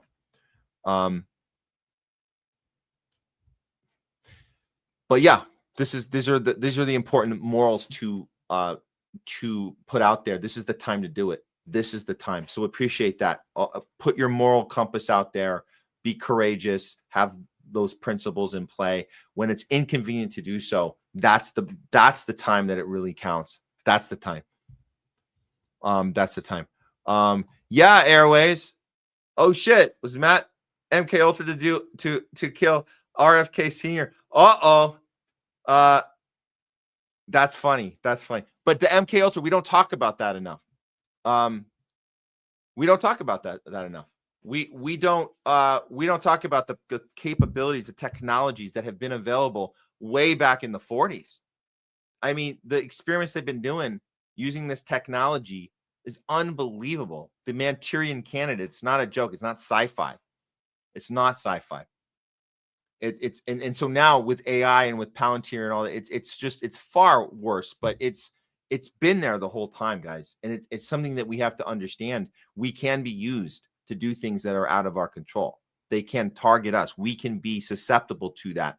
You know who they won't target? People like us that are loud. And so that's the one thing. I'll tell people, you know what? I'll tell people this. Yes, on one hand, we put ourselves in a dangerous space to be vocal, to be targets of pre-crime and shutting your accounts down and terminating your channels and losing your friendships and being disinvited to Thanksgiving. We understand that. And we also understand we might be targets of something even higher up as they're surveillancing us, keeping tabs on us. We might be getting to a social credit system where we lose our social credit if we say anything negative against the war machine or Israel. But on the other hand, we won't be targeted to be MK Ultra'd. So that's one bonus, right? If you did a pro and con list, all the cons to not, Matt, don't start a podcast. Don't do it. Here are all the things that are going to happen. You're going to be targeted. All the things I just said. All these horrible things are going to happen. You might be a target. You might be, I mean, look what happened to Charlie Kirk. We really have to think about that. But you won't be MK Ultra because you are the least qualified for that. People that are MK Ultra are people who are susceptible to be steered and maneuvered to something. That's who they choose for that. So won't be us. That we know. So at least we check that box.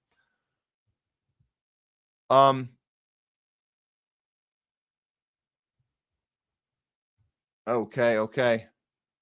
Restless Native, thank you for that. Bless up, Matt, Jay, Don, Leslie, and chat. Thank you so much.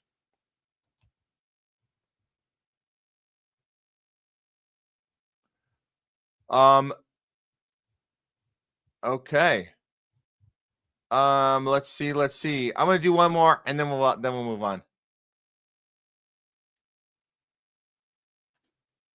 Oh, this is great. Sherry Wise, thanks for tuning in. What do you know? Just saw the headline that said lawmakers are concerned. Lawmakers are concerned about their safety after Charlie Kirk assassination. That's rich. They are the bastards using a constant fear point. Yep, 100% agree with that.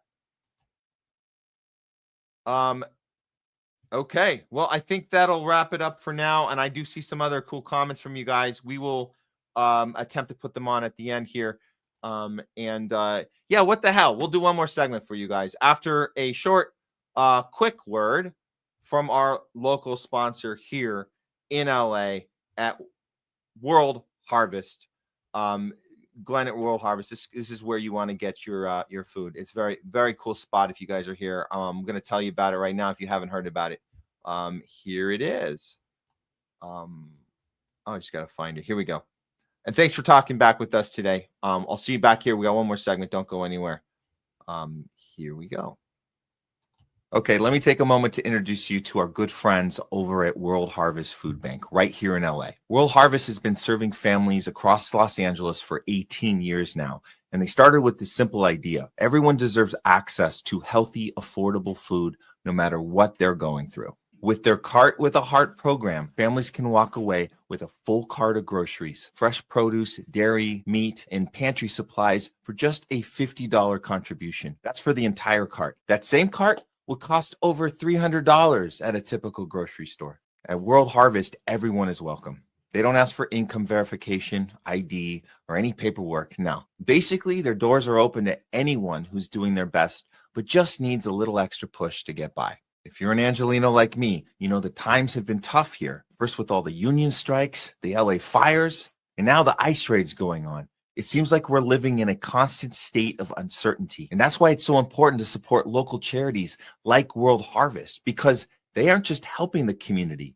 They're an essential function in its very survival.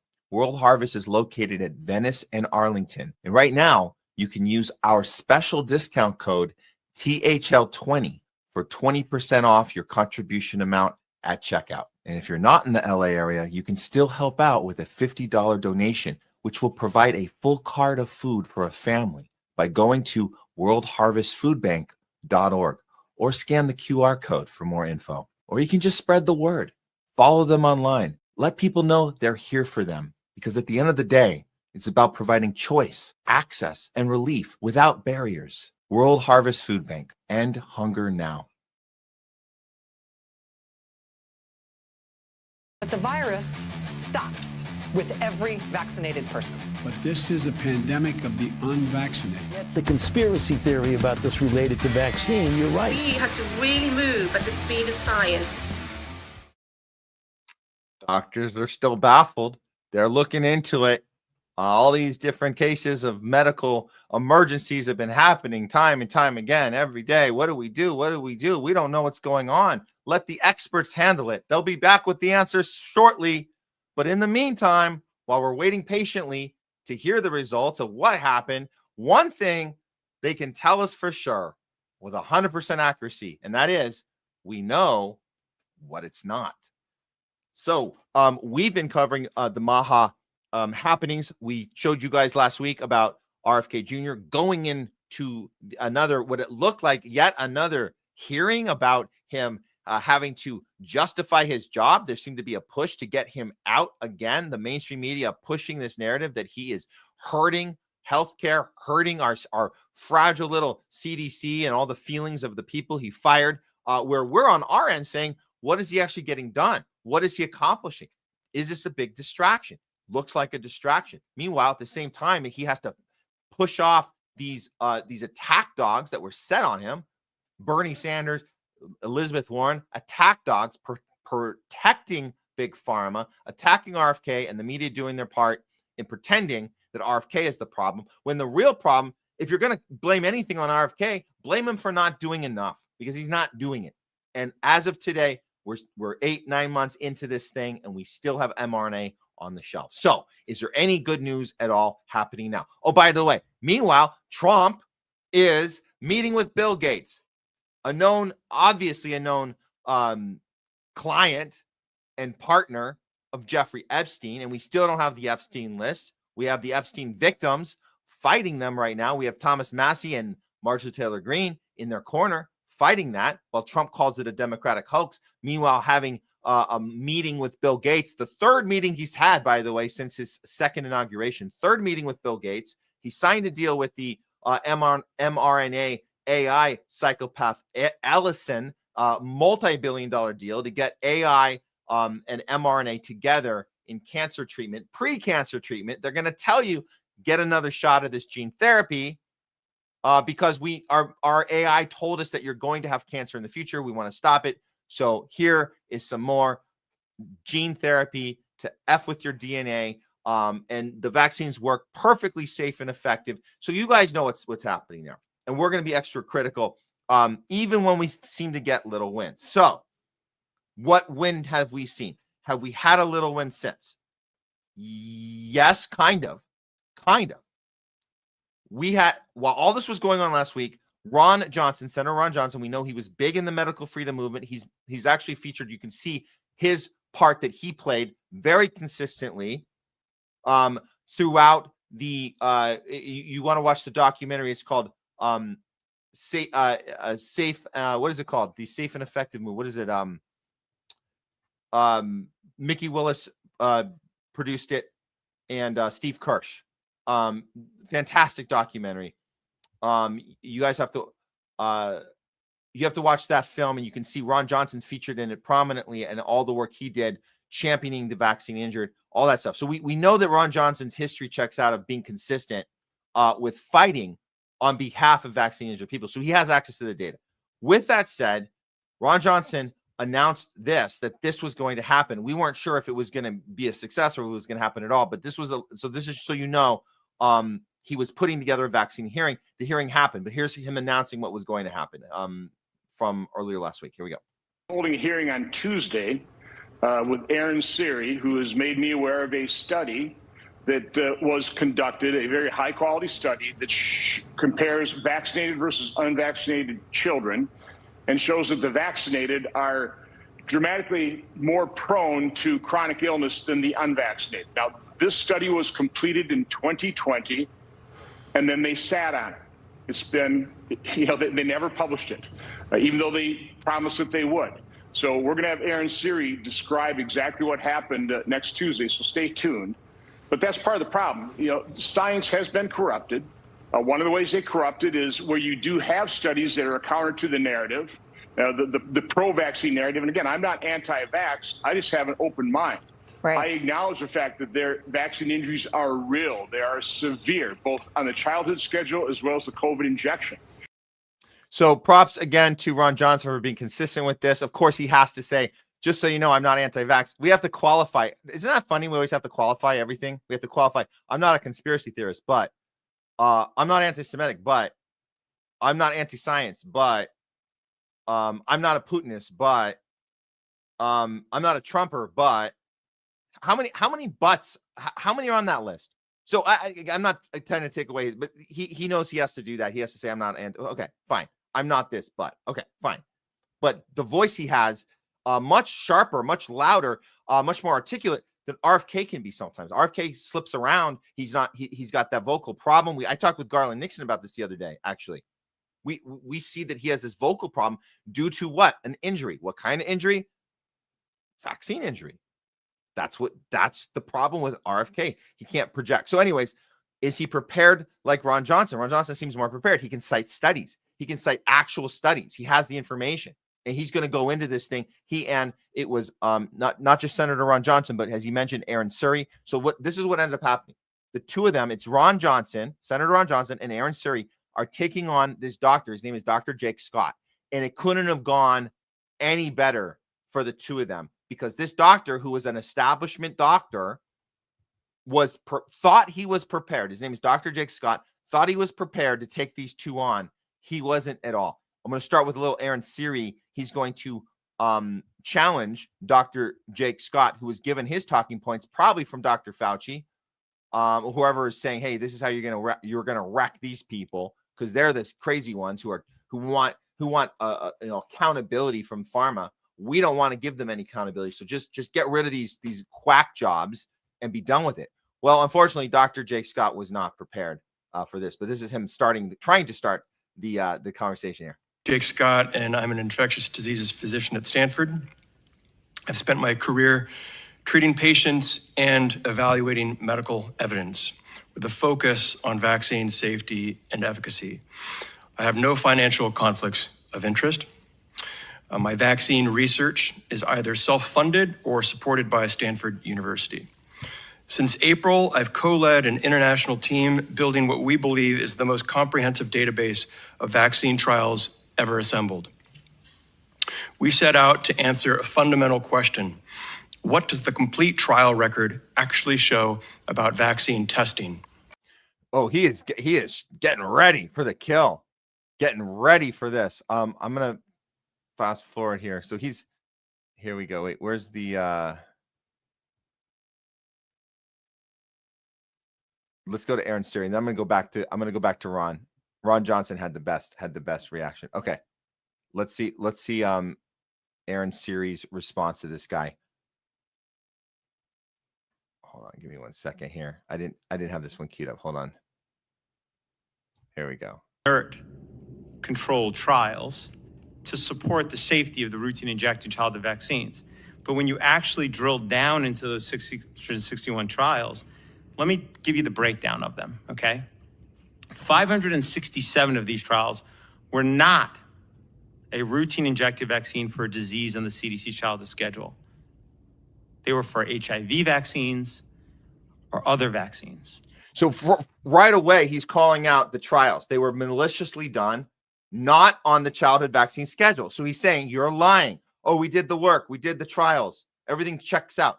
No, you didn't even do the ones on the childhood schedule. So you're lying to us. And so that's the first call out. And so these, again, Aaron Suri, Ron Johnson, who you're gonna see him go at it in a second.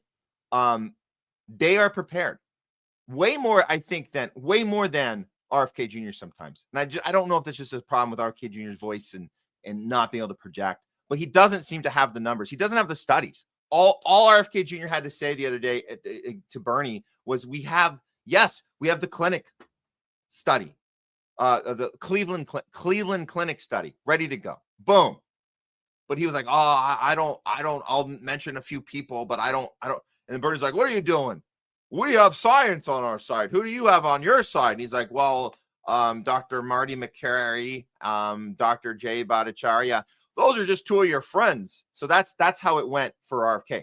This is way more effective to have the actual data right in front of you and to look the person in the eye and tell them you're lying, because this is what it really was. And you purposely went around the actual thing that you were supposed to do so you can come back here and lie to us. So totally irrelevant to the safety of routine injected childhood vaccines. The remaining 94 studies, 70 of them did not involve healthy children. For example, trials of HIV positive adults. Again, completely irrelevant to the safety of childhood vaccines. Of the remaining 24, 21 did not involve a U.S. licensed vaccine it was not a vaccine used as a control to license a currently used U.S. licensed vaccine. For example, a Chinese flu shots, stuff like that. That leaves us with three studies, that were claimed to have a inert control that were relied upon to license a routine injected childhood vaccine out of this entire list of 661. And these actually help really highlight the problem we have in terms of assessing safety with regards to the licensure of childhood vaccines. I want good clinical trial data. I need it for my practice. Okay, let me walk through those three. One was a trial for the chickenpox vaccine, the varicella vaccine. Now that trial had, it was only a few hundred people, so it was underpowered anyway. But Dr. Scott says it's got an inert control, but actually it was an injection of neomycin, an antibiotic. That's not inert. No. And neomycin used topically can cause issues, let alone injected. The second one was Gardasil 4 trial, which had thousands and thousands of girls and women in the control group. Almost all of them got an aluminum adjuvant injection. And then there were a few hundred, only a few hundred, that were labeled as a inert control, but they weren't. They got everything that's in the vial except for the antigens in the alum, which included L-histidine, sorbate 80, sodium borate, yeast protein, not inert. And then the third one was a Gardasil 9 trial, which finally, by the way, did have a saline injection, just a few hundred. There were thousands and thousands of girls, women in that trial. They all got an injection of aluminum adjuvant, which I don't even know if it's ethical to inject somebody with something that's neuro and cytotoxic, but leaving that aside, the few hundred that got the placebo, but they only got it if they first got 3 doses of Gardasil 4. Okay, so he's shredding the argument and they make this argument all the time. They lie to us on every mainstream media station. He's making the argument that you never do a real control group, ever. And the only time when you do, you're going to do a couple hundred out of thousands and thousands. You're going to give them a saline solution, but you're also going to load them up with some other things. So it's always a bait and switch. It's always a manipulative presentation every time. Why? Now, there's a lot more here. We don't have time to go through all of it, but I recommend you guys all look up if you want to see the entire hearing. But I was saving the best for last. This clip is worth it. So let me go ahead and put on Senator Ron Johnson, his completely just TKOing this guy, Dr. Jay Scott, during this exchange. And this is we'll leave it with this win. This is a win as far as I'm concerned. This is a win. Just having this moment. Is anything going to come from it? I don't know. But it's nice to see it articulated like this, because it really shows you how how twisted the system is, that we're to believe that these people, these mouthpieces to protect these psychopath pharma people that are literally a drug cartel. We're protecting a drug cartel so they can make their billions while the rest of us get hurt and get injured and get killed over it. And these are the gatekeepers for that. And so it's nice to see every once in a while someone like Senator Ron Johnson destroy this completely disgusting, does not deserve to have the title of Dr. Jake Scott. Here we go. Mr. Scott, how much do you know about the mRNA technology? A fair amount. So is the mRNA that's encapsulating the lipid nanoparticle, is that true mRNA? It's a true mRNA? I mean, true mRNA, your messenger RNA, degrades very rapidly in the body. Mm-hmm. Correct? Correct. So the mRNA in the injection, is it true mRNA? Does it degrade rapidly in the body? Do you not know? I do know. Yes, it does. But it does. No, it does not. It's modified. It's modified mRNA, and it's designed not to degrade. And there are studies that show it sticks around the body. We don't know how long. The lipid nanoparticle. Do you realize that it was designed to permeate difficult to permeate barriers, like the blood-brain, like the placenta barrier? Did you know that? Did you believe when Fauci told us that the mRNA shot would stay in the arm? Did you believe that? I love the questioning. This is incredible. Did you know that? How do you respond to that if your job is to say they're safe and effective? If your job is to say, don't worry about this gene therapy, it's not even that bad, it stays in your arm. How do you argue that? Did you know that it's designed to do the exact opposite of the thing that Fauci told you to say? And you can feel, not just see when they cut to his face, you can feel how afraid he is here. He's not prepared, but I wonder, how could you be prepared here? Unless you were, I guess you have to be a sociopath, psychopath. Like you have to be a Dr. Fauci, because Dr. Fauci knows how to, he does this to Rand Paul a lot, where he's like, Senator. So I think that's all you could do. And Dr. Jake Scott he's not equipped to do that, because that's the only thing you can do in this situation without looking like a complete piece of shit. Just like tail between your legs, which is, he leaves with his tail between his legs. That's the only way out of this without doing that, would be to pull a Fauci, which is to say, Senator, you out of line, Senator. That's all you can do. But in this case, Dr. Jake Scott doesn't do that, and instead this happens to him. It's a simple yes, no. I mean, do you believe the COVID injection stayed in everybody's arm? Do you believe that's what happened? Primarily. You think so, huh? Were you aware of the Japanese FOIA of the study that was conducted at biodistribution, where in rats it biodistributed all over the body? Yep. Accumulated in the adrenal glands, in the ovaries. Yep. Because the lipid nanoparticle is designed to permeate difficult to permeate barriers, the designers knew, and they did a study that would biodistribute all over the body, but our CDC, Anthony Fauci, said it was going to stick in the arm. Now, do you know what the mRNA does? It's not a traditional vaccine, is it? Do you realize that?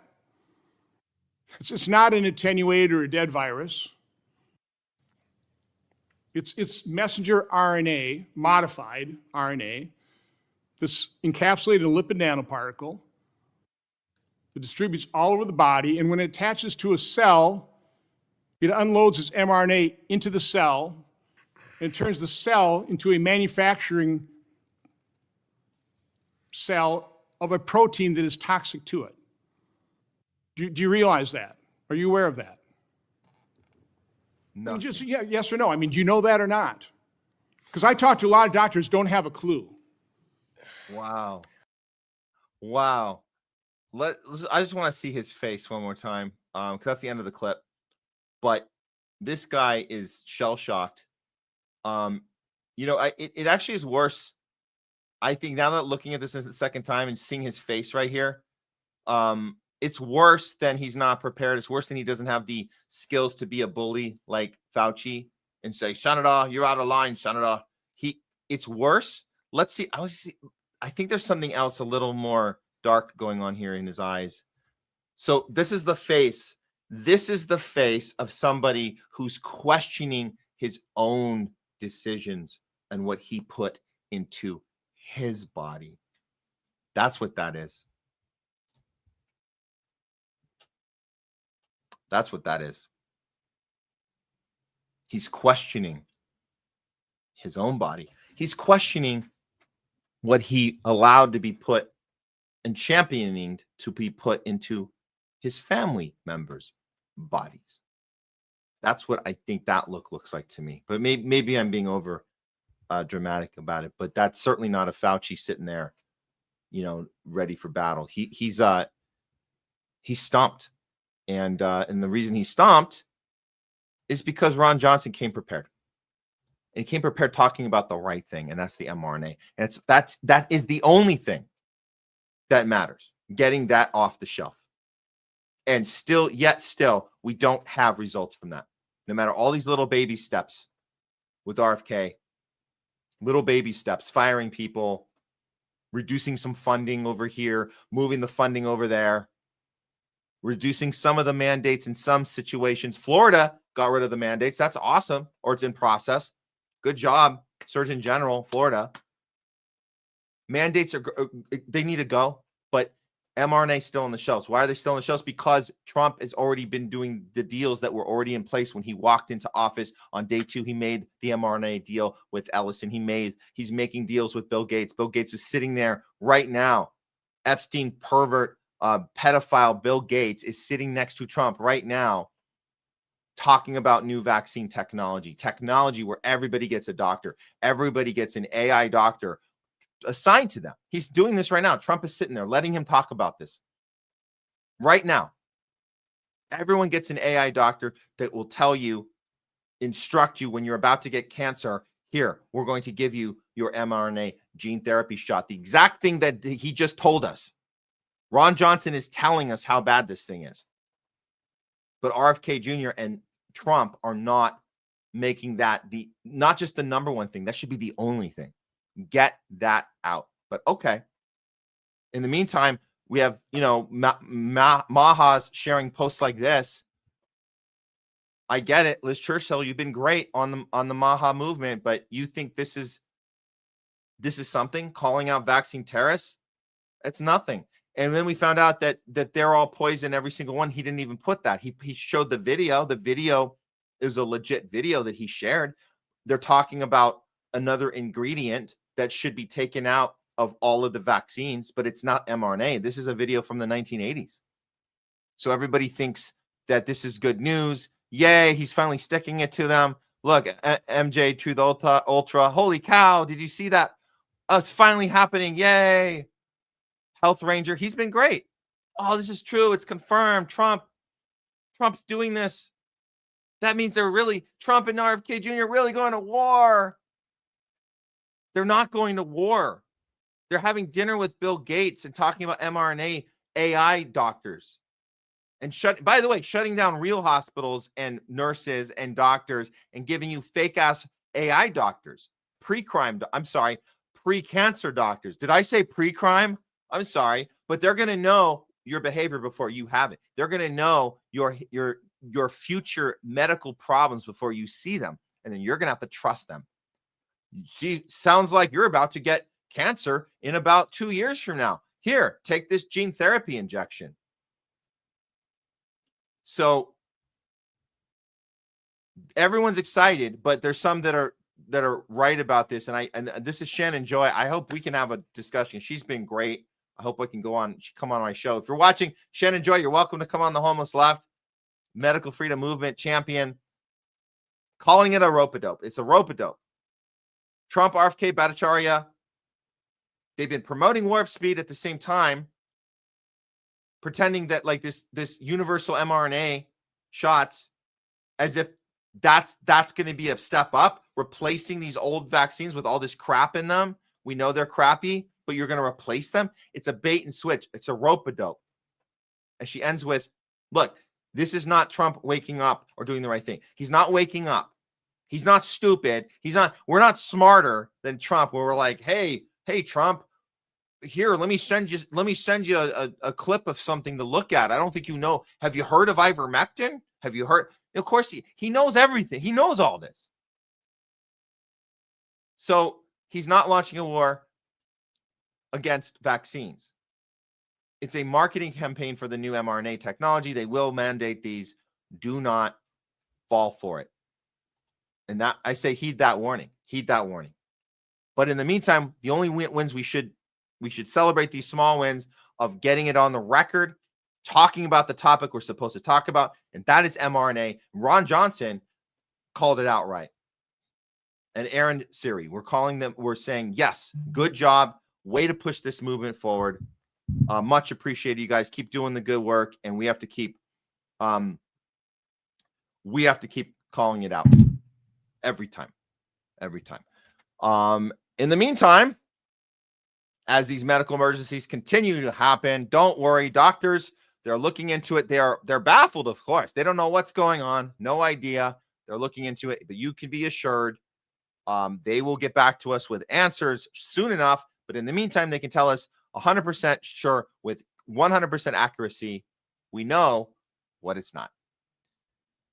And that should do it for today's show.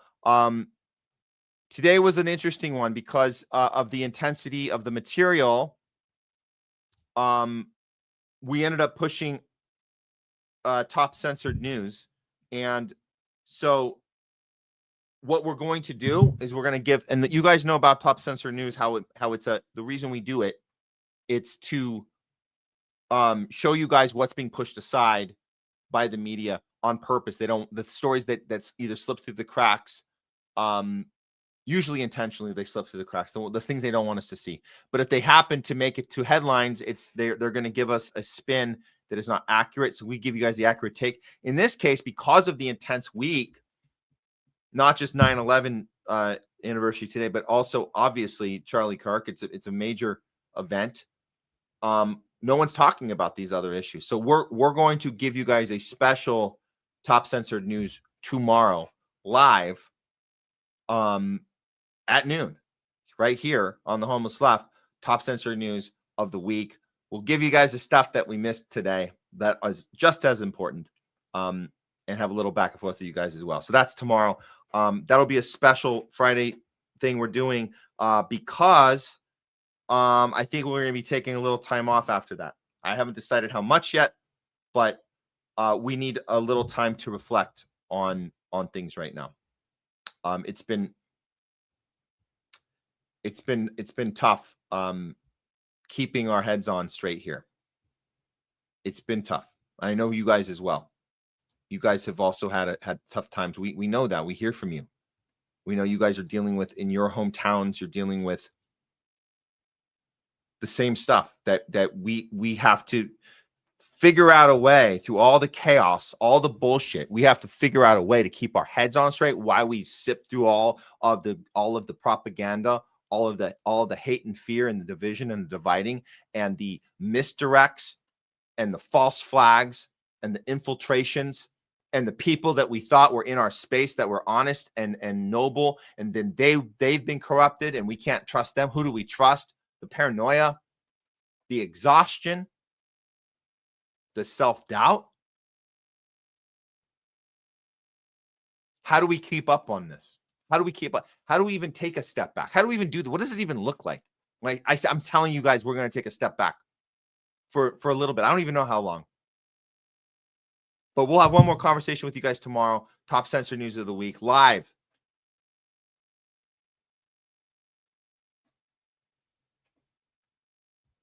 How do we keep up on everything? Leslie, how do we keep up on everything? What the hell? How do we keep up on everything? A new shooting right now. Naval Academy. What the hell is going on in this world? We don't have the big CNN studios. We don't have sponsors, the big. We don't have the Pfizers and the military, the BlackRocks, paying our way, and that's good. That's good. We don't, because we don't. That's not news. That's propaganda. But how do we do it on our own? What do we do? I'm having to ask this question every day.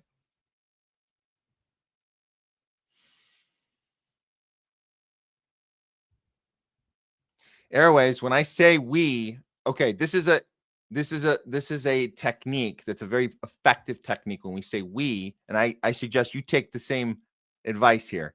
Is there a mouse? No, there's no mouse in my pocket. We is what we've created here. It's a team effort. Who's taking a break? When I say we, it's me saying it, but it's we together. Because if I don't go live, you're not watching. You're doing something else. So we're all affected. And all of our co-hosts and guests, it's one big fat we. And Leslie coming on. And sometimes we have Jamie in the back. And Craig Pasta, he's been on a little leave. But it's all one big we. So that's why we use that verbiage. It's effective verbiage. It makes us understand that we are a team, and it's not just, Matt, me talking to you. Hey, I decided to do this, or I'm going to do that. No, we're going to a break. We're coming right back. We're going to a 2-minute ad, coming right back. Going to on a 2-week hiatus. We're coming right back. I don't know what it is yet. I'm just making. I don't know. We'll figure it out. I'll announce to you tomorrow. How about that? We'll do a little top censor news tomorrow. Before that, I actually might go on with Fiorella. I think they might be doing something over on Truthwire. I might pop in there beforehand. Then we'll do top censored news. Same time. We'll start at the noon spot, the noon Pacific time, and it'll be a short one, but we'll do it anyways, and then we'll figure out what we're doing from there. But we all are reflecting on this last 24 hours, particularly, and the last 24 years. 24 years. Wow. Since we woke up that day on that Tuesday morning in September. And now 24 hours since this new occurrence has shaken us all up. And we have to sit with it. And we have to remember what Mickey Willis says, which is learn how to respond, not to react. It's great advice. Great advice. And keep asking questions, right? Keep doing these things. Keep being curious. Keep applying principle even when it's inconvenient to do so. Keep doing those things. It's very important. We need to now more than ever. And I know we've been speaking about how we feel about Charlie Kirk or not, or how the left's responding to the right, the establishment, the captured, the non-captured, the principle-driven, then we can continue that conversation. But I do think it was important to take time with each element that we could today. Again, that's why we took our time with it today. And I suggest you guys go back and watch the full report we did on Charlie Kirk. I'll upload it. It'll be a long one. We'll upload it after this at some point in the next few days. But yeah, let's end on that note. End on that note. Keep asking questions. Keep applying principle. Keep having that conviction when you go out in the world, and use the tools you learn throughout the day. Use those tools, the tools you didn't have yesterday or last year, or when you were shell-shocked when you were uninvited to Thanksgiving and you didn't know how to respond back then. Now you might know. You might have tools now. You might have tools to know how to respond. If you're confronted by a Zionist in the street and they put their cell phone up to you, that's your moment. By the way, that's your moment. You never know when it could happen. Or when you're like our homeless lefty Wishigo, Sam, when you're in the street, when you're in that moment and the cops come up and they say, we're giving you a terrorism charge. And you stand proud and you let them put the cuffs on and you let them take you and you yell at the top of your lungs, free Palestine. That's your moment. So be ready for your moment, and you won't just have one. You're going to have multiple moments.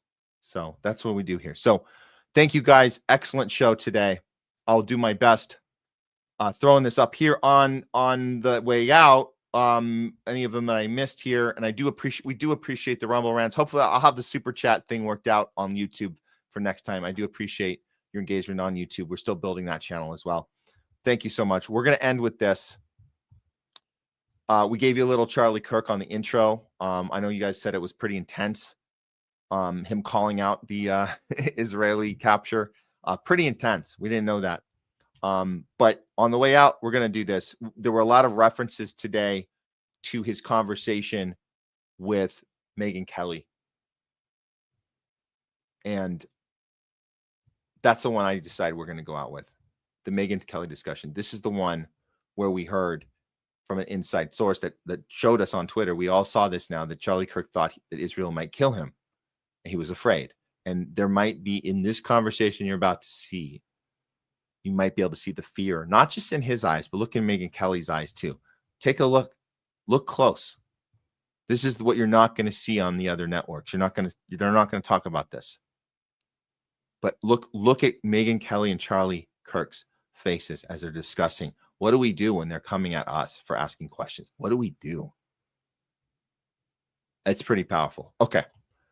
Have a great I guess night, because I'll see you guys tomorrow. Top Censored News of the Week live coming to you tomorrow. Don't forget to check out if Truthwire goes live with Fiorella, myself, we'll be doing that. That's a tentative, but either way, we'll see you back here, guys. Noon Pacific, 3 Eastern. We'll see you guys next time. And thank you to Jay Scott and to Don DeBAR for coming in, having the conversations with us today, and to our mods. We love you guys. And Leslie, get better. Thanks for helping us out on the chat, and others. You guys know who you are. Have been helping us on the chat. Really appreciate it. And thank you guys for the Rumble rants as well. Really appreciate it. Okay, that's it. Power to the people, and free Palestine. See you next time. Goes to the point where, if, for example, if I have less ability sometimes online to criticize the Israeli government without backlash than actual Israelis do. It's been so unfair. You, they were coming after you after Turning Point for, among other things, that you had Dave Smith there. Dave Smith is allowed to criticize Israel. You had both sides. The Israeli side was overrepresented. Though. No, you're not allowed to. It's even worse than that. Like, I host a person that I moderate the debate of, mind you, right? And I give equal time to Josh Hammer, equal time to a pro-Israel advocate. And my moral character is being put into question. And so I think it's a hyper paranoid, like, we're just going to try to, we're going to just stamp out everything type of practice. It's there's some rule you can't go there when it comes to Israel. Well, you and I believe that we're Americans and Americans first, period. End of story. We are citizens of this nation, okay? That's right. Israel, we have funded, we have supported. Not like we're going to, but we're like, honestly, the way you are treating me is so repulsive. I have text messages, Megyn, calling me an anti-Semite. But my moral character is now being put into question, Megyn. Not my decisions. Not like, hey, are you doing this? Is it smart or is it dumb? But no, I am a bad person if I do this. And I could go, I mean, you saw it, Megyn. It was trending on Twitter, thousands of tweets and text messages. It's offensive to those of us who have been out there defending them in many instances against critics on our own side.